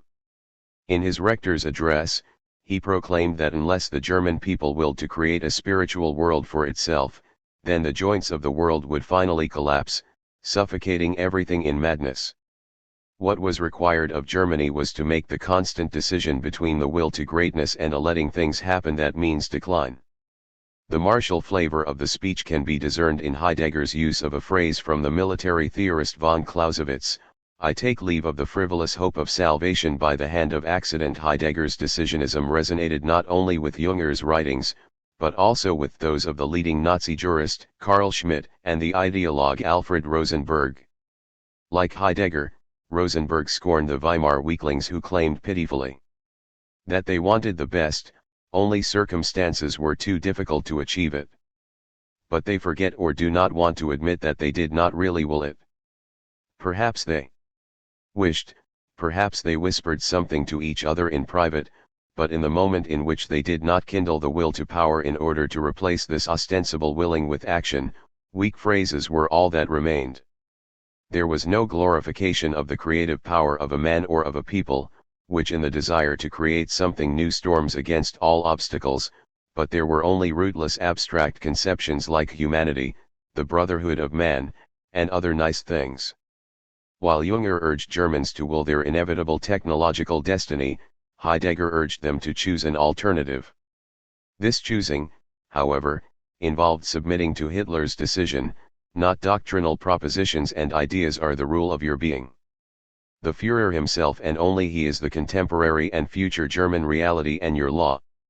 Heidegger insisted, of course, that Hitler's will was not merely arbitrary, but instead attuned to the distant command of the incipients of our spiritual historical Dasein.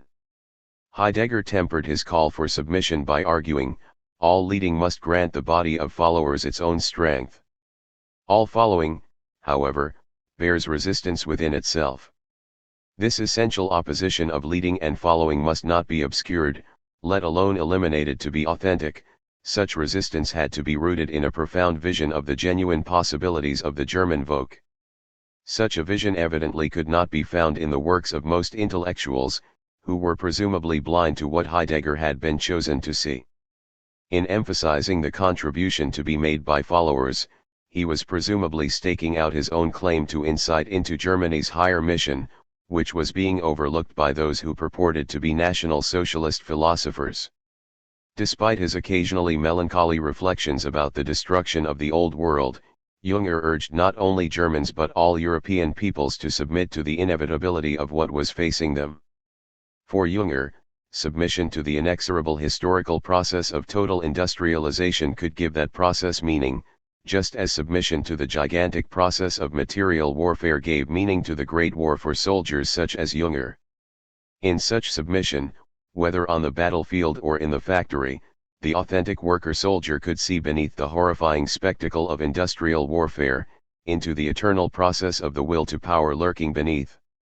In calling for an alternative to Junger's vision, Heidegger used much of Junger's language, in part because he was appealing to the sensibilities of the same two generations, those who had fought the Great War, and those disaffected youths who had come of age right after it. These people appreciated the martial language of hardness, violence, resolve, danger, victory and defeat. Note the extraordinary parallels to Junger's language of sacrifice in the following call to work service issued by Heidegger on January 1934. The lame, the lazy, and the half-hearted will go into work service, because staying away might threaten their prospects for examinations and positions. The strong and unbroken, who carry out their Dasein from the exciting mystery of a new future of our Volk, are proud of the fact that hardness gets demanded of them, for that is the moment of truth in which they raise themselves up to the hardest tasks, for which there is neither reward nor praise, but only the blessedness or readiness for sacrifice and service in the sphere of the innermost necessities of German being. Like Junger, Heidegger also appealed to wartime experience in the trenches to explain authentic Gemeinschaft in the coming age. Genuine community was formed only when each individual bound himself to what is higher than either individual or community.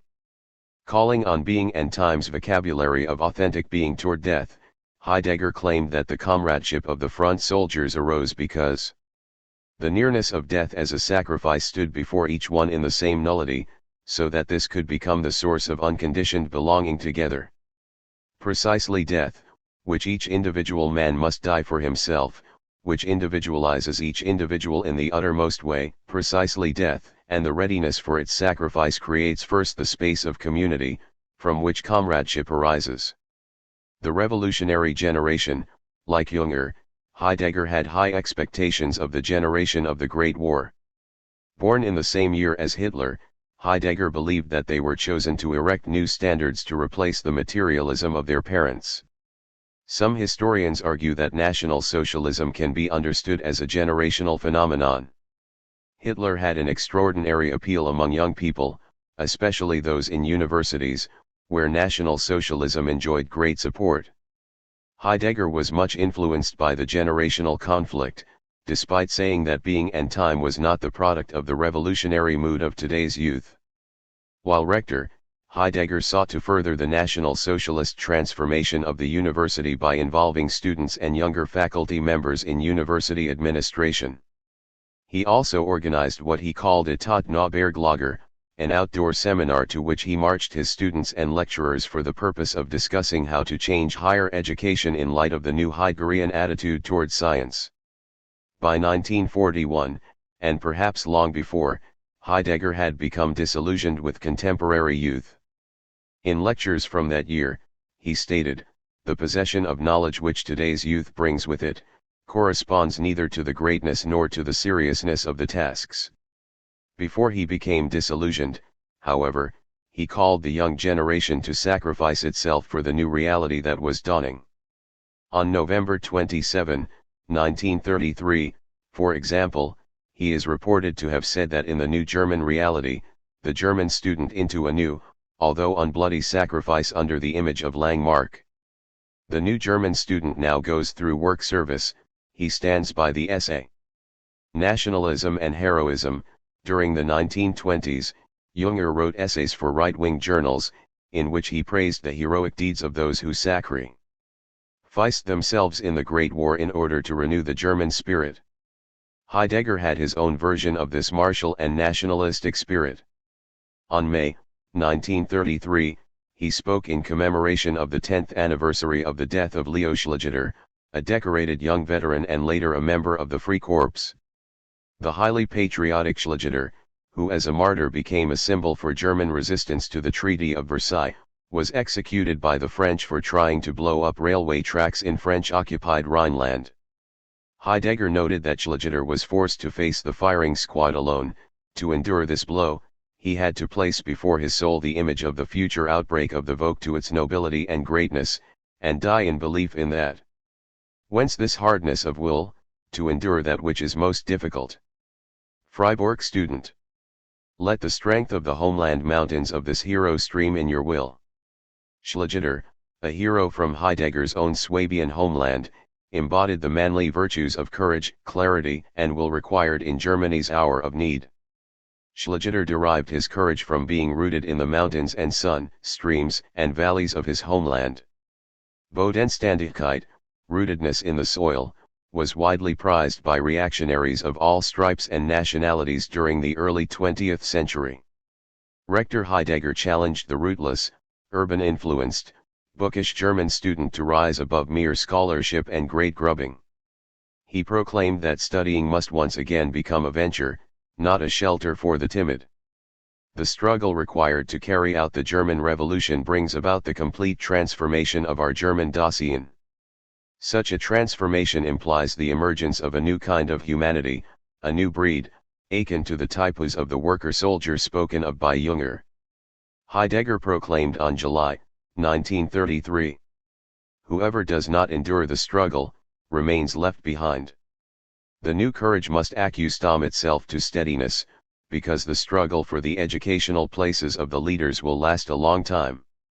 It gets fought from the forces of the new Reich, which the Volk Chancellor Hitler will bring to reality. A hard stock without the thought for itself must be equal to it. This stock lives from constant testing and for the goal which it assigns for itself. It is disturbing to read what Heidegger says about the need to leave behind the weak, the half-hearted, the lame, and others who stood in the way of the revolution. Even more disturbing is how he used the vocabulary of hardness, resoluteness, and courage to describe those higher types capable of walking ahead while others fall to the side. The same vocabulary was used later by Goebbels and the SS to describe the character of the heroic men who were called on to perform the terribly hard tasks necessary for the completion of the German Revolution. Of course, These tasks included rounding up into concentration camps, and later killing, millions of Jews and other un-German types. Heidegger apparently did not directly support such measures, but he was certainly aware of the concentration camps for political prisoners that were set up near Freiburg shortly after Hitler's accession to power in 1933.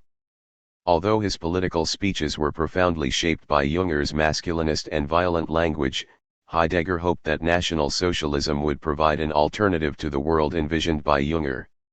From 1934 on, Heidegger became increasingly concerned that the historical movement of National Socialism was headed in the wrong direction, toward a strengthening, not a surmounting, of the technological era. Moreover, he also began questioning whether his own vocabulary of hardness and resoluteness was influenced more than externally by the technological will to power. In his lectures on Hölderlin in 1934-35, for example, he spoke of the need for the German Volk to be opened up by the mood of holy mourning, to become receptive to the affliction of living in a world from which the gods had fled. Heidegger's meditations on Hölderlin eventually led to the idea that only through releasement, not through resolute will, could humanity be freed from its technological destiny. Throughout the 1930s, Heidegger's reflections on technology involved a constant exploratory movement back and forth from Junger and Nietzsche, on the one hand, to Hölderlin, on the other. Junger described modern technology better than anyone else, but took his ideas about technology as an aesthetic phenomenon from Nietzsche. Nietzsche's doctrine of art as form-giving activity that restores weight and meaning to life resonated with Heidegger's conviction that only a great work of art could save Germany from the leveling effects of the one-dimensional technological mode of working and producing. Hölderlin, in contrast with the voluntaristic Junger and Nietzsche, spoke of art not so much as the activity of giving shape, but instead as the drawing out of forms that are somehow already there. We shall postpone consideration of Hölderlin, however, until we complete our study of how Heidegger's mature conception of technology was shaped by his meditation on the writings of Junger and Nietzsche. Chapter: Junger's thought in Heidegger's mature concept of technology. As we have seen, in the first phase of his confrontation with Junger, Heidegger appropriated Junger's language in order to support a revolutionary movement which heralded an alternative to the technological future forecast by Junger. After the Rome Purge on June 1934, Heidegger began the long process of distancing himself from the political reality of National Socialism, but continued to meditate on its inner truth and greatness. This meditation, which involved a turn toward art, was carried out in his lectures on Nietzsche and on Hölderlin. Nietzsche's views on the world-shaping powers of art offered a way of understanding the metaphysical basis for Junger's doctrine of the Gestalt of the worker, while Hölderlin's poetry seemed to offer a saving alternative to Junger's technological future. In this chapter, we begin to study Heidegger's artistic turn in connection with his confrontation with Junger's aesthetic view of modern technology. Here, aiming to disclose how Junger's writings influenced Heidegger's mature concept of technology, we shall move through the 1930s and 1940s into Heidegger's post-war writings on technology. In chapters 7 and 8, we shall move back to 1934-35 to consider in more detail how Heidegger's reflections on Nietzsche and Hölderlin led to new insights about the relationship between art and techne. I divide the analysis in this way to facilitate exposition of material which is in fact highly interrelated and tangled. The reader should keep in mind that in his search for a new, non-technological world, Heidegger was constantly playing off Junger's views on art and technology against those of Nietzsche and Hölderlin. A. Channeling the primal surge. Before 1934, Heidegger mentioned art infrequently, although even in 1919 he spoke of the poet as a Gestalter. More important than the artist, he thought at first, was the thinker who renewed a people's understanding of the being of entities. Beginning in 1934, however, Heidegger elevated the artist, particularly the poet, to a level perhaps even higher than the thinker. A great thinker had to work in connection with a great artist who pointed beyond the present age. Hence, he remarked in 1937 that the basic behavior and moods of a historical people win their governing gestalt and their beguiling force in great poetry, the imaging arts, and in the essential thinking of evoke. Only great poetry could stem the tide of the technological nihilism, in the face of which culture and Christendom were impotent. Christendom is just as nihilistic as Bolshevism and thus even as mere socialism. Heidegger's idea of the world-saving power of art arose partly in response to Junger's aesthetic interpretation of the world-shaping will to power. We recall that for Junger, aesthetic experience enabled one to encounter the horrifying dimension of the eternal will to power at work in all things. At times, Heidegger spoke of his own work as an encounter with the horrifying, an encounter that required a bearing reminiscent of the aesthetic attitude.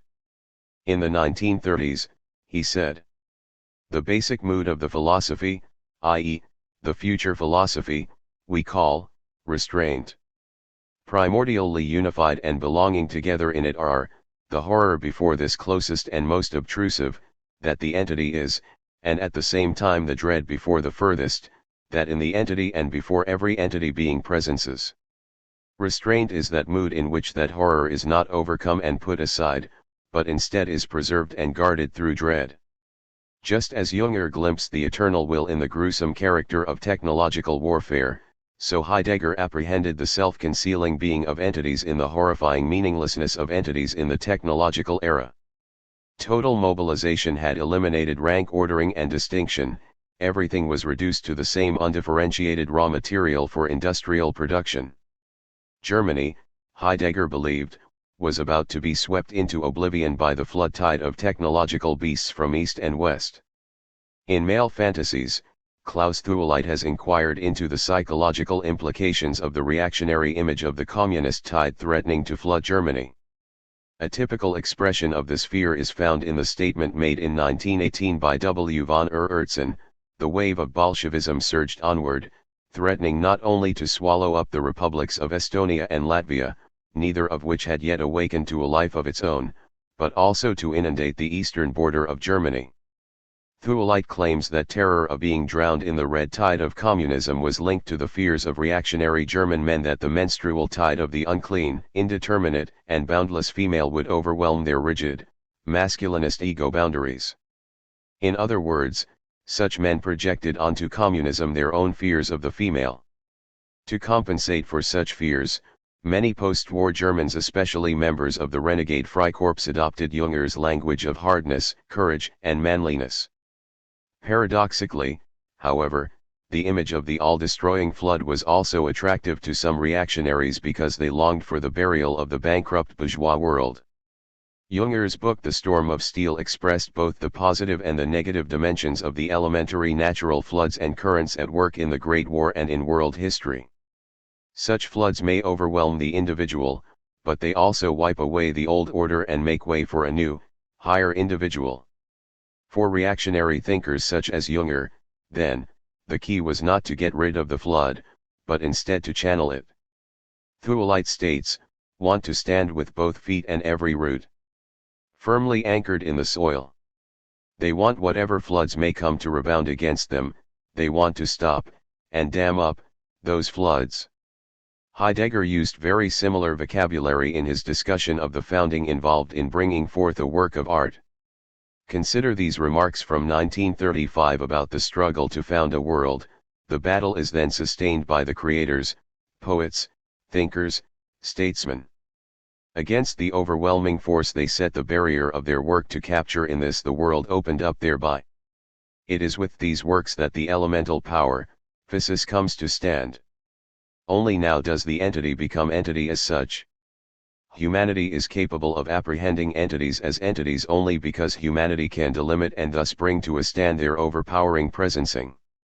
The martial element of this account of human existence is evident from the following passage: "To apprehend in this twofold sense means to let something come to one, not merely accepting it, however, but taking a receptive attitude toward that which shows itself. When troops prepare to receive the enemy, it is in the hope of stopping him at the very least, of bringing him to stand."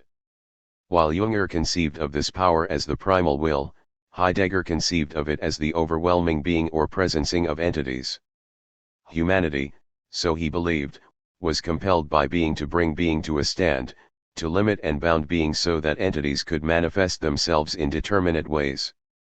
Jünger took from Nietzsche the idea that the world is a self-producing work of art, a dramatic spectacle which is brought forth through and for the will to power. While Heidegger criticized Jünger's claim that this spectacle was a symbol of an eternal absolute reality, Heidegger nevertheless spoke as if that which was of ultimate importance was self-concealing being, not the entities which appeared by virtue of that being. Becoming fixated on entities meant that one had become oblivious to the transcendent. To become open once more to the overwhelming power of transcendent being was the great risk taken by world-founding poets and thinkers, crucial players in the vast ontological game in which being both revealed and concealed itself.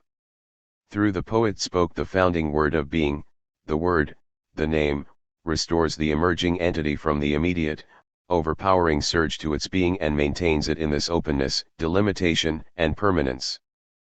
Pristine speech opens up the being of the entity in the structure of its collectedness. Only a great artist could bring forth the work needed to delimit the flood or the surge of being.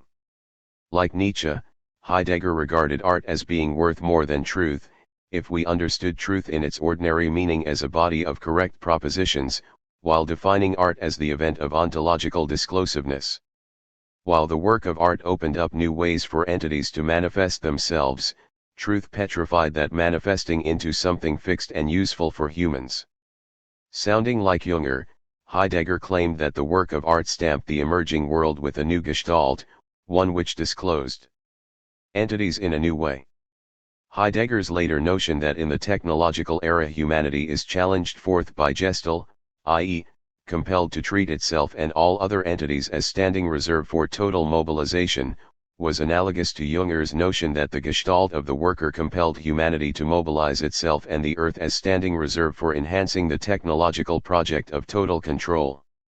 In 1933-34, Heidegger agreed that the new world would be one of work, but by work he meant not industrial labor, but instead the activity of letting things be according to the authentic possibilities both of the voke and of the things to be disclosed. Increasingly, however, Heidegger came to see that the National Socialist Revolution would not open a new world, but instead would pave the way for Jünger's technological one. b. Heidegger's transformation of Jünger's concept of the Gestalt of the worker. Heidegger's doctrine of the history of being has certain similarities to Jünger's idea that world history is constituted by various manifestations of the will to power. Heidegger argued that during the course of Western history being gave itself in such a way that it also concealed itself. It gave itself in an increasingly fixed and thing-like way, as beingness. Metaphysics, oblivious to the sheer event of presencing, focused on beingness, the permanently present ground or foundation for things. Metaphysicians gave various names to this foundation, such as eidos, ousia, energia, actualitas, actus purus, creator, self-certain subject, and will to power. Beingness stamps the people and things of a particular era in a certain way, i.e., it determines the horizon in which they can show themselves. Neither Heidegger's beingness nor Jünger's Gestalt is an entity, but instead they constitute the ontological field that discloses and gathers entities in particular ways. For example, people living within the world mobilized by what Jünger called the Gestalt of the worker can conceive of cause and effect only as principles of explanation. But both Heidegger and Jünger claimed that cause and effect explanations were inadequate for understanding either the emergence of a historical Gestalten or the way in which they held sway in a particular epoch. Heidegger argued that technological humanity's fascination with cause and effect explanations demonstrates that people are now governed by the gestalt of ratio-calculating rationality which commands that everything give a reason for itself to the tribunal of the subject's self-certain consciousness. Gripped by the technological gestalt, humanity overlooks the originary event, the ontological movement of jointing and fateful dispensing which imprint each epoch of Western history with its own mode of beingness. Later Heidegger concluded that the task for thinking is to recall the event of appropriation which gives both beingness and human existence. Above all, he argued, we must conceive of joining and dispensing not in causal terms but as the disclosive events which first make it possible for things to be conceivable in cause and effect terms. Heidegger maintained that something can be without being the product of a cause. In the technological era, of course, to be means to be produced according to natural or technical causes understandable by reason. For Heidegger, however, to be meant to be manifest a disclosive event that was prior to and more basic than the entities disclosed through it. Required for such disclosure is both the self-manifesting of entities and the temporal clearing or horizon in which such self-manifesting could occur. Neither presencing nor clearing can be understood in terms of categories applicable only to entities. That which does not appear is more primordial than what does appear. Presencing and clearing articulate, order, shape, or joint the spatio-temporal causal world of a particular epoch. In English, we say that things are out of joint when the organizing principle of the world begins to give way. For things to be in joint, then, means that the organizing principle, the work of art, the world axis, the totem maintains itself and articulates a world in which things can display themselves according to appropriate rank, order, and limits. At first glance, it would appear that Heidegger agreed with Junger's view that the Gestalt is a transcendental, non-empirical ordering principle which stamps or joints each particular epoch in a certain way. Heidegger argued, however, that Junger's Gestalt never escaped from the limits of the metaphysical understanding of being.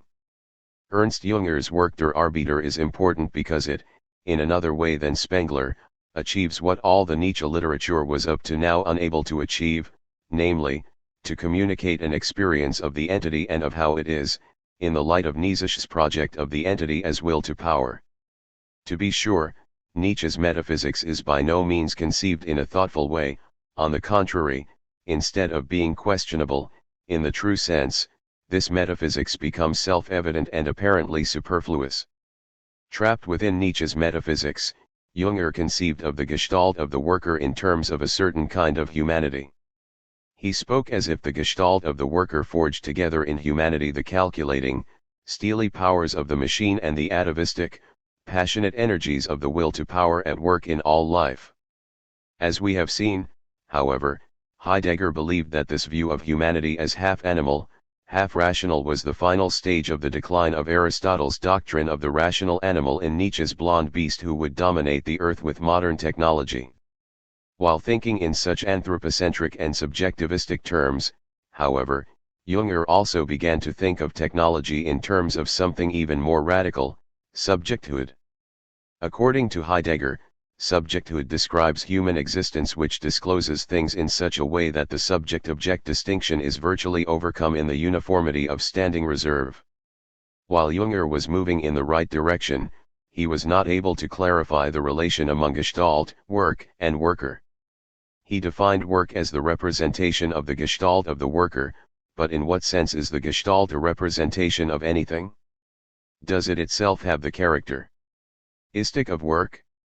If not, how does it gain specificity as the Gestalt of the worker?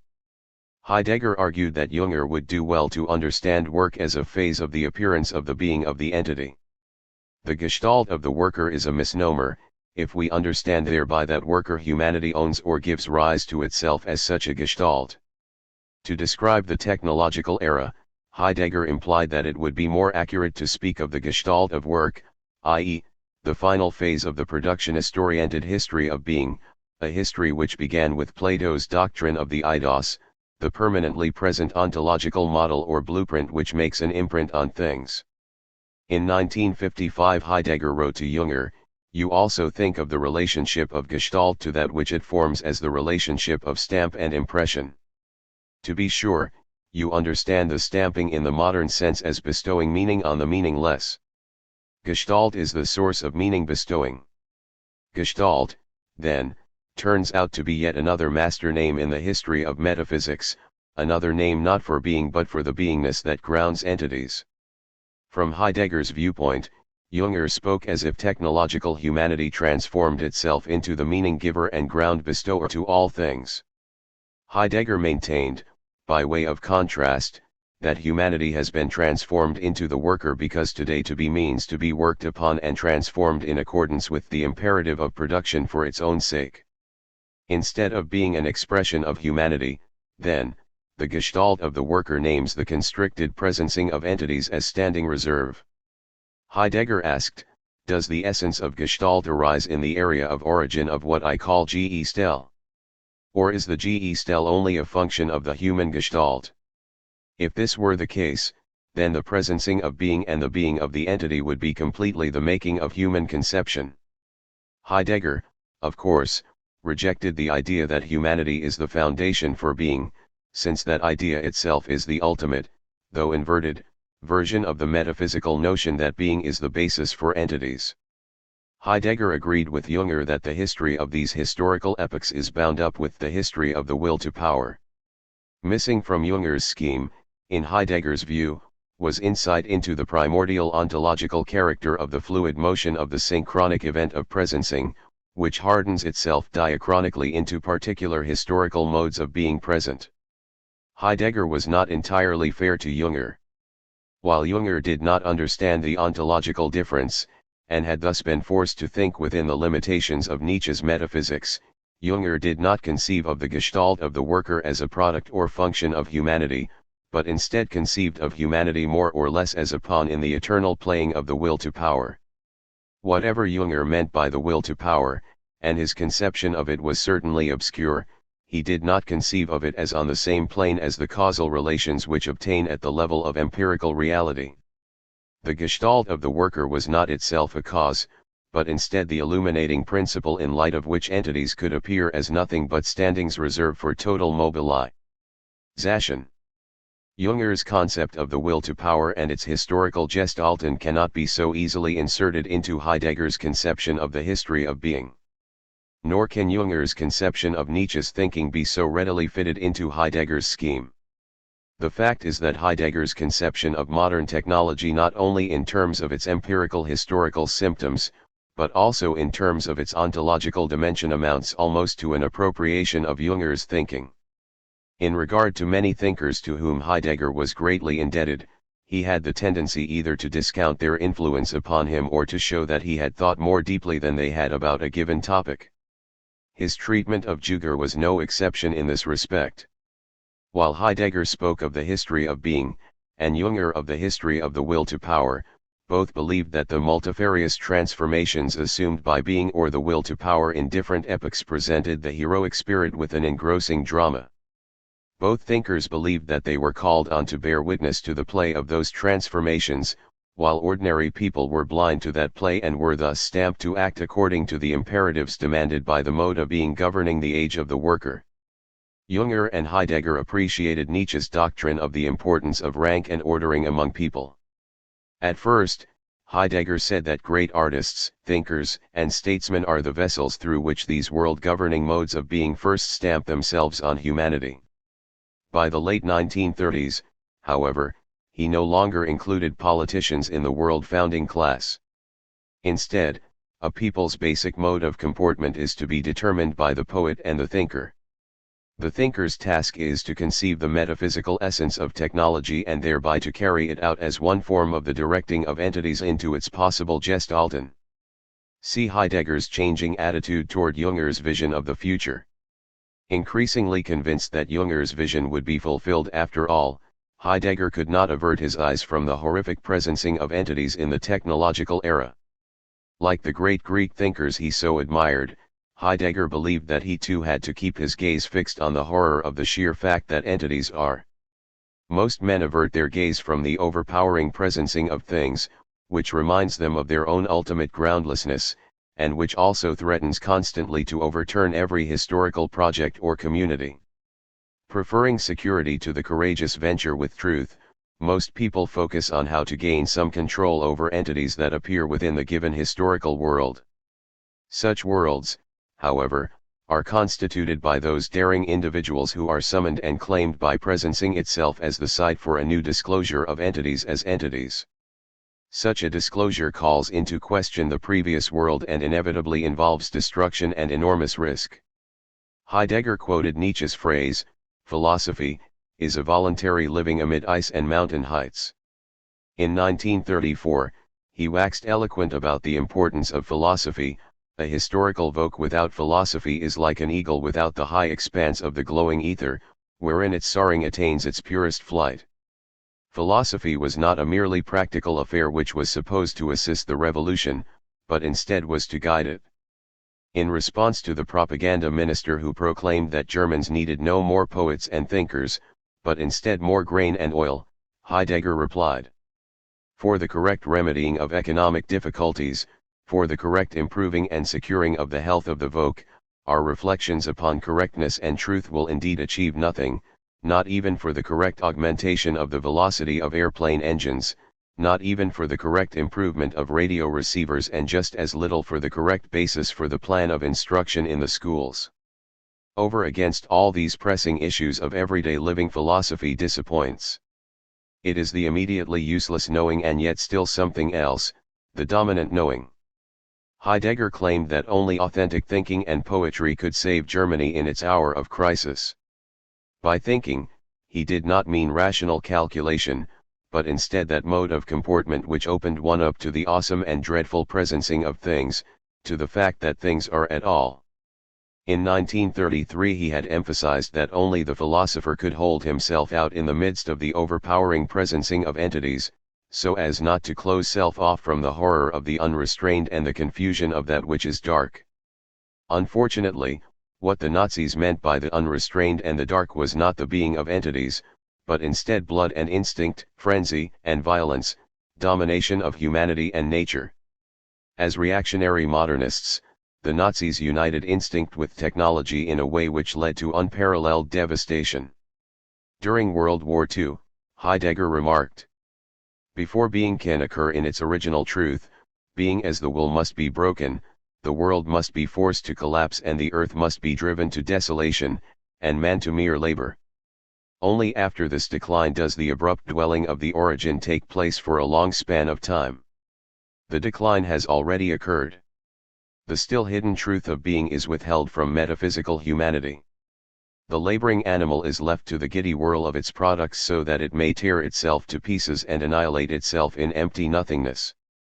Junger, too, had argued that after humanity had surrendered to the gestalt of the worker, there would occur a period of titanic destructiveness and productivity, which would be followed by a period of repose, a technologically perfect world which would ultimately give way to yet another form of the will to power.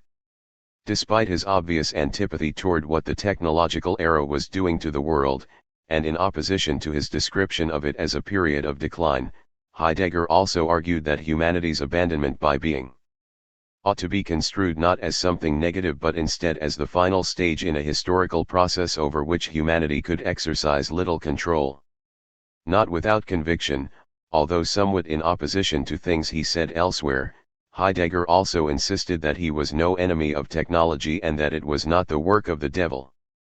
The technological epoch was both exceedingly dangerous and full of hope, since the new beginning longed for by Heidegger could arise only from out of a period of darkness and despair. His conception of how long that period would last changed over the years. In 1933, he believed that the new dawn had been initiated by Hitler, perhaps things could be transformed in a few generations. In the middle of World War II, he was still unsure whether the space and time-grabbing process of planetary domination served to prepare the Lebensraum appropriate to technological humanity, or whether it would simply drive on to develop ever newer possibilities for transforming space and time. If the former were the case, the time of redemption might be nearer; if the latter, that time might be put off for centuries. At times, Heidegger concluded that modern humanity had become a planetary adventurer whose colonization of other peoples and places was but a symptom of total uprootedness. The time of transformation seemed to recede ever further into the distance. Perhaps the technological age, he concluded, would last for several centuries. As he realized that the revolution was not at hand, Heidegger sought to achieve like Junger a detached appreciation of the technological gestalt, the transitional stage to the new beginning. In this mood of acceptance, he could assert defiantly that only a dreamer and a fantasizer would be able to deny that in the age now broken forth upon the whole earth, man as the worker and soldier experiences the authentic being and provides what alone should be valid as being. In 1941, he added, "The worker and the soldier determine the view of reality in a thoroughgoing way. These two names are not meant as names for a class of people and an occupational guild, They characterize in a unique fusion the kind of humanity which is authoritatively taken into claim for carrying out the current world convulsion, and gives direction and instruction for relationship to the entity. The names worker and soldier are thus metaphysical titles and name the human form of the carrying out of the being of the entity which has become manifest, which being Nietzsche has conceived pre-thinkingly as the will to power. Heidegger went on to say that in the age in which workers and soldiers are imprinting the basic structure of human making/creating, work is now reaching the metaphysical rank of the unconditional objectification of everything present which is present in the will to will. Stamped by the gestalt of the worker-soldier, technological humanity worked differently than did previous stages of humanity. The field that the peasant formerly cultivated and set in order appears different from how it did when to set in order still meant to take care of and to maintain. Further, the forester who measures the felled timber in the woods and who to all appearances walks the forest path in the same way his grandfather did is today ordered by the industry that produces commercial woods, whether he knows it or not. He is made subordinate to the orderability of cellulose. Spengler had already said the same thing in 19. In that same year, Junger, too, asserted, the farm worked with machines and fertilized with artificial nitrogen from factories is no longer the same farm. Junger and Heidegger agreed that this transformation of work was closely associated with a radical alteration of language. Heidegger argued that the instrumentalizing of language in the technological era had turned it into an armament for the human domination of the world. This process did not have to be spoken of merely negatively. Junger, for example, described this instrumental use of language in positive terms. Heidegger stated that Junger had called forth, from within the same metaphysical sphere determined by Nietzsche's interpretation of being as the will to power, a counter-movement which strives for a new instrumentizing of language, in order to make of it the highest accuracy of fire. Such instrumentalized language could take the form of the various media of mass culture, including motion pictures, which projected the world as a picture to be dominated by the subject. According to Heidegger, Junger likened language to the film, a form of armament through which the gestalt of the worker dominates the world.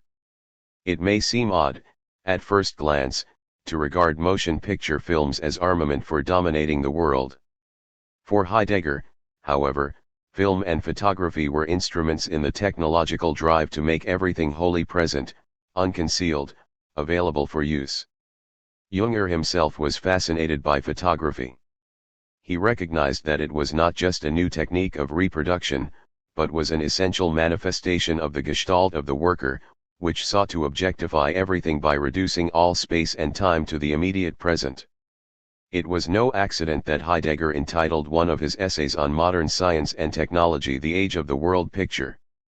This essay describes how scientific explanation projects a mathematical realm in terms of which a thing must be encountered if it is to be representable as a genuine object. What, then, is the modern world picture?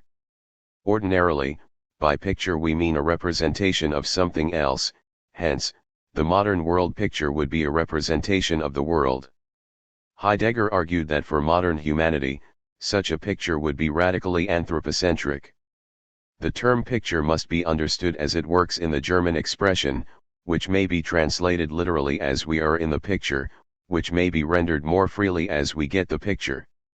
To put oneself in the picture regarding something means setting the thing in place before oneself and fixing it before oneself precisely as set up in this way. In short, to picture something means to establish it as an object over against the viewing subject. Yet "we are in the picture" about something does not mean only that we set it before us or represent it to us, but that what is stands before us in all that belongs to it and all that stands together in it as a system. Being in the picture also means being acquainted with and ready for the things before us. Where the world becomes picture, what is, in its entirety, is juxtaposed as that for which man is prepared and which, correspondingly, he therefore intends to bring before himself and have before himself, and consequently intends in a decisive sense to set in place before himself. Hence world picture, when understood essentially, does not mean a picture of the world but the world conceived and grasped as a picture. What is, in its entirety, is now taken in such a way that it first is in being and only is in being to the extent that it is set up by man, who represents and sets forth. There was no medieval world picture, because medieval humanity did not conceive of the world as a human representation, but instead as a creature of God. And the ancient Greeks did not think of themselves as subjects gazing upon projected objects, but instead as being gazed upon or looked at by the entities themselves.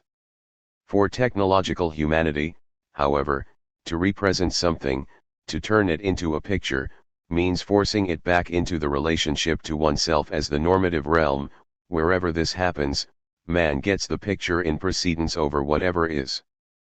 But if that man puts himself into the picture in this way, he puts himself into the scene, i.e., into the open sphere of that which is generally and publicly represented.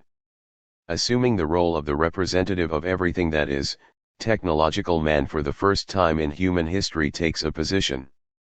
This position taken on things for the purpose of making them reveal themselves in ways satisfactory to the one doing the representing is called, in the motion picture industry, the point of view of the camera. For Heidegger, television was an inevitable invention of the technological subject, for television makes it possible for virtually the entire human species to witness the same event from the same point of view at the same moment. According to Heidegger, the publishing business is another instance of the technological will to make everything present. The publishing business, especially in its marketing dimension, develops plans and procedures that will best bring the world into the picture for the public and confirm it publicly. The proliferation of collections and sets of books, as well as pocket editions, coincides perfectly with the aim of researchers to make everything available to everyone. Mechanical reproduction of artworks makes the achievements of the great masters available to everyone, but as Walter Benjamin made clear in a famous essay, in such a way that the aura surrounding the work disappears entirely. Heidegger described this aura as the capacity of a work of art to organize a world as the clearing in which human life can transpire and through which the earth can manifest itself. Nothing like this occurs either when looking at pictures in a museum or when browsing through a book of photographic reproductions of famous paintings. The phenomenon of mass culture, which some have described as the society of the spectacle, was for Junger and Heidegger an essential feature of technological civilization. Junger had predicted that the masses would turn pilots and racecar drivers into cult figures who conquered space and time by means of the machinery of industrial technology. And he forecast that people would worship more willingly at the altar of electronic gadgets than at traditional temples. Heidegger regarded mass culture in more negative terms, asking in 1935, what can it mean? When millions gather together for torchlight parades or listen in rapt attention to what a boxer has to say about the world's situation. For Heidegger, mass culture was the result of public fascination with entities, a fascination that grew as the being of entities increasingly hid itself from humanity. In their evaluations of mass culture, Heidegger and Junger were both deeply affected by Nietzsche's doctrine of master and slave morality. Mass culture, i.e., the bourgeois world, was associated with slave morality, which yearned for comfort, security, anonymity, averageness, equality, and protection. As elitists, Heidegger and Junger believed that the technological era could be carried to its completion only by an elite core of humanity who scorned the cheerful optimism of mass culture. Junger's worker was by no means equivalent to Marx's proletariat. Heidegger and Junger looked to Nietzsche for insight into the remarkable men, the overmen, needed to complete the process of nihilism. Junger had spoken of his interpretation of such men in his collection of essays The Adventurous Heart. These men were willing to use violence in order to pursue the uncharted paths being opened up by modern technology. Regarding his attitude toward Junger's technological overmen, Heidegger's attitude was ambivalent. On the one hand, the overman as technological adventurer and destroyer was a manifestation of the nihilism resulting from the total self-concealment of being.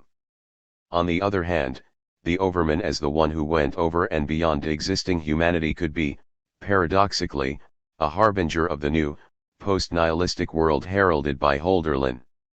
Speaking of the former kind of overman, Heidegger remarked, the gestalt of the adventurer is possible only within the realm of destiny of modern humanity and its subjectivity. Odysseus was not yet an adventurer. The seafarers meant, i.e., poetized, by Hölderlin are no longer. The adventurous heart belongs in the sphere of the metaphysics of the will to power. Heidegger observed that the modern adventurous heart often takes flight into some drunken frenzy, and this may be only blood frenzy, a remark intended as a rebuke to Junger's celebration of murder and warfare. For Junger, the adventurous heart was one who appreciated the experience of beauty and horror associated with plunging into the fiery abyss of the will at work beneath ordinary events. Heidegger agreed that witnessing the invisible play at work behind empirical events was a decisive insight, but he distanced himself from Junger's interpretation of this play. Who wants to deny that since all human planning and working announces with special clarity the character of a great game, in which no individuals and also not all together are able to raise the stakes for which the world game gets played?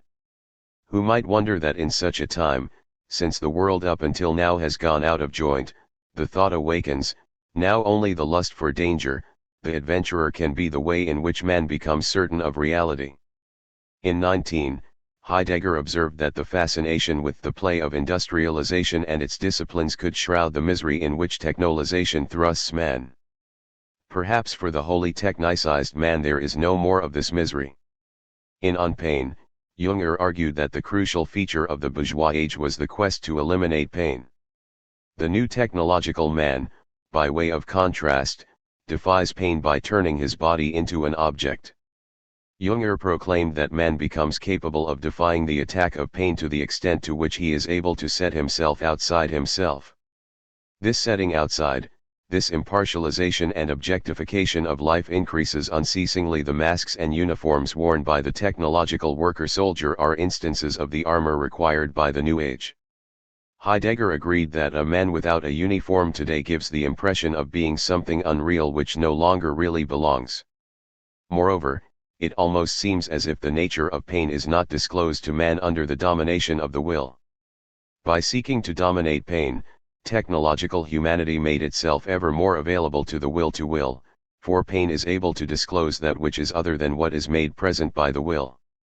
The will makes entities present only as standing reserve, but pain reveals presencing as such, and thus the ontological difference between presencing and entities. As Parvis Emad has observed, pain's appearance means the emergence of something which escapes will's total control and planning. Pain confronts the will with a difference, one between its calculative arrangements and a state of being which resides outside of this arrangement. Curiously enough, pain confronts the will with the presence of something which defies it. Thus pain proves capable of manifesting a difference between the constant presence of the will and the presence of something else. In speaking of the importance of experiencing pain, loss, grief, however, Heidegger would seem to be contradicting his claim that humanity must submit to the deadening gestalt of the worker. Technology becomes mastered only when from the first and without reservation yes is said unconditionally to it. This means that the practical mastering of technology in its unconditional unfolding already presupposes the metaphysical submission to technology. Especially in 1933-34, Heidegger used Junger's rhetoric of hardness, but increasingly he distanced himself from such language. He concluded that the steely resoluteness celebrated by Junger and many National Socialists was incapable of carrying humanity beyond the technological era. Junger was right, so Heidegger believed, in saying that humanity must submit to the technological gestalt, but such submission did not mean objectifying oneself in the sense of hardening oneself to pain or of turning one's body into an insensitive instrument. Heidegger seems to have believed that submission to the technological gestalt meant being open to the bodily pain and spiritual grief associated with the technological domination of humanity and the earth. Only such submission would make possible the fulfillment of the technological destiny, so that thereafter a new start could be made. For Heidegger, Junger's technological man had not gone far enough. By objectifying his body, Junger's worker sought to attain a detached perspective to it, but such detachment would block the profound pain from which could arise the possibility of an alternative. humanity's new beginning was possible only at the furthest extent of humanity's greatest danger. This idea has remarkable parallels to Marx's doctrine that the proletariat could become the revolutionary renewer of humanity only by attaining to human universality. But the condition necessary for such universality was that the proletarian class would have to be reduced to sheer abstract humanity emptied of specific contents apart from the creative capacity definitive of humanity. This curious parallel between Heidegger's vision of the preconditions needed for change and Marx's vision was not entirely accidental. Like Jünger, Heidegger believed that the Soviet Union may have been the most advanced manifestation of the Gestalt of the worker. If the spiritual dimension of the Russian people could encounter the full misery imposed by that Gestalt, perhaps something interesting could come out of the Russian experience with Bolshevism. Here, and in other respects as well, Heidegger's views may be compared with those of another fierce critic of communism, Alexander Solzhenitsyn. In an extraordinary passage written while the German army was being defeated at Stalingrad, Heidegger asserted, "Who has ears to hear, can already for 2 decades hear the word of Lenin, Bolshevism is Soviet power plus electrification. This means, Bolshevism is the organic, i.e., calculatively organized thrusting together of the unconditioned power of the party with fully realized technologization. The bourgeois world has not seen and today in part still does not want to see that in Leninism, as Stalin calls this metaphysics, has been realized a metaphysical leap forward, from which in a certain way first becomes comprehensible the metaphysical passion of today's Russian for technology, from which he brings to power the technological world. While sometimes charging the Soviets with the highest form of the will to will, at other times Heidegger accused America of being its home, Bolshevism is only a variety of Americanism. The latter is the genuinely dangerous form of the measureless, because it arises in the form of bourgeois democracy and is mixed with Christendom, and all of this in an atmosphere of decisive historylessness. D. Heidegger's post-war attitude toward the technological era. Because he was convinced that American democratic capitalism and Russian communism were metaphysically the same, and since these powers were victorious in World War II, Heidegger concluded that the war had not solved anything. Such a view is considered astonishing to those who regard German fascism as having been an evil of such magnitude that the Soviet Union and the United States temporarily set aside basic differences in order to combat it. By expressing such views in 19 Heidegger inflamed critics, who concluded that he remained impenitent regarding Germany's war guilt. In reply, Heidegger pointed out that the onslaught of the Cold War almost immediately after the end of World War II demonstrated the correctness of his own view of world affairs. Having crushed Germany, Russia, and America, the technological giants could begin grappling for total control of the earth. Heidegger agreed with Jünger that in the age of technology, the distinction between war and peace had disappeared. War has become a distortion of the consumption of entities which is continued in peace. Post-war Europe still demanded a decision which the current political system was incapable of making. Heidegger feared that these matters will once again be forced into politico-social and moral categories that are in all respects too narrow and faint-hearted, and thus will be deprived of a possible befitting consideration and reflection. Heidegger declared that what was needed in our destitute time was not political ideology, but instead a proper relationship with being. Only then would humanity enter into a relation with the essential nature of technology. Post-war civilization was still gripped by the technological will to power which started both world wars. Such a civilization, still conceiving of technology as an instrument to ensure human security and happiness, could not be open to the difficult truth which humanity had to face in order to move beyond the technological era. In his version of Nietzsche's Overman, Heidegger saw the kind of man needed to take on the high responsibility of assuming dominion over the earth. Nietzsche claimed that man must pass beyond himself to his essential truth, the Overman. Heidegger insisted that the Overman did not mean a slope-shouldered, ape-like brute, someone who made sheer caprice the law and titanic rage the rule. Instead, the Overman is the one who first leads the essential nature of existing man over into its truth, and so assumes that truth. Man up to now, thus established in his being, is to be brought into the condition of being the future master of the earth, i.e., of wielding in a lofty direction the possibilities of power which fall to the future man from the being of the technological transformation of the earth and of human activity. We may assume, that here and there, still invisible to the public, the Overman already exists. But we must never look for the Overman's essential gestalt in those figures who by a shallow and misconceived will to power are pushed to the top as the chief functionaries of its various organizational forms. Nor is the Overman a wizard who will lead mankind toward a paradisiacal happiness on earth. For Heidegger, the Overman was a Janus-faced figure, Junger's man of steel, on the one hand, and Hölderlin's God-seeking poet, on the other. Quoting Nietzsche, Heidegger observed that the Overman was Caesar with the soul of Christ. As we shall see in the next chapter, Heidegger longed for the arrival of new gods to restore meaning to the nihilistic technological world.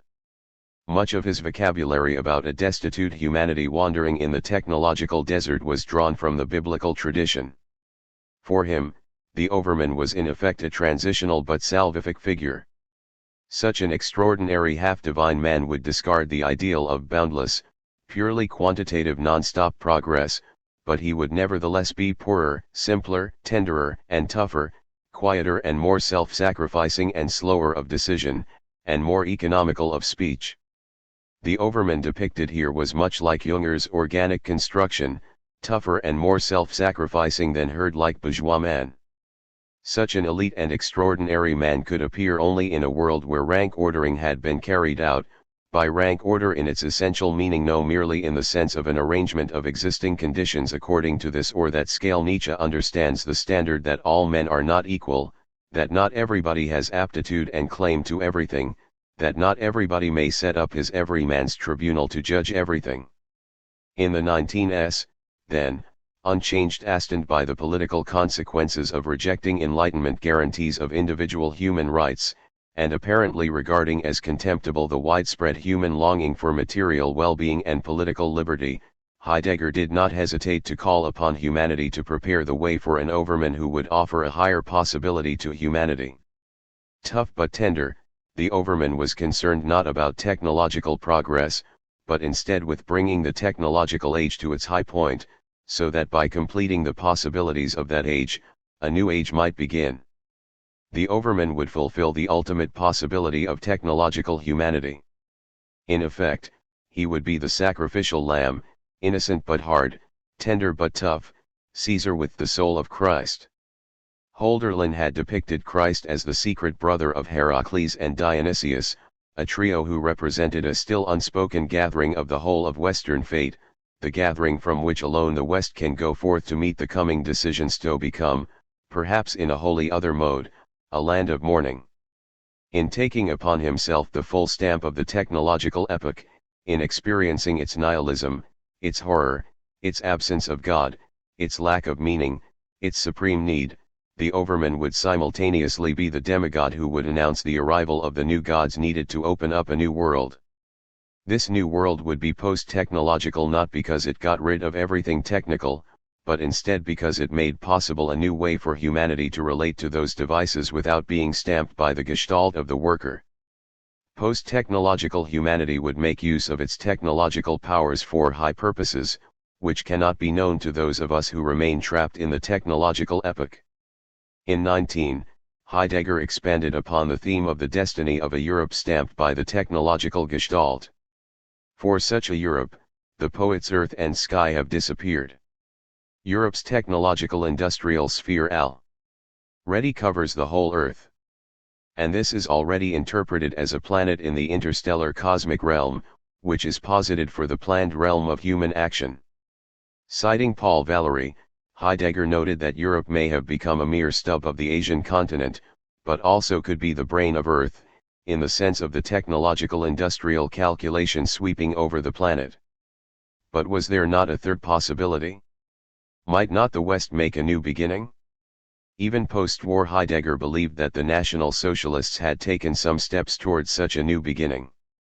Democracy, socialism, and communism were not the answer, for they were the late consequences of the history of the first beginning in ancient Greece. Humanity could never escape the first beginning in Greece, but could make a new beginning which would transform the Greek technological heritage. Such a new beginning, however, could occur only if humanity became attuned to the uncanny destiny governing the whole planet, the destiny of modern technology. Somehow, in becoming attuned to the radical nihilism of modern technology, in surrendering to the affliction associated with it, there would simultaneously awaken the possibility of a new disposing of human existence. Jünger was incapable of such an awakening, because he was still governed by representational calculative thinking. Hence, he was not sufficiently attuned to the profound affliction of the technological age. In willing that it go forward, he willed in despair of any alternative. But Jünger was not alone. All humanity, in Heidegger's view, desperately awaits the attunement that would show the way out of the technological desert. Such attunement, Heidegger argued, was possible only through the work of art. Let us now consider his meditations on Nietzsche and Hölderlin's views about the world-altering power of the work of art. Chapter: National Socialism, Nietzsche, and the Work of Art. In part because of his confrontation with Jünger's aesthetic interpretation of the gestalt of the worker, Heidegger was led to analyze the conception of art to which Jünger owed so much that of Nietzsche. By 1934-35, Heidegger had ceased to praise the importance of scientific philosophy as he had in his rector's address, and had begun to emphasize the need for a work of art to found a new German world. It was in this period that he came to see more clearly the inner relationship between the Greek concept of art as techne and modern technology. In his lectures on Nietzsche, Heidegger analyzed the idea that the great work of art is techne in that it provides the gestalt that gives measure, limit, boundary, and form to things. Modern technology is a degenerate form of techne, in that it imposes a highly constricting measure upon things, so that they can show themselves only instrumentally. Reflecting upon the inner relation between techne and modern technology, Heidegger amplified his insight into the history of productionist metaphysics. The Greek conception of art or techne as measure-giving disclosure had ended in the technological era. Now what demanded attention was a new understanding of art that would make possible an authentic alternative to industrial modes of production. In this chapter, we first examine the fact that around 1934 Heidegger began thinking of German history in terms of artistic categories drawn from Greek tragedy. Next, we shall explain Hitler's claim that National Socialism would provide the German people with the new work of art, the new myth, necessary to lead them out of the wasteland of modernity and industrial technology. Heidegger's interpretation of the saving power of art was at least in part an attempt to provide National Socialism with a proper understanding of the role of art in the new Germany. Finally, we shall consider Heidegger's creative appropriation of Nietzsche's views about the ontologically formative power of the work of art. Heidegger's lectures on Nietzsche attempted to provide both the metaphysical basis for, and a saving alternative to, Jünger's technological vision of the future. It is important to keep in mind that the poetry of Hölderlin was the foil for Heidegger's analyses of the works of Nietzsche and Jünger. In Chapter 8, we shall examine Hölderlin's importance for Heidegger's concept of modern technology. A. Heidegger and the tragic view of life. Influenced by Nietzsche, Heidegger began interpreting the decline of the West as a kind of tragedy, resulting from the fact that man had fallen out of being without knowing it. He believed that ontological blindness led to hubris in the form of arrogant optimism about humanity's prospects for gaining total control of its own destiny. After the great age of the Greeks, the light of clearing was dimmed by the blazing fire of arrogance, which only calculated the measure from the entity. Humanity's insurrection against being invited nemesis, in the form of the technological nihilism.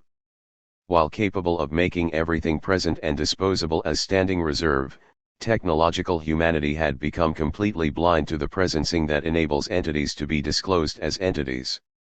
Events such as world wars, destruction of traditional values, global uniformity, and industrial pollution clouded the smug optimism of those whom Nietzsche called last men.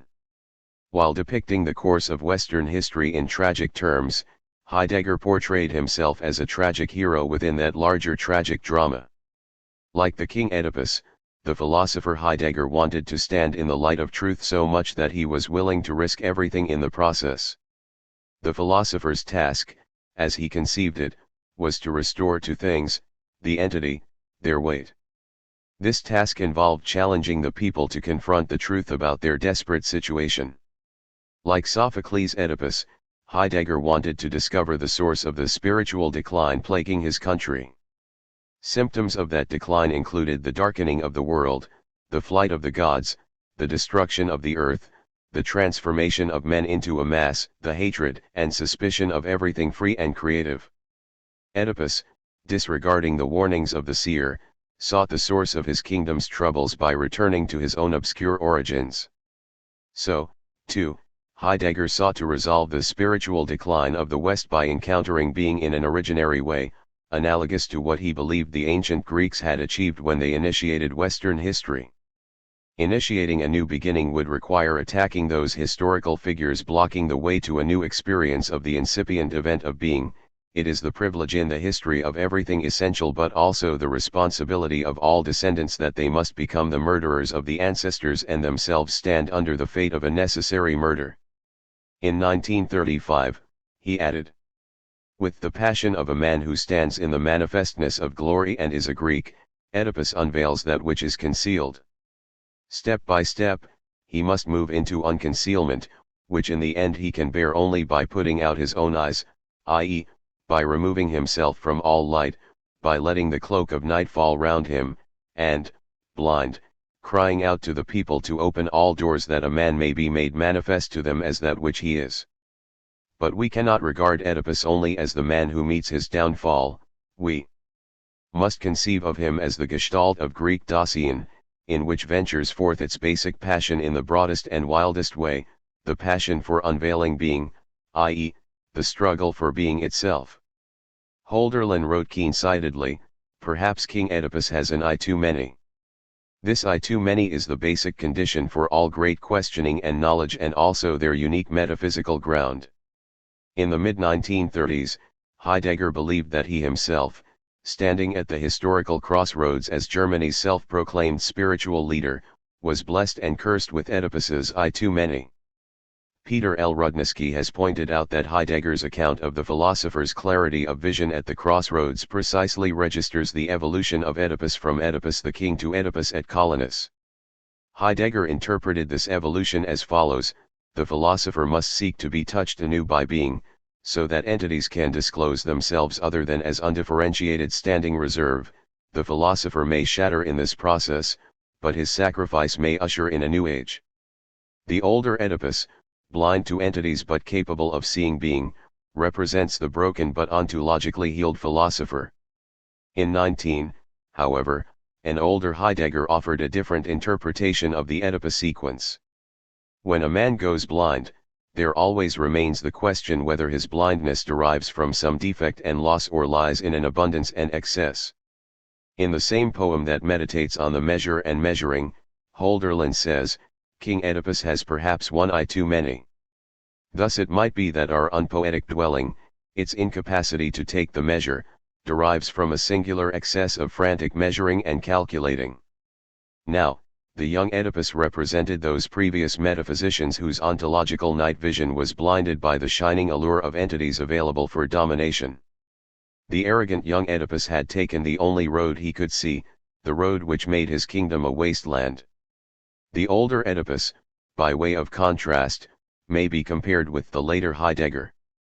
In spite of his having been shattered by ontical events, Heidegger remained convinced that he was still gifted with the ontological vision needed for insight into the self-concealing event which gives the various modes of presencing that constitute the history of being. Only such vision could save the West. Sophocles' theme of blindness and vision in the Oedipus trilogy provides a common motif in both Jünger and Heidegger, that the seer or the visionary must be able to keep his gaze upon the horrifying and the awesome. This capacity for apprehending the horrifying was, for Jünger and Heidegger, the highest form of the artistic experience. A common source for their attitude in this matter was Nietzsche's book The Birth of Tragedy. For Nietzsche, the role of tragedy is to garb the horror of mortality in the healing balm of moving and beautiful language that somehow reconciles us to our dreadful destiny. For Junger, holding one's gaze steady while a man is torn apart by a shrapnel shell, or while another man is transformed into a half-mechanical beast by industrial technology, enables one to penetrate into the secret force at work in the world, the eternal will to power that links men across historical epochs. Through a method that he called historical realism, Junger claimed that he could disclose that hidden layer of absolute reality of which all thought and feeling are but symbolic expressions. The heroic spirit, so he wrote, sees war not as a human event but as a sequence of multifarious transformations and disguises of war which present the heroic spirit with an engrossing drama. War, in other words, is a titanic work of art. Years earlier, Nietzsche argued that the artist is the medium through which the one truly existent subject celebrates his release in appearance. For to our humiliation and exaltation, one thing above all must be clear to us. The entire comedy of art is neither performed for our betterment or education, nor are we the true authors of this art world. On the contrary, we may assume that we are merely images and artistic projections of the true author, and that we have our highest dignity in our significance as works of art, for it is only as an aesthetic phenomenon that existence and the world are eternally justified, while of course our consciousness of our own significance hardly differs from that which soldiers painted on canvas have of the battle represented on it. The Greeks spoke as if human life was not an end in itself, but was justified only insofar as it provided a pleasing aesthetic display for the gods. Humans, then, were like shadowy projections with little autonomy, puppets of the gods. But to some extent, even the gods were incapable of altering or resisting a still higher power, that of fate. The passage cited above suggests that, for Nietzsche at least, the depersonalized will to power had replaced both the gods and fate. Like Nietzsche, Junger believed that world history was an aesthetic phenomenon, a spectacle which provided a sublime experience. But who was capable of apprehending this experience? Ultimately, Junger believed, only those warrior artists who were themselves masks through which the will to power could experience itself at work in the world. The will, in other words, was both the origin and the appreciator of its spectacle. The technological era was merely the latest manifestation of the cosmic play of the spectacle-producing will to power. Heidegger developed in his own way the theme that humanity is a participant in a drama or play that is not of human origin. He claimed that human existence was the clearing through which entities could display themselves. Discarding the usual notion that humans are active subjects who gaze upon and understand entities, Heidegger maintained that they look at themselves through the ontological openness which has appropriated humanity. Looking, we are told, is best understood in terms of the Greek verb theo. Usually this verb has been regarded only in its medial form, theaeome, which may be translated as to look at. From this verb, we have the word theatron, the show place, ordinarily understood as the theater, the site where people go to look at something. Conceived more radically, however, theaeome means for something to bring itself to view, in the sense of the view which a thing offers from and gives of itself. Thea, viewing, thus does not at all mean looking in the sense of the representing viewing through which the ego subject directs itself toward and grasps the object. Rightly understood, human existence is in effect grasped by the being of entities so that they may show themselves and thus be. We do not encounter things, rather, things encounter us. In effect, then, Western humanity has been unwittingly playing the role of mask or clearing or theater by virtue of which the being of entities may display itself as a cosmic spectacle. We must be careful, however, in saying that the being of entities displays itself, for being names no entity at all and can never itself appear. It may, then, be better to say that human existence is the clearing through which entities may display themselves as a cosmic spectacle. This spectacle occurs not for any purpose, especially not for any merely human end, but instead is ultimately purposeless, the cosmic ontological version of a work of art. Having become blind to its supporting role in this event of ontological disclosedness, man has arrogantly presumed that he is the lead actor, author, producer, witness, and beneficiary of the drama called Western history.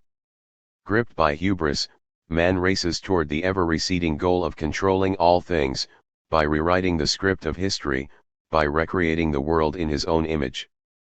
The essence of this quest for control, Heidegger maintained, is the craving for more power as an end in itself. Hence, the technological era is essentially a will-to-will, a self-empowering process that has no purpose beyond its own expansion. If human Dasein could only awaken to the ultimate purposelessness of history, if Dasein could only see that people are players in a cosmic game which transcends human ends, so Heidegger believed, that awakening in and of itself would make possible a new, non-instrumental, non-domineering era of history. The unfortunate change of humanity to the self-centered, power-hungry subject was not really a human decision, but instead occurred because being concealed itself from humanity. Just as Jünger saw history as a series of beautiful spectacles generated by and for the will to power, so too Heidegger came to see history as a series of crystallizations of being in the mode of beingness, eidos, energia, actualitas, actus purus, residential cogitans will to power, will to will. The historical formations of beingness stamped things, or provided the measure or form according to which all things and all human behavior could show themselves. Hence, the history of being was in effect a history of world-forming, artistic disclosures. In apprehending these various disclosive events, these forms of beingness, the great thinker could also catch an elusive glimpse of that which could never appear, being as such. Self-concealing being, according to Heidegger, was more sublime, simpler, more extraordinary, more awesome, and more horrifying than any mere entity. Just as for Jünger the artist was the mask through which being as the will to power could manifest itself indirectly in the historical world, so too for Heidegger the thinker and the artists were masks through which the being of entities could manifest itself in its various stages.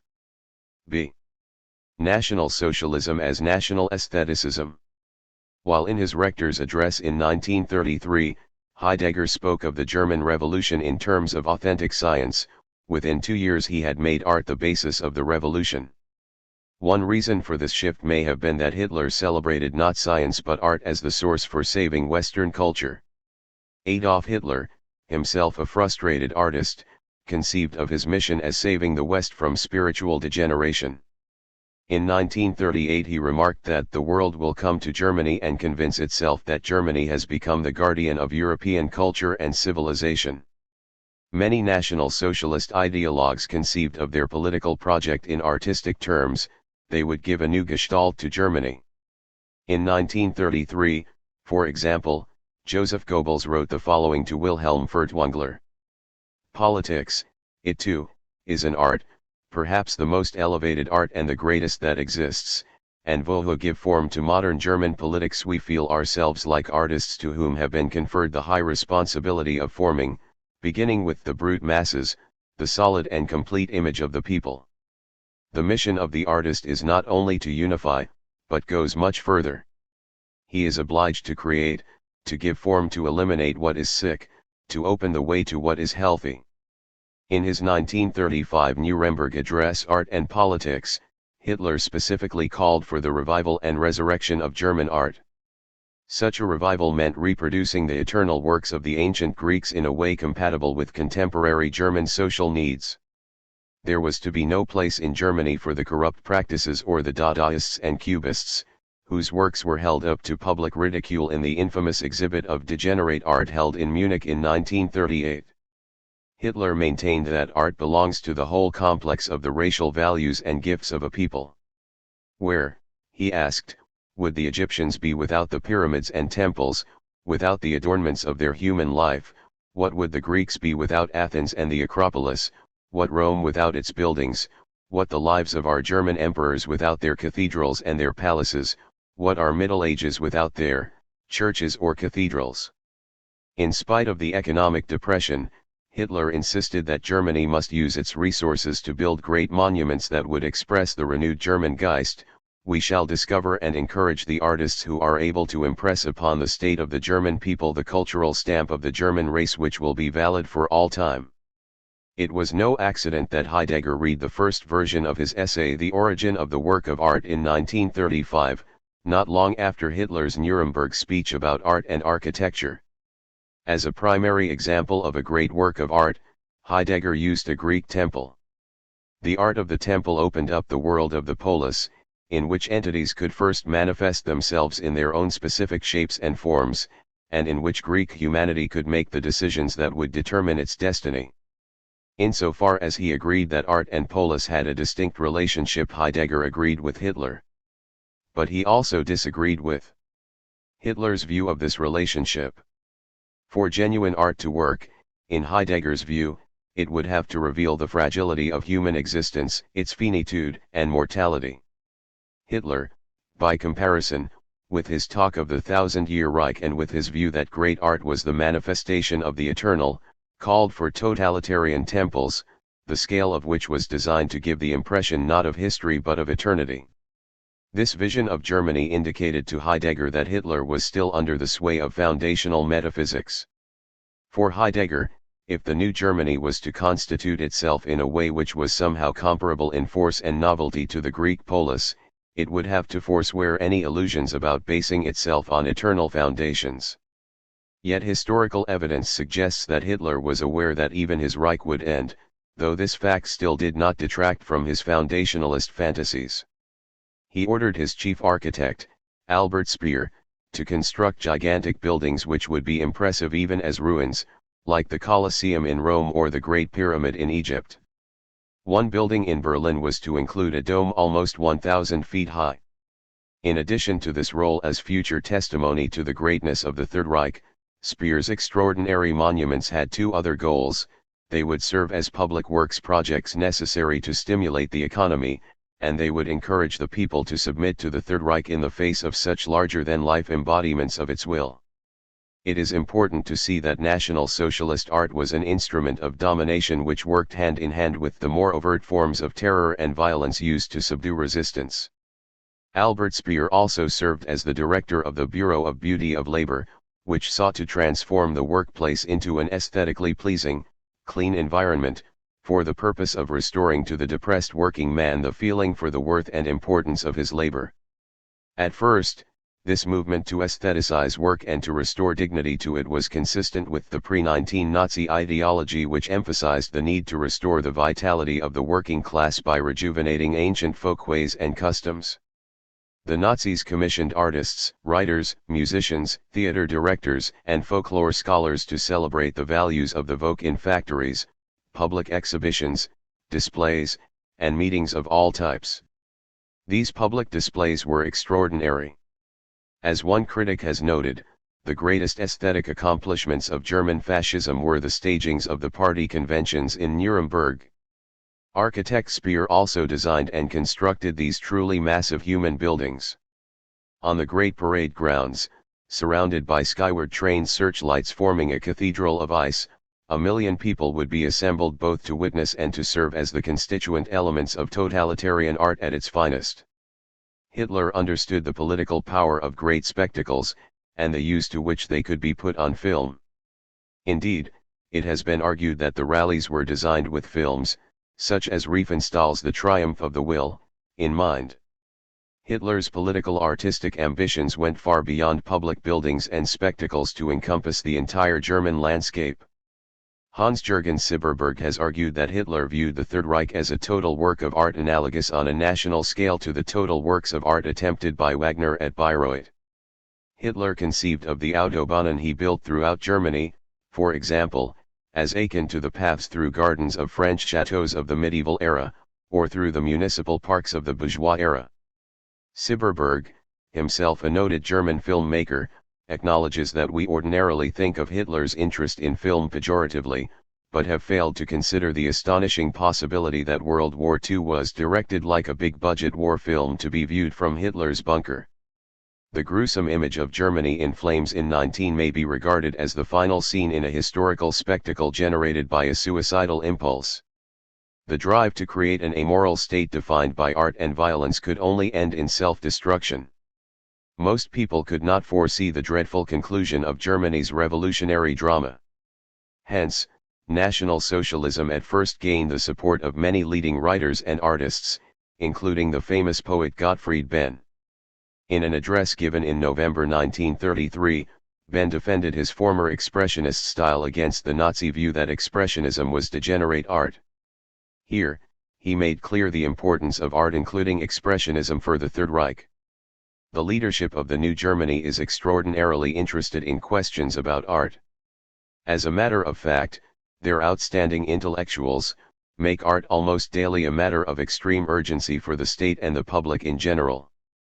The enormous biological instinct for racial perfection tells them that art is the center of gravity, the focal point for the entire historical movement. Art in Germany, art not as an aesthetic achievement but as a fundamental fact of metaphysical existence, which will decide the future, which is the German Reich and more. In view of the ideological importance attributed to art by National Socialism, Philippe Lacaille-Labart has described the whole movement as national aestheticism. There is much evidence to support this view of National Socialism. Hitler proclaimed that art had the capacity of transforming and renewing the Volksgeist. This elevated conception of art had its roots far earlier than Hitler, and in more sophisticated German thought. Kant's Critique of Judgment, Schiller's letters on the aesthetic education of mankind, and Hegel's lectures on art had already idealized art's ability to ennoble human existence and to disclose aspects of reality hidden from calculating rationality. During the latter part of the 18th century, Germans developed the odd belief that they embodied in a unique way the spirit of the ancient Greeks in a way like no other people. The Greeks invented both art and politics, and saw the internal relationship between them. Hence, so a number of 18th century Germans concluded, Germany could attain to its own greatness only if it defined itself in terms of the spiritual power of art. 19. Many years later, although in a cruder fashion, National Socialists also conceived of the New Reich as a collective, harmonious work of art, a totalitarian Gemeinschaft. Like the Greeks, according to Lacaille-Labart, the Germans under Hitler were both the subjects who witnessed the new polis and the objects who constituted it. Of course, the Germans were not the first to use classical antiquity as a model for political renewal, to aestheticize politics, and to worship the nation-state in place of the deposed Judeo-Christian God. The French initiated these practices during the French Revolution, especially during its Jacobin phase. Apparently ignorant of the extent to which the French Revolution anticipated their own totalitarian practices, most National Socialists condemned it for promoting the nihilism of modernity. The French Revolution failed in part, according to Nazi ideologues, because it imitated Roman antiquity, which was a degenerate derivation from Greek culture.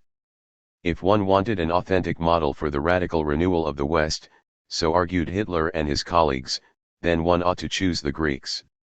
Thus, many National Socialists, like many German Romanticists before them, concluded that to save Germany, the Volk had to revive the Greek past, its architecture, its cult of athleticism and bodily beauty, its art, its social cohesion. But Heidegger wanted to surpass such empty repetition. He sought to imitate only this, the creative leap made by the Greeks.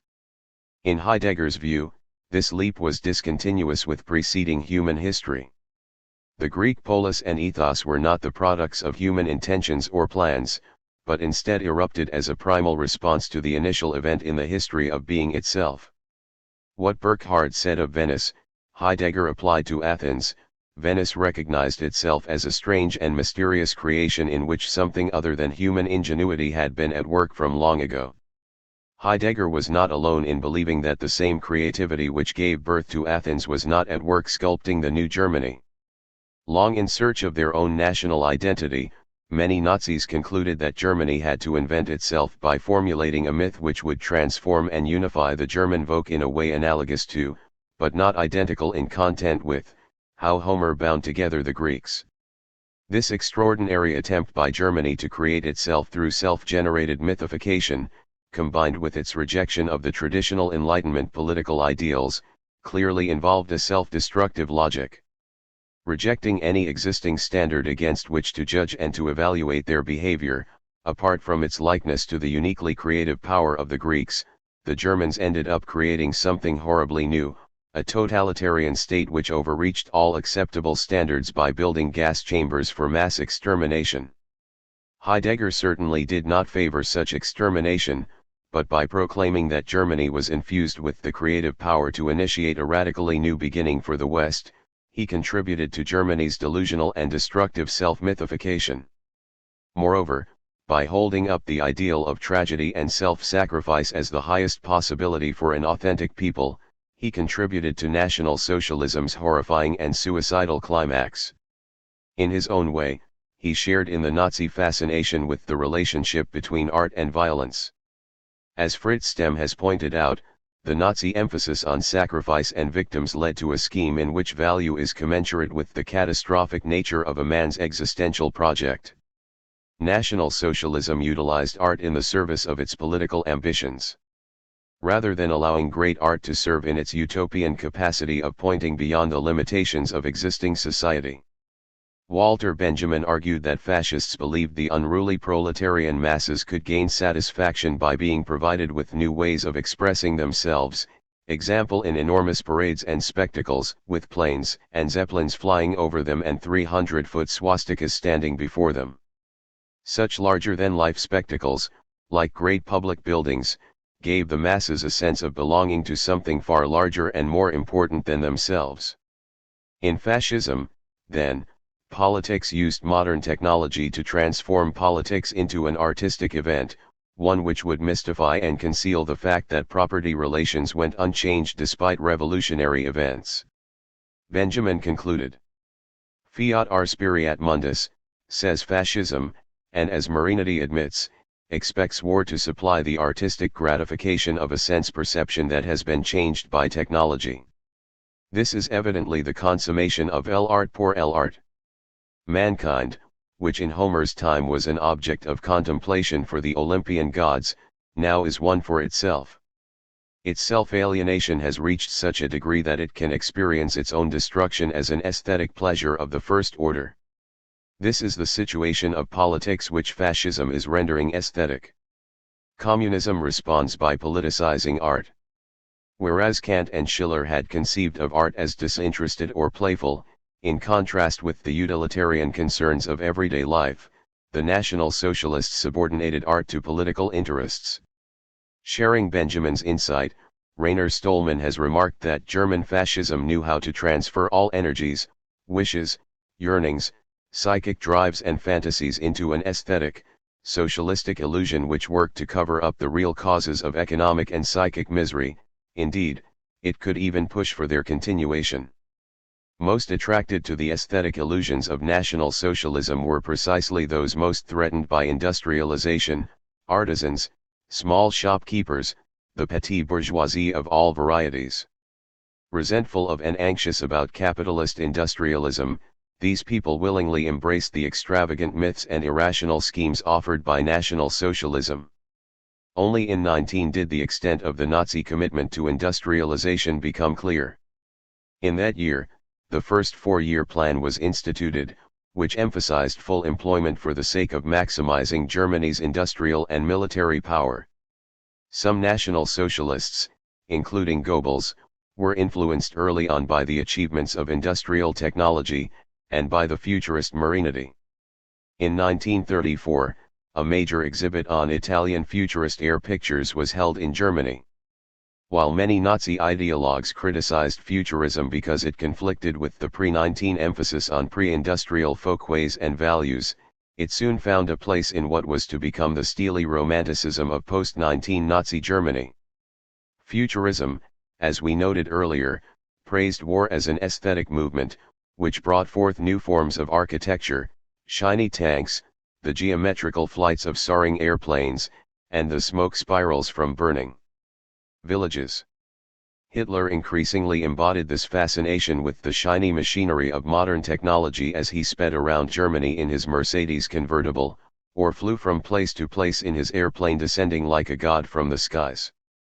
After 19, earlier veneration of pre-industrial ways of life was suppressed in favor of the exaltation of the precision, efficiency, order, rationality, power, cleanliness, and beauty of industrial technology. This pro-industrial attitude was in some respects an intensification of pre-19 efforts to restore dignity to labor, but differed in a crucial respect. Earlier Nazi ideology castigated industrial technology as an enemy of the Volksgeist, whereas post-19 ideology praised it as the very expression of the Volksgeist. Historians have pointed out that the pro-industrial Nazi turn was in part a rebirth of the functionalist movement in industrial design known as Die Neue Sachlichkeit, which had flourished in the 1920s. With its newfound emphasis on industrial efficiency and order, National Socialism appeared to be moving ever closer to Junger's aesthetic vision of modern technology. Regarding the shift in Nazi ideology, one critic has remarked, "The romantic image of the handicraft shop, venerated in the early days of the Nazi movement, was scrutinized and purged of pre-industrial characteristics. Old tables, rotten from woodworms, had to be replaced so that handwork could understand the needs and demands of the epoch of the machine. Technology was aestheticized as the extension of handicraft production." A series of photographs displaying the aesthetic qualities of hand motions in both mechanized and unmechanized production illustrated the point that handicraft work is not eliminated but transformed. For beauty of labor, the enormous gears of modern industry became the objects of aesthetic contemplation, and rows of shiny oil cans became a symbol for the hand tools of the machine masters. The mistrust among German artisans provoked by the technocratic revival was condemned as Maschinenstürmerei. In this effort to persuade workers that efficiency and productivity were aesthetic phenomena, i.e., ends in themselves apart from any merely commercial values, the Nazis drew a mystifying veil over the real economic interests at work in the Third Reich. Proclamation of the idea that handicraft skill could be expressed in the industrial plant meant that reactionary modernism as an aesthetic program had now become explicit Nazi ideology. Anson G. Robinbach argues that beauty of labor not only integrated aesthetics into the world of production, but derived from production a technocratic aesthetic which dissolved the folkish and pre-industrial imagery of pre-1933 Nazism into a new legitimation based on the autonomy of technical rationality. If Nazism did not display the veneration of machinery that characterized Italian fascism in the early 1920s, or the Soviet Union in the early 1930s, this was true only before 19, when Germany's conditions could be attributed to the ills of modernity, and the support of the Mittelstand could be secured by the image of its dissolution. The public phase of Heidegger's political involvement with National Socialism coincided with the height of its critique of industrialism and modernity. His attempt to found an emerging social order had a genuine utopian element that was missing from the cynical revolution promised by Hitler. The National Socialists revealed their hand in 19, when they affirmed their attachment to the nihilistic technological power drives which, in Heidegger's view, were at work in America and the Soviet Union. His increasing disenchantment with the political reality of National Socialism, as opposed to its inner truth and greatness, may be attributed to his discovery that it used art and philosophy instrumentally, as veneers concealing its real agenda, planetary domination. Far from enabling Germany to avoid being stamped by the gestalt of the worker, the National Socialists pushed Germany ever more rapidly into the sphere of technological nihilism. Heidegger, viewing life tragically through the eyes of his favorite poets and philosophers, maintained that all great ventures are threatened by disaster. This attitude may be readily discerned in his interpretative remarks in 1935 about a famous strophe from Sophocles' Antigone. In Heidegger's reading, Sophocles in this strophe speaks of man as the one who sails into the very middle of the dominant order, inscribes being into the entity, and yet can never master the overpowering. Hence, he is thrown back and forth between dominant order and disorder, between the evil and the noble. Every violent curbing of the powerful is either victory or defeat. In venturing the mastering of being, he must risk the pressure of that which is not, Michaelin, must risk dispersion, instability, lack of structure, and disorder. The more towering the summit of historical Dasein, the deeper will be the abyss for the sudden fall into the unhistorical, which merely thrashes around in issueless and placeless confusion. Heidegger's post-war remarks were sufficiently ambiguous that one cannot decide whether he believed that World War II was precisely such a plunge from the towering summit into confusion. Certainly in 19, Heidegger clung to his belief in the uniqueness of the West's two unique beginnings, that of Greece and that of Germany. In his lectures on Hölderlin, he noted that one can scarcely read anything about the Greeks without being assured that the Greeks were already somehow National Socialists. But, he remarked, one does not serve the knowledge and evaluation of the historical uniqueness of National Socialism if one now interprets the Greeks such that one could suppose the Greeks were already National Socialists. The task for the Germans was not to repeat what the Greeks had done, but to begin something new which would nevertheless make possible for the Germans a community and homeland as great and as novel as that of the Greeks. While Heidegger and other reactionaries may have conceived of the authentic dimension of National Socialism in terms of artistic categories, as a self-producing national work of art, and while such a conception certainly sheds light on important aspects of National Socialism, we may go too far in describing National Socialism as national aestheticism. In the rise and fall of National Socialism, there were clearly other ideological, economic, social, and political factors at work which are not explicable in terms of the hypothesis of the aestheticization of politics. Nevertheless, for an adequate understanding of Heidegger's vision of National Socialism, Lacuille-Labart's hypothesis remains important. For Heidegger himself seems to have conceived of the inner truth of National Socialism in terms of artistic categories found in Nietzsche and Hölderlin's works. Hence, as we shall see, Heidegger envisioned himself as providing the understanding of the work of art necessary to lead the revolution in the direction of an appropriate relationship between German Geist and modern technology. While Heidegger sought to revitalize German Geist so that Germans could live with technical devices without becoming their slaves, and while for a time he used Junger's masculinist language, he resisted all fascist talk of wedding modern technology to the hot impulses of lived experience as a saving alternative to Cartesian intellectualism and mechanism. Instinctual Orlevness could hardly save Germany from Cartesianism, he noted dryly, since Descartes himself had invented the idea of Orlevness.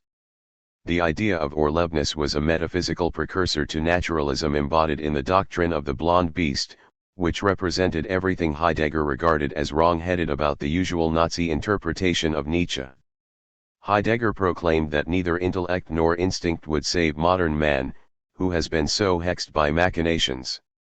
In his confrontation with Nietzsche, Heidegger sought to reawaken Germany's sense of need for a saving work of art to restore weight, measure, and meaning to things, meaning which had been dissolved by the corrosive disclosure of being as nothing but raw material for enhancing technological power. Junger had used Nietzsche's writings to justify the advent of such power, hence, Heidegger read Nietzsche in order to show that there was an alternative reading, one that could support the National Socialist fight against modernity and rampant industrialism. See Nietzsche's view of art as delimiting the overpowering chaos. Heidegger sought both to preserve Nietzsche's authentic philosophical insight from its naturalistic overlay, and to show the extent to which he could derive a confrontation with vulgar Nazi interpretations of Nietzsche's thought, a post-metaphysical conception of art that would be consistent with the inner truth of National Socialism. As is often the case in Heidegger's confrontations with other thinkers, the reader is never sure whether Heidegger was speaking for the other thinker or for himself. In what follows, I assume that Heidegger was trying to bring forth from Nietzsche's writings those insights compatible with Heidegger's own attempt to make a new beginning in Western thought. Despite preparing the way for such a new beginning by transforming our understanding of art, Heidegger argued, Nietzsche's aesthetic doctrine, like all doctrines of aesthetics, remained within the metaphysical tradition. Because aesthetics originated with thinkers such as Kant, it was tied up with metaphysical subjectivism and representationalism, both of which were inimical to Heidegger's conception of Dasein as being in the world. Aesthetic theory inquired about the relation between the perceiving subject and the material art object, but for Heidegger what the authentic work of art enabled Dasein to apprehend was nothing perceivable with the eyes or ears. Rather, the work of art revealed the being of entities. Such a revelation did not involve mimesis, imitation.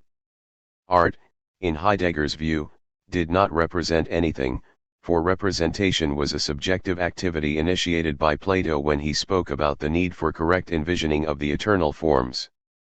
In defining art ontologically as the event of truth, not as mimesis, Heidegger was in harmony with the expressionist painter Paul Klee, who said, "Art does not reproduce what is visible, instead, it makes visible." Decades earlier, Jacob Burckhardt, another man much admired by Heidegger, had commented, "Without art we should not know that truth exists, for truth is only made visible, apprehensible, and acceptable in the work of art." By maintaining that art involves ontological disclosure, Heidegger rejected not only the mimetic definition of art, but also the romantic view of it as the expression of the soul. For him, such degenerate conceptions of art arose in connection with the decay of metaphysics. In the 19th century, Romanticism, a late version of Cartesian subjectivism, reduced art to a matter of private taste. This notion led first to the ideal of the aesthetic man, and later to the image of the decadent dandy. Heidegger, like many reactionaries, regarded the emergence of this sort of romanticism as a sign of European degeneration. He argued, however, that such degeneration resulted not from mongrelization of European blood, but instead from the decline of the hierarchy, order, limits, and Gestalten necessary for an authentic and strong Volk. A signal manifestation of this leveling process was the rising call for democracy in Europe. In a passage omitted from the original version of his first lecture course on Nietzsche, The Will to Power as Art, Heidegger remarked, "Europe always wants to cling to democracy and does not want to see that this would be a fateful death for it. For, as Nietzsche clearly saw, democracy is only a variety of nihilism, i.e., the devaluing of the highest values, in such a way that they are only values and no longer gestalt-giving forces. God is dead is thus not an atheistic doctrine, but instead the formula for the basic experience of an event of Western history. With full consciousness did I use this proposition in my rector's address in 1933. Nietzsche's word God is dead announced the loss of the old God and proclaimed the need for a new one." Heidegger prefaced his course on Nietzsche with the aphorism from Nietzsche's book The Antichrist, "Almost 2,000 years and not a single new God." Insofar as Nietzsche, like Hölderlin, looked for the return of gods to provide new meaning and rank ordering to human existence, Nietzsche, along with Hölderlin, was the only believing man who lived in the 19th century. Evidence for the collapse of the world and being shaping power of the old God could be discerned in the fact that in 19-1918 all the Christian European countries called on the same God for victory in the Great War, but this old God could not impede the technological juggernaut which universalized humanity and thus destroyed the historical uniqueness of European peoples. A new goal was needed to preserve humanity from the nihilism of modernity. Only a God could provide such a goal. All too often, Heidegger admitted, Nietzsche had spoken about the degeneration of Western humanity in terms of biological metaphors that were easily misappropriated by Nazi racists. Moreover, by writing about how art could enhance the instinctual feeling for power, Nietzsche focused too much on the subjective dimension of art as the act of creating, as the damming up and expression of instinctual feelings. At first, Nietzsche favored Wagner's music for its capacity for such expression. According to Heidegger, Wagner believed that the artistic Dionysian spirit was a drunken frenzy, hence, his music knew no proper limits, constantly overflowed appropriate boundaries, and was hopelessly intoxicated. Nietzsche eventually came to see that Wagner's music was un-Greek, for the Greeks loathed the unlimited, the disordered, the overflowing. Nevertheless, Heidegger continued, Wagner's unchanged deigning of effects could be valid as a rescuing of life with respect to the growing disillusioning and devastating of Dasein through industry, technology, and economics in the context of a weakening and undermining of the formative force of knowledge and tradition. Heidegger believed that Wagner, like Spengler, understood the symptoms of Western decadence. Neither man, however, was gifted with the philosophical acumen required to understand the metaphysical not biological sources for that decay. If Wagner floated upward on the Dionysian surge, Nietzsche, in contrast, sought to give the Dionysian form and limit. In his earlier writings, Nietzsche tended to separate the Dionysian and the Apollinian, but later he united them. In fact, after Hölderlin, Heidegger remarked, Nietzsche was the first to rescue the classic from the classicists and humanists. He, too, realized that great artistic style was classical. Such style yoked together the primordial opposition of chaos and law, overpowering presencing and limitation. Hölderlin, Heidegger maintained, knew this opposition of Dionysius and Apollo more intimately than Nietzsche, and unless Germany learned its lesson from Hölderlin about the proper relation of the strife between dream and thinking, chaos and law, history would take its revenge on Germany. Many National Socialists, in Heidegger's view, oscillated between two views of art. First, art was that which stimulated the feeling of intoxication and the obliteration of ego boundaries. Wagnerian operas were a good example of this view of art.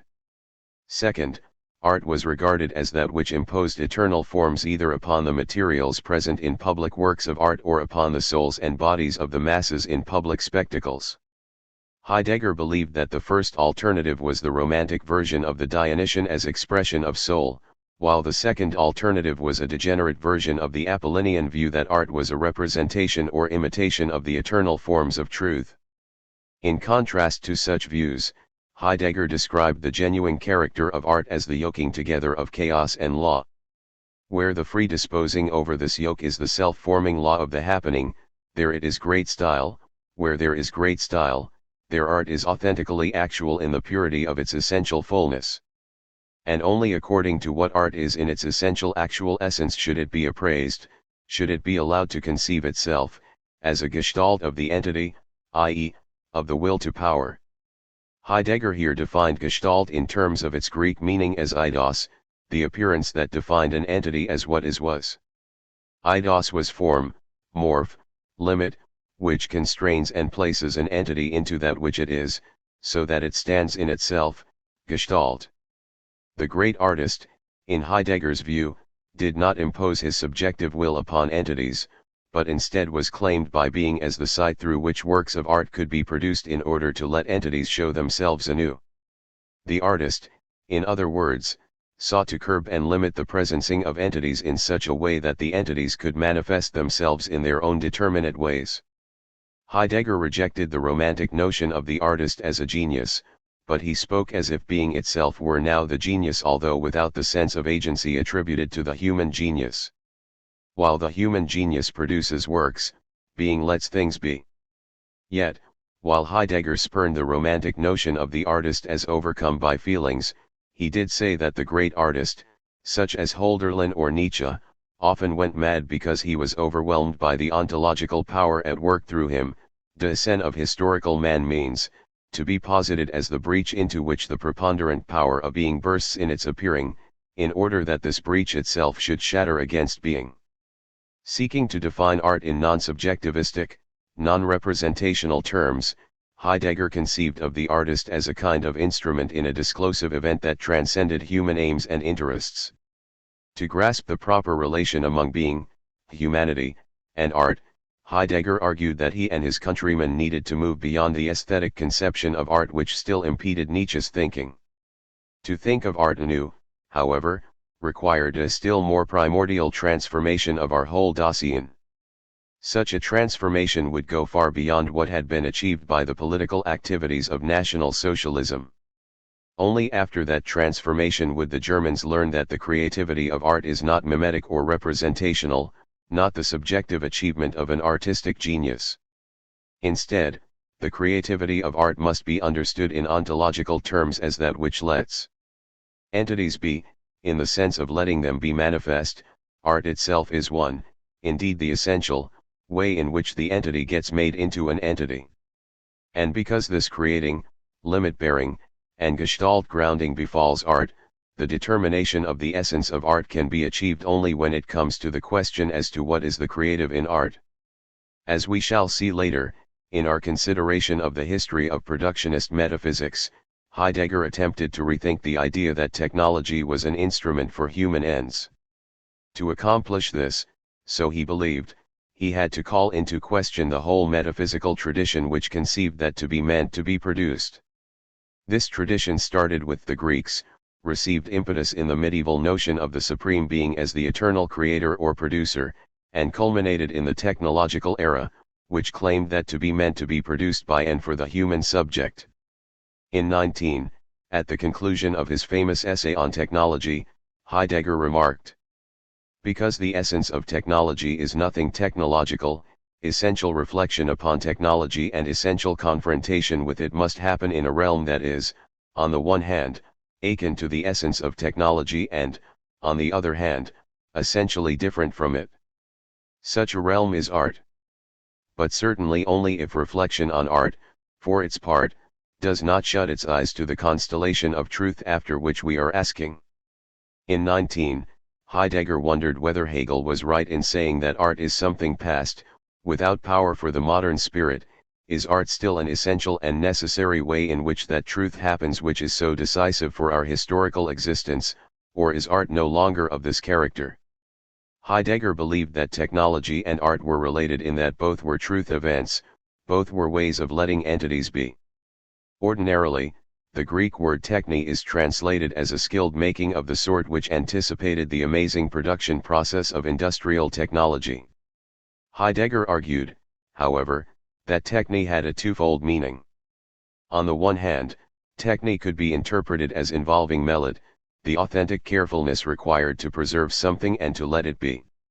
On the other hand, techne could be interpreted as involving poiesis, a producing or bringing forth of something. Both aspects of techne involved intimate knowing of what things are. Skilled making was possible only because the artisan was gifted with the techne to disclose and to care for the thing to be made. During the mid-1930s, Heidegger often spoke of the letting be and the producing of techne as a violent knowing which involved an incursion against the overpowering presencing of the entity. Great art is such techne, which discloses what the entity as a whole is. Nietzsche's Overman was the artist who established the limits necessary to bring to a stand the overpowering presencing of entities, and thus restored rank, order, and meaning to things. Great art was a preserving, a measuring, a shaping of entities as a whole. For a time, Heidegger maintained that the act of founding a state was complementary to the act of producing a work of art. Both contributed to setting up the boundaries, limits, and goals necessary for the self-manifesting of entities and for the enduring existence of a historical people.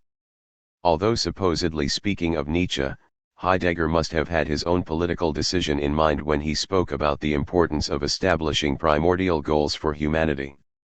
Goal grounding is grounding in the sense of the awakening and freeing of those powers which lend to the posited goal the all-surmounting and all-mastering force of bindingness.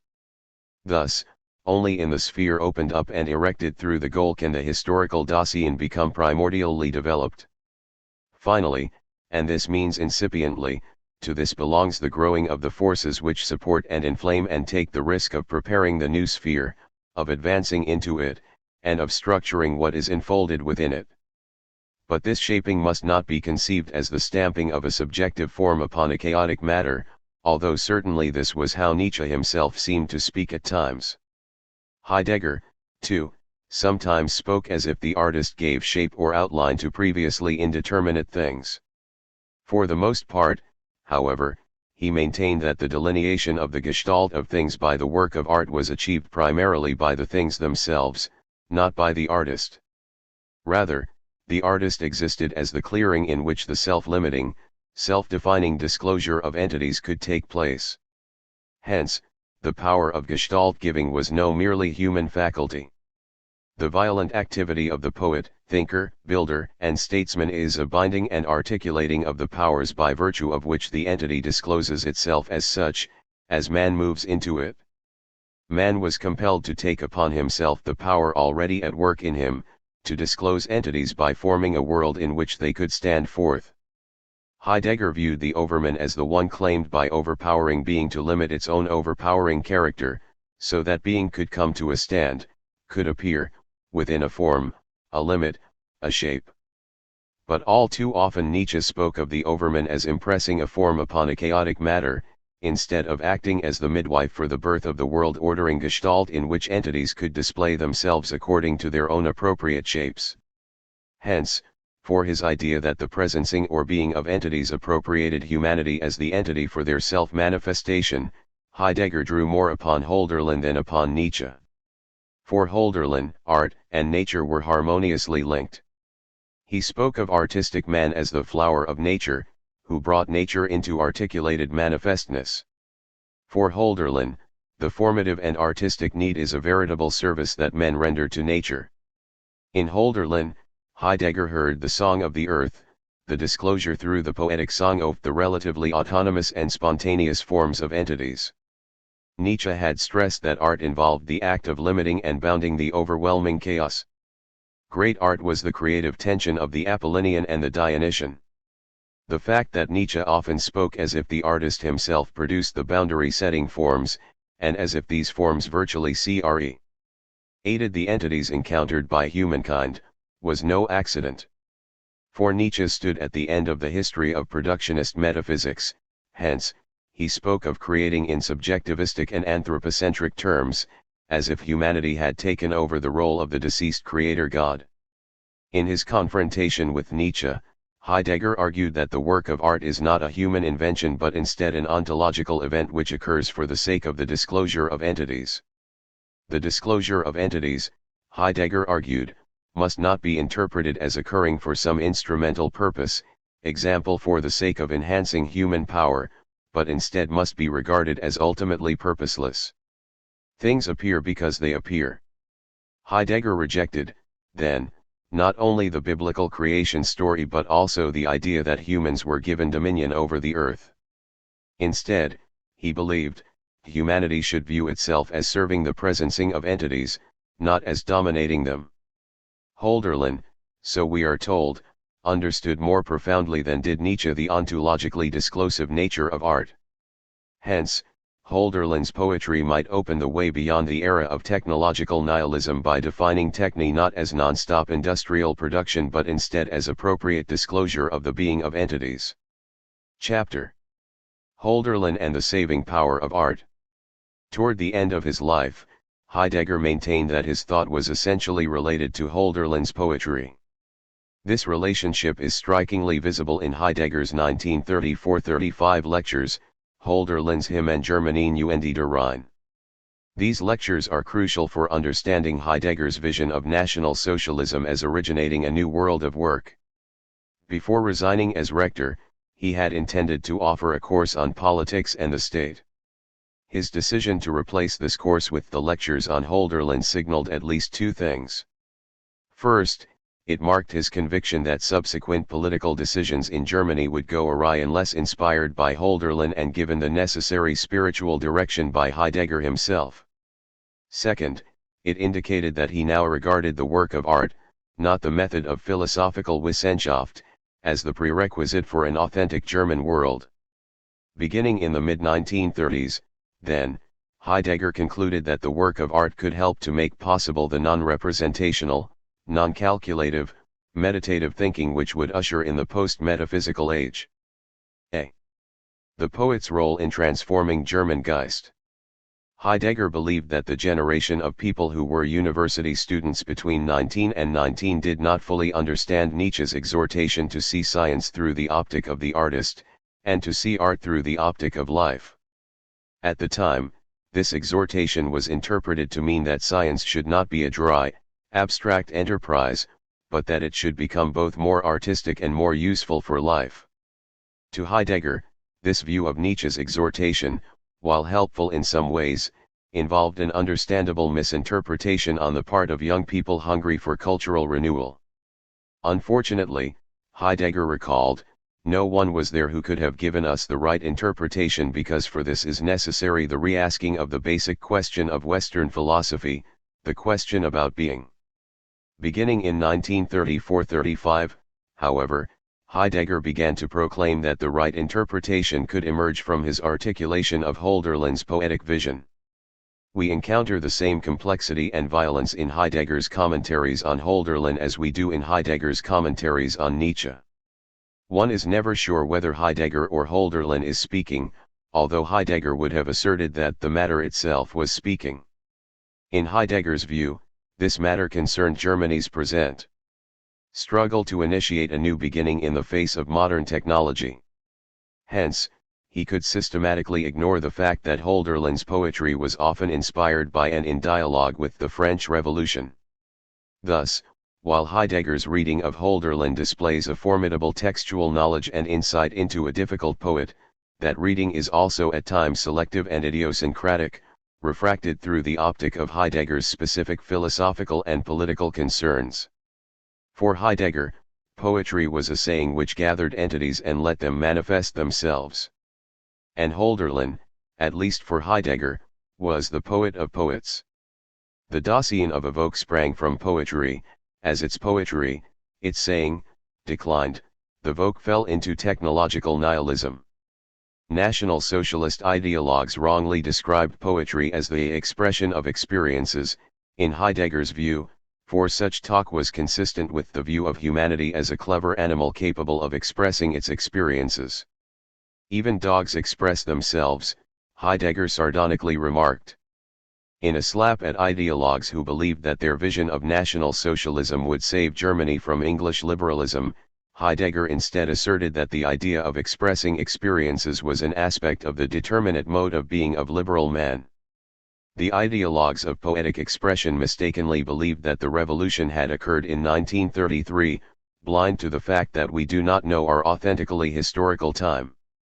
The world hour of our vogue is hidden from us. For Heidegger, the real revolution, in other words, had not yet begun. In 1933-35, he was to argue that the poet, the philosopher, and the state founder were the authentic creators necessary for bringing forth the new historical world at the proper time. By the late 1930s, however, increasingly skeptical about Hitler, he was no longer including statesmen in the ranks of authentic creators. Genuine creating is linguistic, only poets and thinkers speak a new world into being. Such world historical creativity was not produced by individual geniuses, however, creativity was the fruit of the linguistic ontological power at work through creative individuals. In Heidegger's view, therefore, humanity does not possess language or saying as a tool, rather, language possesses humanity. The gift of language poses at once the greatest gift and the greatest danger for humanity, for the loss of a proper relation to language leads to spiritual and social catastrophe. What, then, did Hölderlin, the poet's poet, have to say to the German people in its hour of need? To answer this question, we must briefly turn to Heidegger's interpretation of moods. He maintained, as we saw earlier, that moods make it possible for entities to show themselves. Moods do not represent things, they open up a realm in which things can first be represented. Hölderlin's poetry opened up the mood which enabled Germans to experience the departure of the old gods. But it also could elicit a mood in which Germans could be carried away to new gods and carried back to their earthly homeland.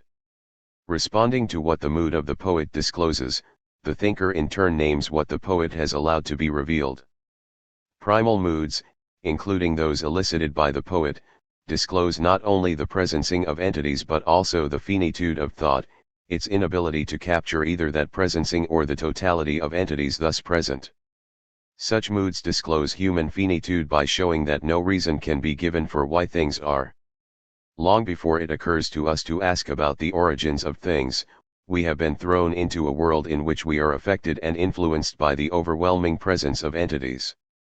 A primal mood places Dasein before the abyss of mortality and finitude, because it reminds Dasein of the absencing or the nothingness that hides itself in the very event of the presencing of entities. In Being and Time, Heidegger maintained that Angst revealed both the finitude of Dasein and the inexplicability of entities.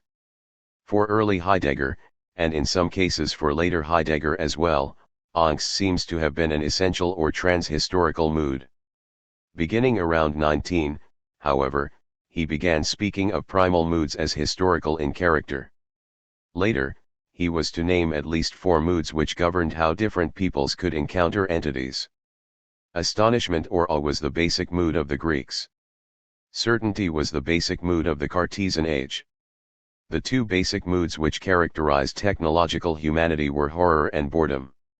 Whereas at first glance these moods may seem antithetical, Boredom and horror are really two sides of the same coin, both moods reveal the meaninglessness of things in a world from which the gods have fled. Hölderlin's poetry encouraged the German Volk to discover the extent to which their lives were pervaded by these moods. Only by confronting their terrible situation, so Heidegger believed, could the Germans be opened up for a new beginning. B. Germany's anointed task. In much of his poetry, Hölderlin turned to the ancient Greeks for inspiration.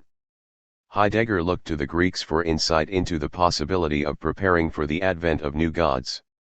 While recognizing that the Greek world could never be revived, Heidegger called for the Volk to initiate a beginning that was as radical and enduring as that carried out by the ancient Greeks.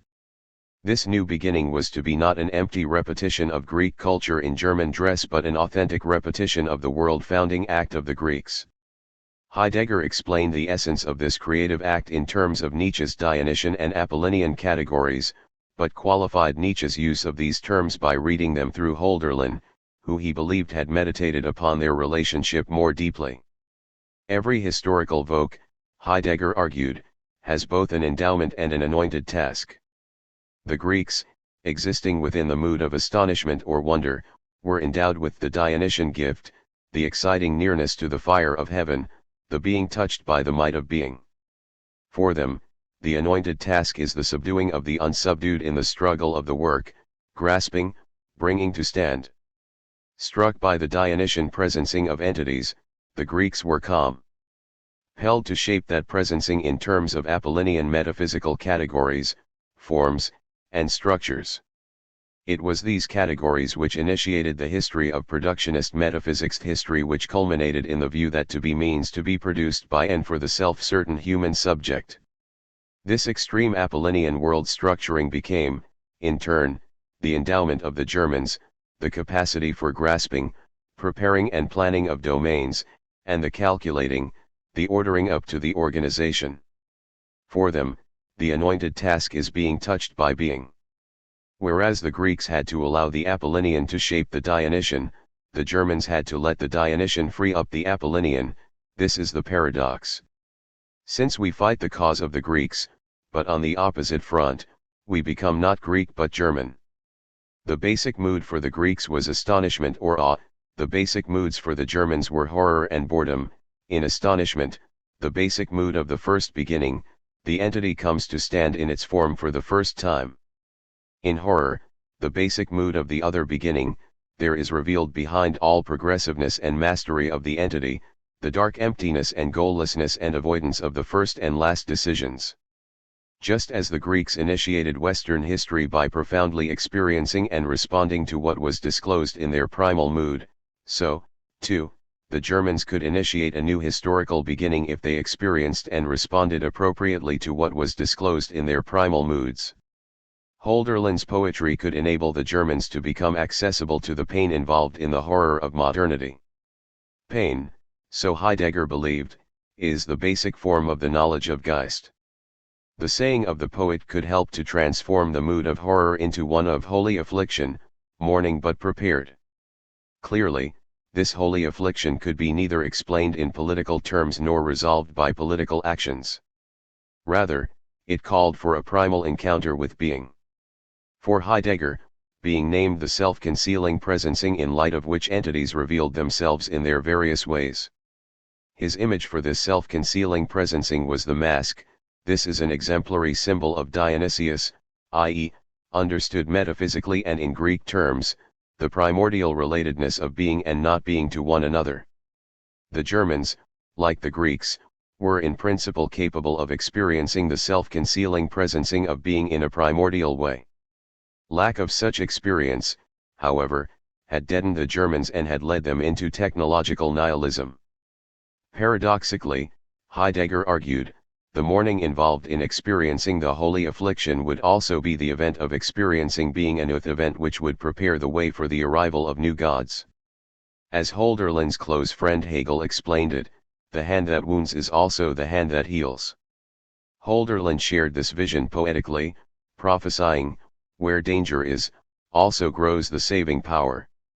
Only by becoming vulnerable to the horror and grief involved in technological nihilism could the Vogue discover that such nihilism was historical in character, so that an alternative disclosure of entities could be possible. The mood of holy affliction would presumably dissolve the Apollinian mask which had frozen Germans in their rigid technological stance. The saving power could arise only when, casting off their technological armor and ceasing to fall into the distractions of mass culture and the myth of progress, Germans surrendered to the pain involved in the death of God. Like Nietzsche and Hölderlin, Heidegger experienced the departure of the old God as an event of the greatest possible significance. Yet, in Heidegger's view, Hölderlin not only suffered the pain of this loss, he also experienced poetically a creative decline of the truth of being up until now. This decline was creative in that it mysteriously enabled Hölderlin to bring forth a creative rejoinder to it, a rejoinder which illuminated new powers. Such a rejoinder, for Heidegger, was not merely an aesthetic act, but politics in the highest and authentic sense. Hölderlin's poetry was thus for those people who were called as builders of the new building of the world. In creating such a world, Germans would not be forced to disown their technological skills, they would develop new social forms that would make possible a new relationship to working and producing in the postmodern age. Unfortunately, Heidegger did not successfully explain in concrete terms how his insights about producing could be translated into the political world. His Hölderlin lectures clearly aimed at influencing political events. Now, however, somewhat chastened by the events of 1933-34, he distinguished between his understanding of politics and the understanding which governed current events. Thus, for example, he distinguished between the fatherland spoken of by noisy patriotism and Hölderlin's idea of the fatherland as the vogue of this earth in its historical being. This being, however, becomes poetically founded, thinkingly articulated, and placed in knowledge, and in the deed of the one who grounds the state rooted in the earth and in historical space. Heidegger went so far as to claim that the fatherland is being itself, which from the ground up bears and articulates the history of a vogue as an existing one. Here, he interpreted being as innerness, which he regarded as Hölderlin's basic metaphysical word. Innerness named the mystery of being, the primordial unity of the animosity of the powers of pure originating. Through this self-unifying Heraclitean struggle, decisions are made about gods and earth, men, and their artifacts. Everything is only through the striving of the self-concealing powers of being. Without the saying of the poet, everything would remain confused in the darkness of holy wildness. Only a poet could make the encounter with Dionysian wildness that the Germans so desperately needed a fruitful one. Hölderlin spoke of this wildness as nature, a term very close to what Heidegger meant by being. Heidegger read Hölderlin as believing that entities can show themselves only as a result of a Heraclitean struggle that both sets apart and unifies nature and humanity. As that which founds nature, poetry is the clang of the weapons of nature itself, the struggle which brings itself forth in words. Poetry, then, must be understood as creation without an object. Poetry is the saying that holds together the agonistic relationship between nature and humanity in such a way that a space is opened wherein entities may show themselves. By saying this struggle, Hölderlin also helped to elicit the mood of holy affliction necessary if the vogue was to encounter the depth of its despair resulting from its lack of contact with the nourishing holy wildness. Only a poet could make it possible for the vogue to encounter holy wildness without either destroying it or being destroyed by it. See Heidegger's changing vision of Germany's tragic destiny. Being, the self-concealing origin and hidden presencing of entities, is what Heidegger understood as the primal mystery. Profoundly disturbed by the loss of this mystery in modern times, his favorite poet Hölderlin often sang of homecoming, the return to Germany's mysterious saving origin. But Germany could once again enter into the precinct of this holy origin only if there arose a poet who was destined to found that origin in the sense of limiting and defining it. In a manner similar to his reading of Nietzsche on artistic creation, Heidegger read Hölderlin's poems Germania and Der Rhine as saying that poetic founding gives boundary and limit to the overpowering stream of the origin. Expanding on this interpretation, Heidegger argued that this very stream appropriates the poet as the unselfish counter-will necessary to bring it to a stand, and thereby to open up a stable, historical world in which entities may manifest themselves.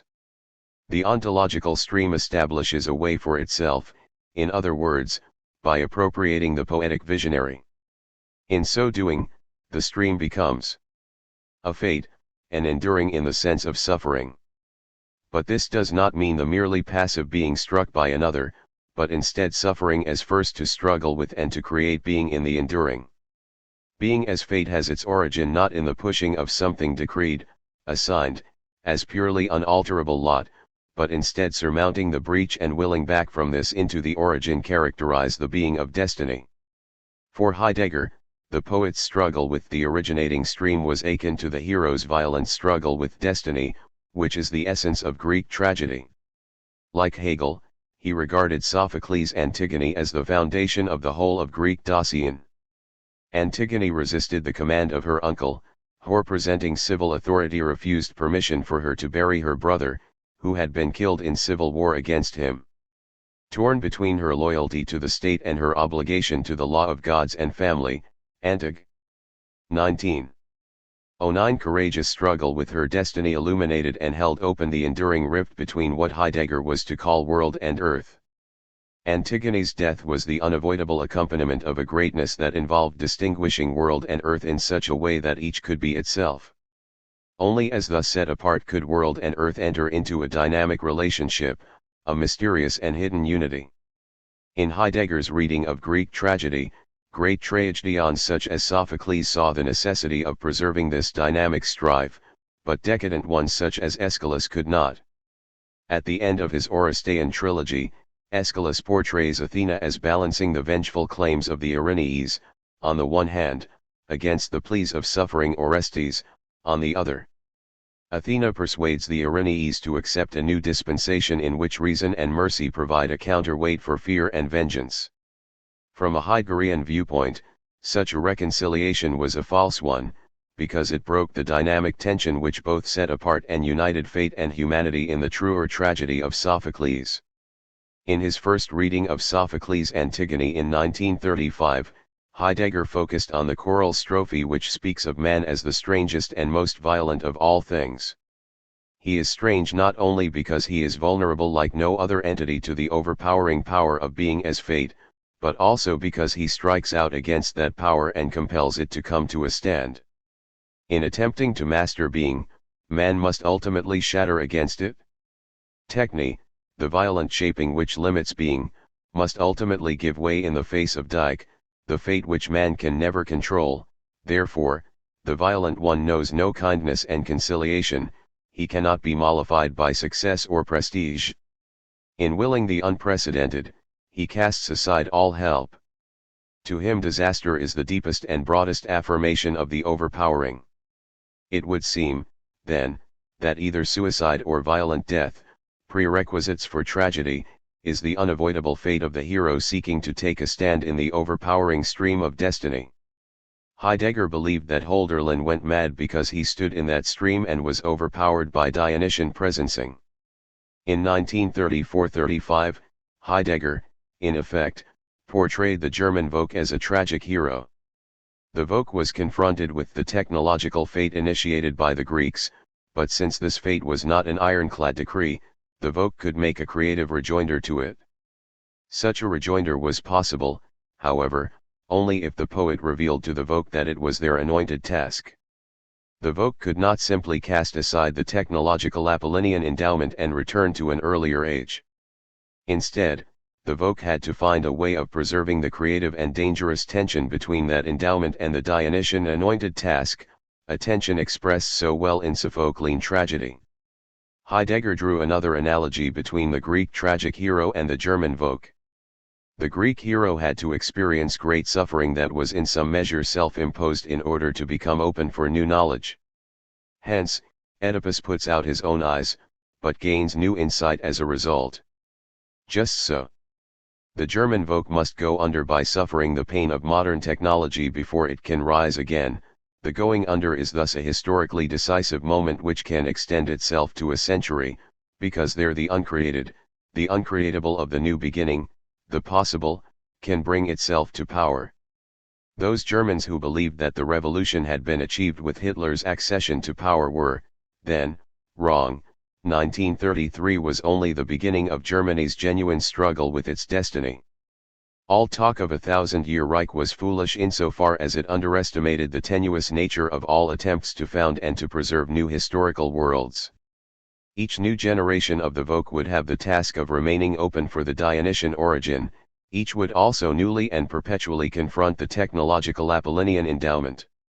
In the 1940s, as Heidegger moved toward the language of releasement, he lectured again on the strophe from Antigone. This time, however, he focused not on the violent one who compels fateful being to come to a stand, but instead on the speech of the chorus at the end of the strophe: "May such a man never frequent my hearth, may my mind never share the presumption of him who does this." But in 1935, Heidegger ignored this line. Only years later did he conclude that it was central to the meaning of the tragedy. Kathleen Wright has observed how, in Antigone's last words with Ismene, Heidegger saw that Antigone understands that against which nothing can be done is the utter strangeness of human being in the world. Unlike those others who turn against the overpowering power of being and who take the necessity of disaster to be only a necessity that follows from particular human actions, Antigone accepts the necessity of disaster as a necessity of her very own being. Antigone is, Heidegger says, uniquely strange. Because she is self-consciously to drama, the tragic drama of being human. There is another way of being human, the older Heidegger realized, than sailing away from the familiar to the turbulent sea and committing acts of violence against the overwhelming power of being. This other way is the way of the hearth. The hearth, Wright tells us, is another word for being, one which counters the first word for being, to dienon, being as the overpowering power of being which is related to man's strange, and inevitably catastrophic way of being. Whereas in 1935 Heidegger had portrayed violent man as the strangest, several years later he came to depict Antigone as the strangest not because she is cast out of her home like a man compelled to adventure, but instead because she preserves and celebrates in the tragedy of her life a memory of the familiar. Remembering what had been forgotten, remembering the homage, remembering the sheltering origin that became for Heidegger the most important thing a person could do in the technological age. Just as Antigone's struggle and death reminded her people of the dangerous but inevitable struggle between family and state, so too Hölderlin's struggle and breakdown ought to remind the Volk of the central struggle between endowment and anointed task, as well as between earth and world. The authentic struggle, so the later Heidegger concluded, was not the violent action of the man but rather the receptive attitude of the woman staying by the hearth remembering what needed to be remembered. Such remembering or homecoming, which Heidegger felt was the essence of Hölderlin's poetry, would prepare a place for the arrival of the new gods. Their arrival would mean the end of the history of productionist metaphysics and the beginning of a new history. For Heidegger, the history of metaphysics took the shape of a spiral in which the final stage was the working out of the possibilities given at the beginning to the Greeks. In arriving at the end, then, the West returned to the origin from which a new and fateful gift might emerge. Earth, world, and authentic creating. In The Origin of the Work of Art, Heidegger elaborated upon the conception of artistic creation which he initiated in his lectures on Hölderlin. Once again, he portrayed the work of art as playing a crucial role in a basic conflict. The work of art, he explained, opens up and sustains the ontological strife between world and earth. World and earth are always intrinsically and essentially in conflict, belligerent by nature. But, just as in his Hölderlin lectures, Heidegger had difficulty in thinking through to a definition of both world and earth, as well as the relationship between them. In the first version of the artwork essay, Heidegger conceived of world and earth as corresponding to the two aspects of truth, understood as unconcealment. In every instance of such unconcealment, concealment also obtains. There can be no total disclosure of things. If world names the unconcealment dimension of truth, then earth names the concealment dimension. Heidegger concluded, however, that this distinction was inaccurate. The world is not simply the open that corresponds to clearing, and the earth is not simply the closed that corresponds to concealment. Rather, the duality of concealment characterizes world and earth, each in its own way. Let us examine each in turn. The world is a historical, hence, partial and perspectival, unconcealment of entities. In a given historical epoch, entities may manifest themselves in a way that did not occur in another epoch. People living in any particular world, however, and especially in the technological world, presuppose that nothing is concealed in their world, everything is present. But, Heidegger argued, such a total revelation of things is impossible, not only because of the finitude of each historical world, but also because things themselves which belong to the earth are intrinsically self-concealing and resist every attempt to make them wholly present.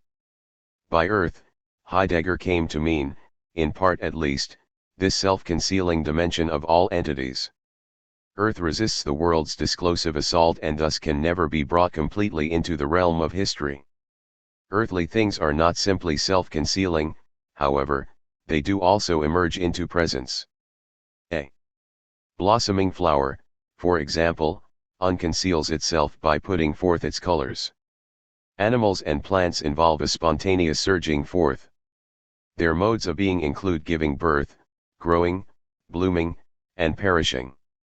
Because earthly things always turn in upon and conceal aspects of themselves even while coming into presence, Heidegger described earth as abysmal. Earth, then, is not merely self-concealment but a spontaneous self-emergence which always involves a self-concealing dimension. Heidegger's meditations on the meaning of earth reveal a tension in his notion of creating.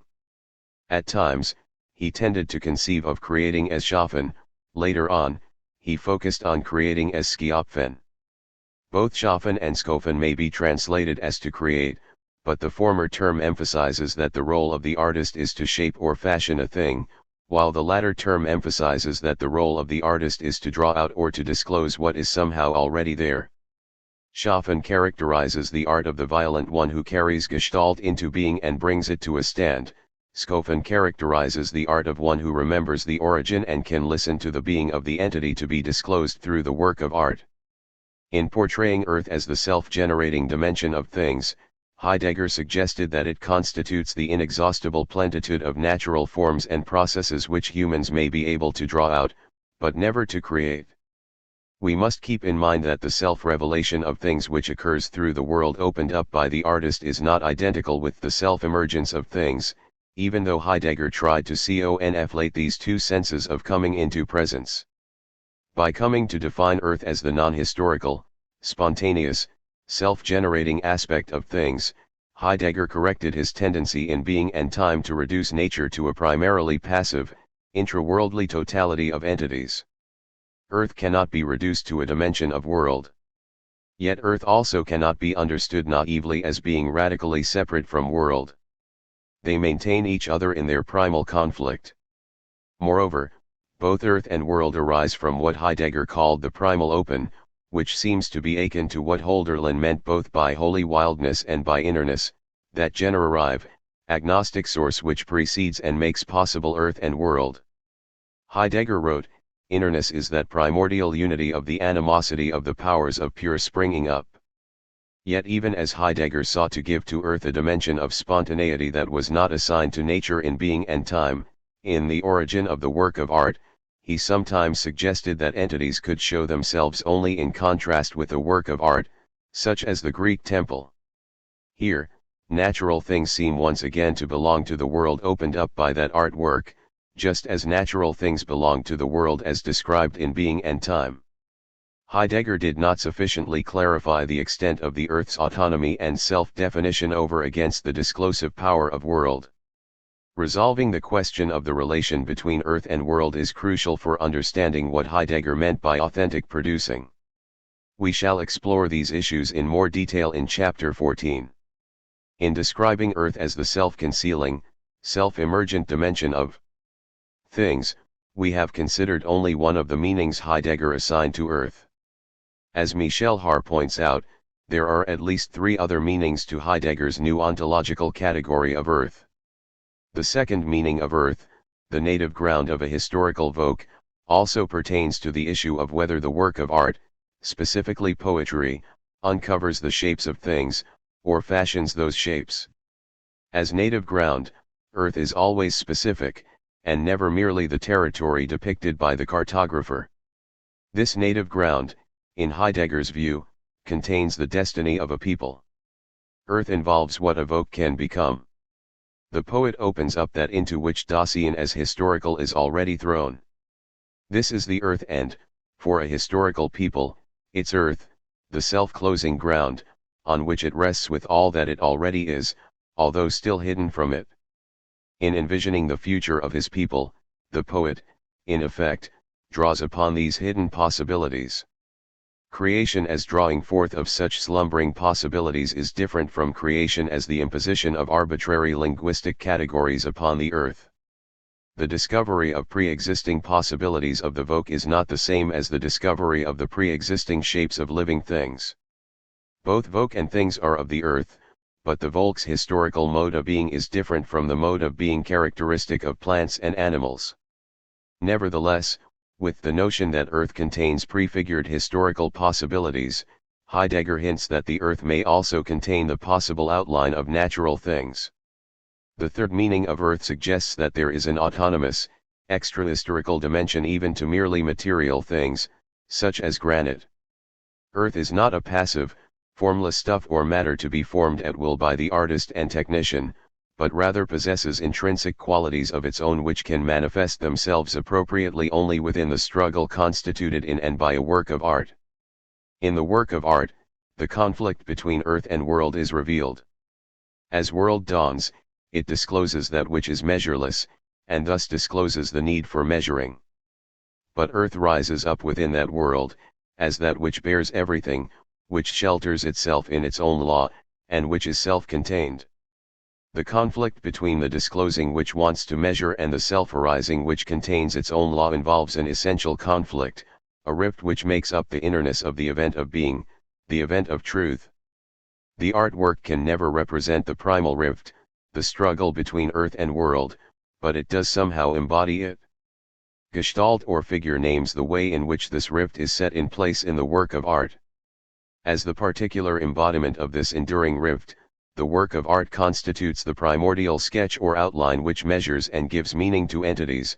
Figure is the structure in whose shape the rift composes and submits itself.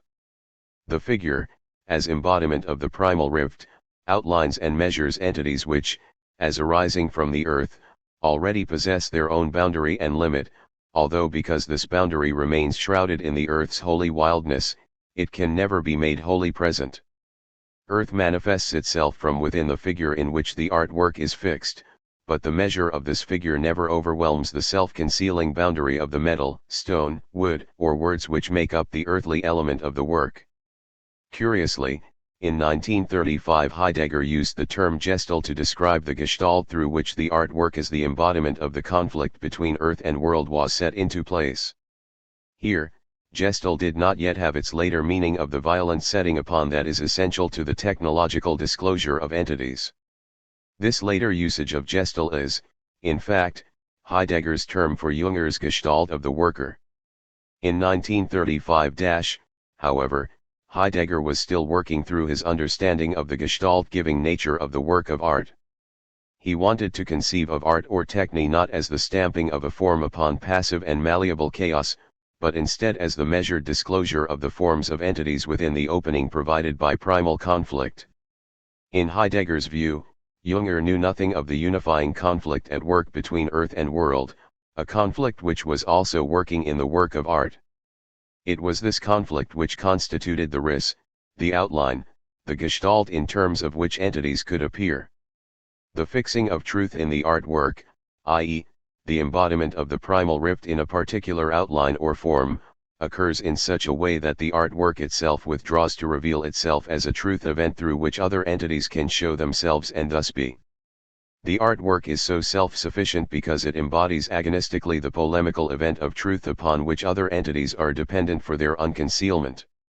it is by no means clear whether Heidegger's notion of artistic gestalt as ontological outline, which is quite suggestive in terms of poetry, can provide a satisfactory replacement for the old matter-form distinction so useful for the plastic arts. The issue becomes even more complex when we consider poetry. What exactly is the earth dimension of the poem? And what is the world dimension? In poetry, Heidegger said, words withdraw so that things may be. But is the self-withdrawing or self-concealing of the words analogous to the self-concealing of the marble in a statue, or the self-concealing of the spontaneous presencing of an animal? These puzzling questions still await answers. The fourth and final dimension of Heidegger's concept of earth involves its relationship to Greek physis, on the one hand, and Hölderlin's nature, on the other. Like Hölderlin, Heidegger looked to the Greeks for insight, but like Hölderlin he also sought to go beyond them. Hence, Heidegger commented, we might think of the physis of the Greeks. We also ought to do so, granted that we understand and surmise this physis adequately. And yet even this does not suffice. Hölderlin is not Greek, but instead the future of the Germans. The task for Germany was to find in Hölderlin's poetry a new understanding of physis, or nature, an understanding that would make possible an alternative to the technological view of nature. What the Greeks had meant by nature had, over the centuries, been denatured through two strange powers. First, through Christendom, through which nature first gets degraded to something made and simultaneously gets brought into a relation to a supernature. Then, through modern science, which reduces nature into the power sphere of the mathematical ordering of world commerce and of machine technology in the special sense. Has nothing to do with the inner truth of natural science. Heidegger emphasized that the technological and scientific view of nature was the late outcome of the early Greek struggle to bring Apollonian limits to the overwhelming Dionysian surge of being. This struggle was poetic in character, hence, its technological outcome is also poetic. The Greeks may have spoken more poetically of nature as the divine fire, but the astronomical sun and the meteorological wind, which we people today suppose to know more progressively and better, are not less, only more awkwardly and more unpoetically, poetized than the fire in the poem. The poetizing of astronomy and meteorology, the poetizing of nature explaining is of the sort of calculating and planning. Planning is still a poetizing, namely, the counter-presence and absence of poetry. Although deeply influenced by Heraclitus, Hölderlin realized that he could not inaugurate a new beginning for the Germans simply by reviving the ways of the Greeks, for those ways had culminated in the very industrialism which so threatened the homeland. Hence, so Heidegger argued, while recognizing that Hölderlin owed much to the Greeks, we must nevertheless keep in mind that Hölderlin was seeking to transform their vision into a specifically German one. Taking his starting point from Heraclitus, Hölderlin defined nature or physis as the all-one. Heidegger maintained that this definition was neither a pantheistic blending of nature, history, and the gods, nor a division of them into radically separate domains. Neither is a mere renewing of the ancient worldview nor a mixing of the same with an indeterminate enlightened Christianity. To some extent, physis corresponds to the overwhelming stream of origin, holy wildness. Heraclitus realized that this originating stream required boundary and limit. Logos, in Heidegger's view, was Heraclitus's name for the fire which illuminates and gathers all entities. Logos is, in effect, the same as primal poetic saying. The illuminating and gathering logos brings physis, nature, holy wildness to a stand. Holy wildness or nature, then, calls upon the poet to delimit that wildness in a way that enables all things to appear in their proper outline and measure. The poet, standing in the chaotic cleft of this self-concealing holy open, brings forth the work of art needed to gather together the elements of a historical world. Bringing forth such a world is not accomplished merely for the sake of humanity, but rather for holy wildness itself. In a letter of June, Hölderlin wrote, "The formative and artistic need is a true service that men render to nature. Nature, in Heidegger's interpretation of Hölderlin, needs humanity. Yet it is nature that first grants the open in which the mortal poet can bring forth the saying to ground the world needed for the historical encounter between gods and mortals, and for the self-disclosure of the earth. By arguing that nature needs and appropriates humanity as the agency by virtue of which nature brings itself to a stand and thus reveals itself, Heidegger stood in close proximity to the tradition of the German idealists Hegel and Schelling, both of whom were friends of Hölderlin. Hölderlin's holy, that which grants the open, is close to what Heidegger came to mean by the appropriating event which gives the modes of beingness and time which constitute the history of being, the holy, older than times and above the gods, grounds in its coming another beginning of another history. The holy decides in the beginning over gods and men, whether they are and who and how and when they are. The holy grants the word and comes itself into this word. The word is the awareness of the holy. One can scarcely overlook the extraordinary parallel between Heidegger's remarks about the relation of holy to the word, on the one hand, and St. John's comments about the relation of God to the word. In the beginning was the Word was with God and the Word was God. He was with God in the beginning, through him all things came to be, not one thing had its being but through him. All that came to be had life in him, and that life was the light of men, a light that shines in the dark, a light that darkness could not overpower. Clearly, it was not by chance that Hölderlin's poetry, especially his account of the All-One, the holy chaos which brought forth all things, bears such a striking resemblance to such Christian motifs, and yet was also so amenable to Heidegger's lectures on Heraclitus. Hölderlin was torn between the Christian and the Greek understanding of the world. And while Heidegger became increasingly contemptuous of Christendom after leaving his seminary training, he retained and in many cases transformed the biblical language of fallenness and salvation. His confrontation with Hölderlin's poetry and with Greek tragedy sought to provide a guiding religious, artistic, and ontological myth for Germany in its time of need. Attracted to the violent vision of Nietzsche and Jünger, he was also pulled toward the less violent themes in Greek discourse and in Hölderlin's poetry, which found final expression in his own doctrine of releasement.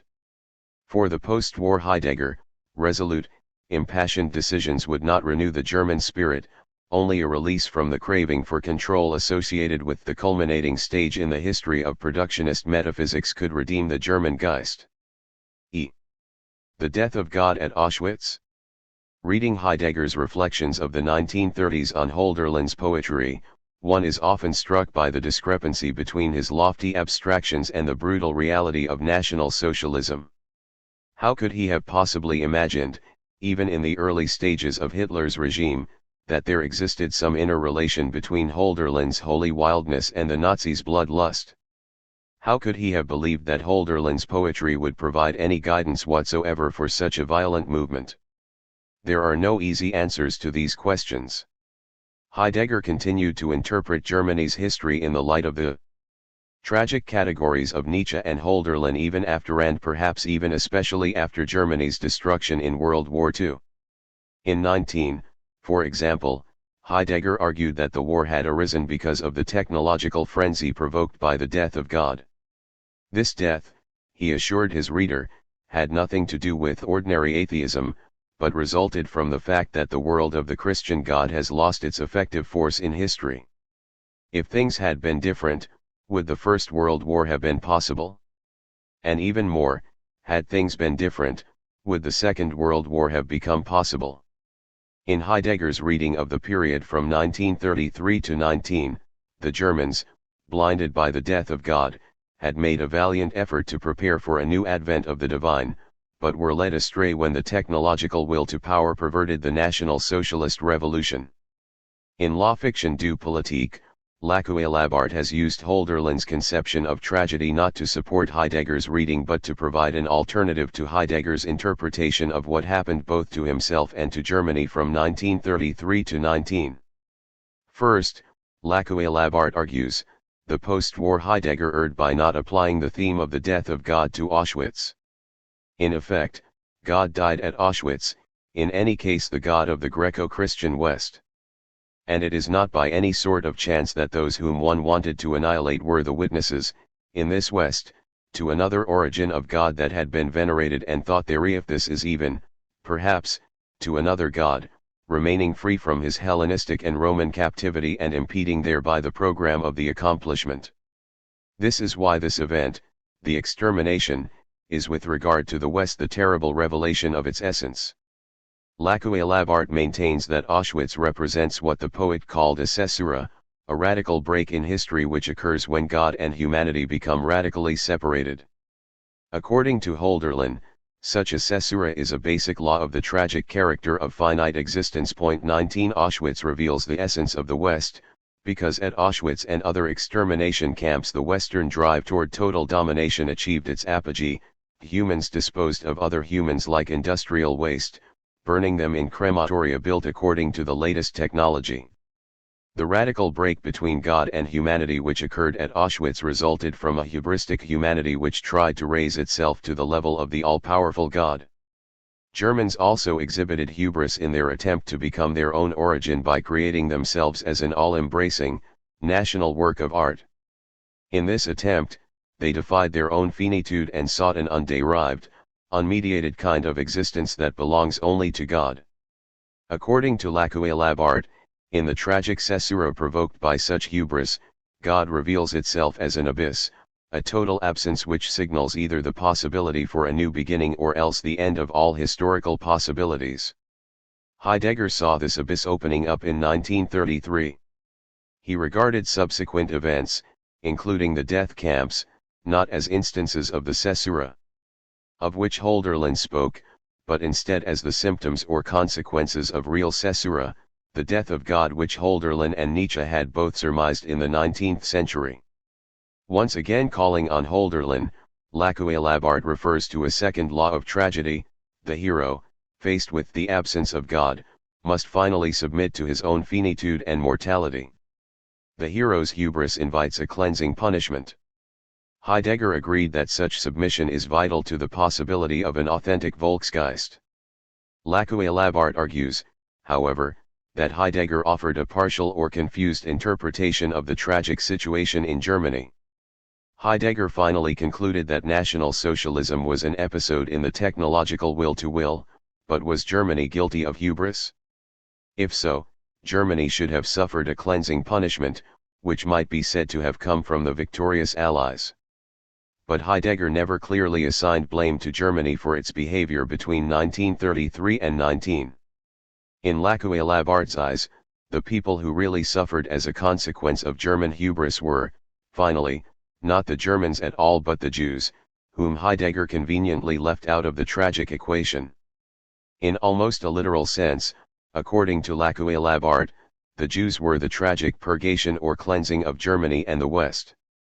Had post-war Heidegger been more courageous, we are told, he not only would have connected Auschwitz explicitly with German hubris, but would have also regarded the Holocaust itself, not Germany's pre-1933 confusion, as the real caesura in Western history. Jean-François Lyotard has recently questioned Lacuelabart's use of Hölderlin's theory of tragedy to interpret the meaning of Auschwitz. Lyotard argues that Auschwitz cannot have represented a tragic caesura because nothing has really changed since World War II, the West has not been released from the technological impulse. In this respect, Lyotard agrees with Heidegger's assessment of World War II. Moreover, Lyotard asks, if the Germans were guilty of hubris, why did the Jews die in the extermination camps? If the Germans were playing the role of the hubristic hero, why were they not the ones forced to acknowledge their finitude and accept the tragic law of destruction and death? Clearly, Germany's defeat was not sufficient to transform the impulse toward mastery and control. Lyotard offers a different interpretation of the meaning of Auschwitz. Drawing on the Western image of the Jews, he argues that the Jews died at Auschwitz because the Greco-Roman West has long resented them as reminders of the impotence of those projects whose aim is to deny human dependence on the nameless divine. The Jews, who experienced the trauma of being uprooted and made hostage to the unamiable divinity, represent the memory of the unconquerable obstacle to the Western quest to make everything representable, present, and thus controllable. Hence, according to Lyotard, the technological impulse to make everything present for use is a result of this attempt by Western man to make himself God. Lyotard contrasts this view with Heidegger's claim that the technological impulse is a consequence of the history of foundationalist productionist metaphysics, i.e., the Western attempt to discover the absolute ground or foundation which explains how things have come to be. As bearers of the memory of human finitude and dependence, Lyotard argues, the Jews had to be excluded. Their extermination, the most extreme attempt to erase this unwanted memory, was carried out in secret so that the very memory of the obliteration of memory would also be forgotten. Seen from this point of view, World War II was a massive distraction designed to conceal what was really going on. Even if Auschwitz cannot be conceived in terms of the artistic laws of tragedy, however, Lyotard still agrees up to a point with Heidegger that Auschwitz exemplifies the dreadful artwork typical of the union of art and politics in the technological era. While an authentic work of art such as a Greek temple founded a world by letting entities present themselves appropriately and distinctly, the perverse technological work of art such as a hydroelectric station differentiates nothing, but rather reveals things indiscriminately as sources of power. Both temple and power station are instances of techne, both reveal entities, but the former constitutes a world, while the latter contributes to an unworld. Consider, Heidegger remarked about a decade after the end of the war, the monstrousness that speaks out of the two titles, the Rhine, as dammed up into the power works, and the Rhine as uttered out of the artwork, in Hölderlin's hymn by that name. However, Lyotard rejects Heidegger's view that the Nazi crematoria were metaphysically the same as today's hydroelectric dams. Such a view conveniently ignores that the crematoria were for the efficient destruction of corpses, while dams are for efficient production of electricity. Ignoring this distinction is justified, in Heidegger's eyes, by the fact that both crematoria and dams are allegedly manifestations of the same Western impulse toward total domination. But may we so easily glide over the difference between crematoria and hydroelectric dams? While the former destroys human life, the latter makes some contribution to human life. Moreover, by equating crematoria with dams, by saying that they are both manifestations of the Western will to will, Heidegger refused to entertain the possibility that there was something specifically German about the political decisions which led to the crematoria. Like many Germans, Heidegger apparently could not comprehend the difference between German war deaths at the hands of Russian soldiers, on the one hand, and the deaths of Jews at the hands of Nazi functionaries, on the other. While both events were slaughters, the German soldiers died as combatants, but the Jews died as innocent victims of anti-Semitic violence. Heidegger's insensitivity to this issue may be less surprising when we consider how little he commented on the concrete aspects of human social interaction. Even his political speeches about the need for a new workers' society are remarkably devoid of practical insight and specific recommendations. Edith Wiskograd has argued that Heidegger could speak of crematoria and hydroelectric dams in the same breath because of his focus on the history of productionist metaphysics. His concern with the transformation of things, how they are produced, analyzed, and used in Western history led him to neglect the transformation of social institutions and practices. The priorities established remain nothing short of astounding. For Heidegger, such facts as the damming of the Rhine are important data attesting devastation, but the unnumbered dead of the two world wars and the creation of death and slave labor camps as institutional forms are never so much as mentioned in his major essays. Heidegger's equation of death camps and power plants confirms, in Lyotard's eyes, the hypothesis that Heidegger was like other Germans in wanting to forget the historical significance of the Jews. Yet Lyotard allows that Heidegger, by claiming that Western humanity had forgotten the originating event and had thus ended in technological nihilism, may have appropriated the role of the Jewish prophet for his own secular purposes, just as Jewish prophets reminded their people to remember the unamiable origin, so too Heidegger reminded his people to remember the nameless origin. The crucial difference here, of course, is the difference between Jerusalem and Athens, difference between captivation by the divine and enthrallment to being. According to Lyotard, Heidegger's scandalous post-war silence about the Holocaust revealed his refusal to deconstruct his most basic assumption, that the history of the West is identical with the history of being initiated by the Greeks. The history of the Jews testifies that there is another dimension to that history, faithfulness to the divine law. Lyotard's critique of Heidegger is reminiscent of Emmanuel Levinas's famous charge that Heidegger went astray, despite his brilliance, by elevating being above the moral law, ontology over ethics. To some extent, Heidegger was following his predecessors Hegel and Nietzsche in claiming that the world historical individual is beyond good and evil. By portraying ethical matters as secondary considerations which arise within and which are limited to a particular historical world, however, Heidegger ran the risk of justifying whatever ethical form of life happened to emerge in a world founded by a new work of art. The demented world of National Socialism reveals what may be justified when artistic considerations are allowed to triumph over supposedly outmoded ethical ones.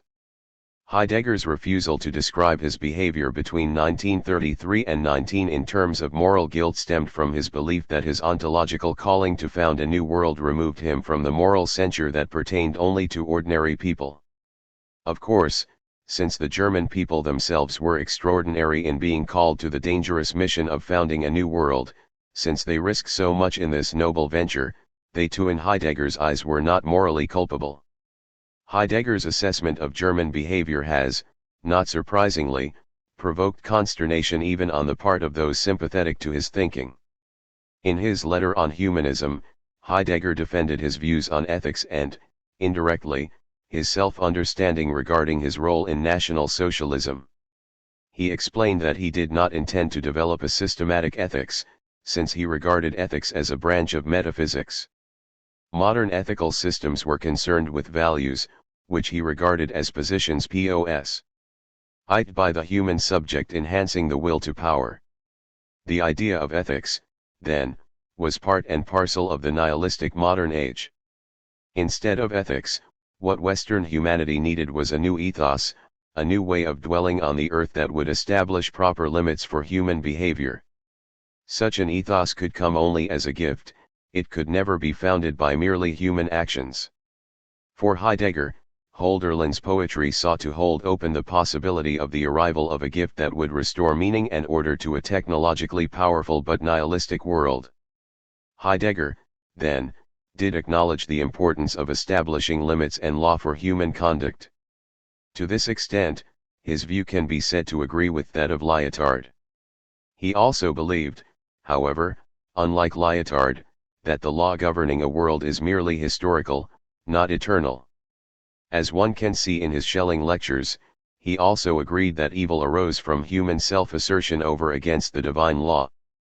But, for Heidegger if not for Schelling, this law was bound up not with the eternal divine but with historically limited God's manifestations of holy wildness. Selfishness in the form of radical anthropocentrism and racism, so Heidegger concluded at some point in the 1940s, was the root of the evil at work in the historical reality of National Socialism. In Heidegger's eyes, then, Nazi Germany had betrayed its highest possibility by becoming a virulent manifestation of the anthropocentrism defining the final epoch in the history of metaphysics. Selfishness, egoism, greed, these were, for Heidegger, the inclinations which led people to choose evil over good.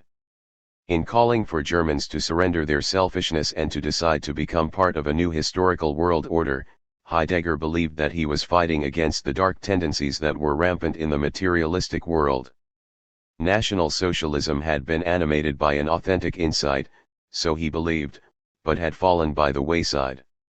Unfortunately, however, Heidegger could never straightforwardly admit that by deconstructing what he regarded as the Enlightenment's insidious principles of universal economic and political rights, by declaring that traditional Judeo-Christian moral beliefs had been vacated by the death of God, by claiming that new historical worlds arise from a primal source that is beyond good and evil, and by working to found such a world based on artistic ontological, not moral, considerations, he helped to make possible the triumph of a truly radical evil. At this point, in the face of Heidegger's post-war refusal to abandon what seems such a reactionary understanding of Western history and his equal failure to renounce unequivocally a political movement that wrought such unparalleled misery, some readers may well ask how students of Heidegger have been able to continue to assert the value of his thought. Why did he continue to harbor such an ambiguous attitude toward National Socialism? Why did he express a reluctance, bordering on defiance, to condemn the Holocaust, or to grapple seriously with the historical and cultural anti-Semitic issues that were obviously so central to National Socialism? More broadly, how are we given such self-damning to evaluate his extraordinary yet idiosyncratic reading of Western history as the unpredictable play of being? May we not question the historical judgment of a man who engaged in what Hugo has described as extravagant self-mythification regarding his own place in the scheme of Western history? The self-mythifying Heidegger believed that he had been destined to proclaim the saving vision of his hero, Hölderlin, and that he himself was thus the world historical figure who would transform the fate of the West. Consider Heidegger's astonishing account, presented in 19, of the destiny linking him with Hölderlin. Perhaps Hölderlin, the poet, must become the determining fate of confrontation for one who thinks, whose grandfather, according to the records, was born in a manger, which lay in the upper Donatal near the edge of a stream under the cliff. The hidden history of saying knows no accidents. All is destiny. The grandson of the man born in a manger in Hölderlin's beloved Swabian countryside knew that he was destined to change the course of history. Even as Germany was being destroyed in 19, Heidegger did not hesitate to say, in truth, however, my works belong not to my person, but instead they serve the German future and belong to it. Their safekeeping should demand a corresponding carefulness. And in July, 19, after Germany had been almost annihilated by the victorious Allies, Heidegger could dare to write, now everyone thinks of the decline. We Germans cannot go under, however, because we have not at all yet arisen and must only persevere through the night. Heidegger's post-war utterances never deviated from the conviction, described by Ott as showing monstrous hubris, that his vision of history remained the key to the past and future of the West. Given Heidegger's apparent hubris and his refusal, even at the urging of his old friends Karl Jaspers and Rudolf Bultmann, to acknowledge his guilt for the role he and his thinking played in promoting Germany's catastrophe, we may readily see why his critics have been so suspicious both of his understanding of Western history and of the interpretation of modern technology he derived from it. Nevertheless, despite the undeniable problems connected with Heidegger's life and thought, his conceptions of history and technology have exercised a major influence on many respected thinkers. Thus, before we draw any conclusions about the value of his analysis of Western history and technology, we must also examine his own philosophical account of those related phenomena. To this point in our study, we have been concerned primarily with the political dimension of Heidegger's concept of modern technology. We have seen that that concept was by no means the product of pure thinking, but instead arose in connection with his concern about Germany's fate in the age of modernity and industrial technology. Motivated by such concern, he developed a political philosophy that shared much in common with, but was also far more sophisticated than, the reactionary political movement associated with the rise of Hitler. In providing the narrative of Heidegger's application of 33. His concept of modern technology to politics, we have necessarily examined important aspects of his ontology, particularly regarding the role of the work of art in founding a new world. Nevertheless, we have postponed the more detailed examination of his ontology necessary for both a full understanding and an evaluation of his concept of modern technology. The history of Heidegger's attempt to apply his thought to fascist politics is a dreadful story, but it is,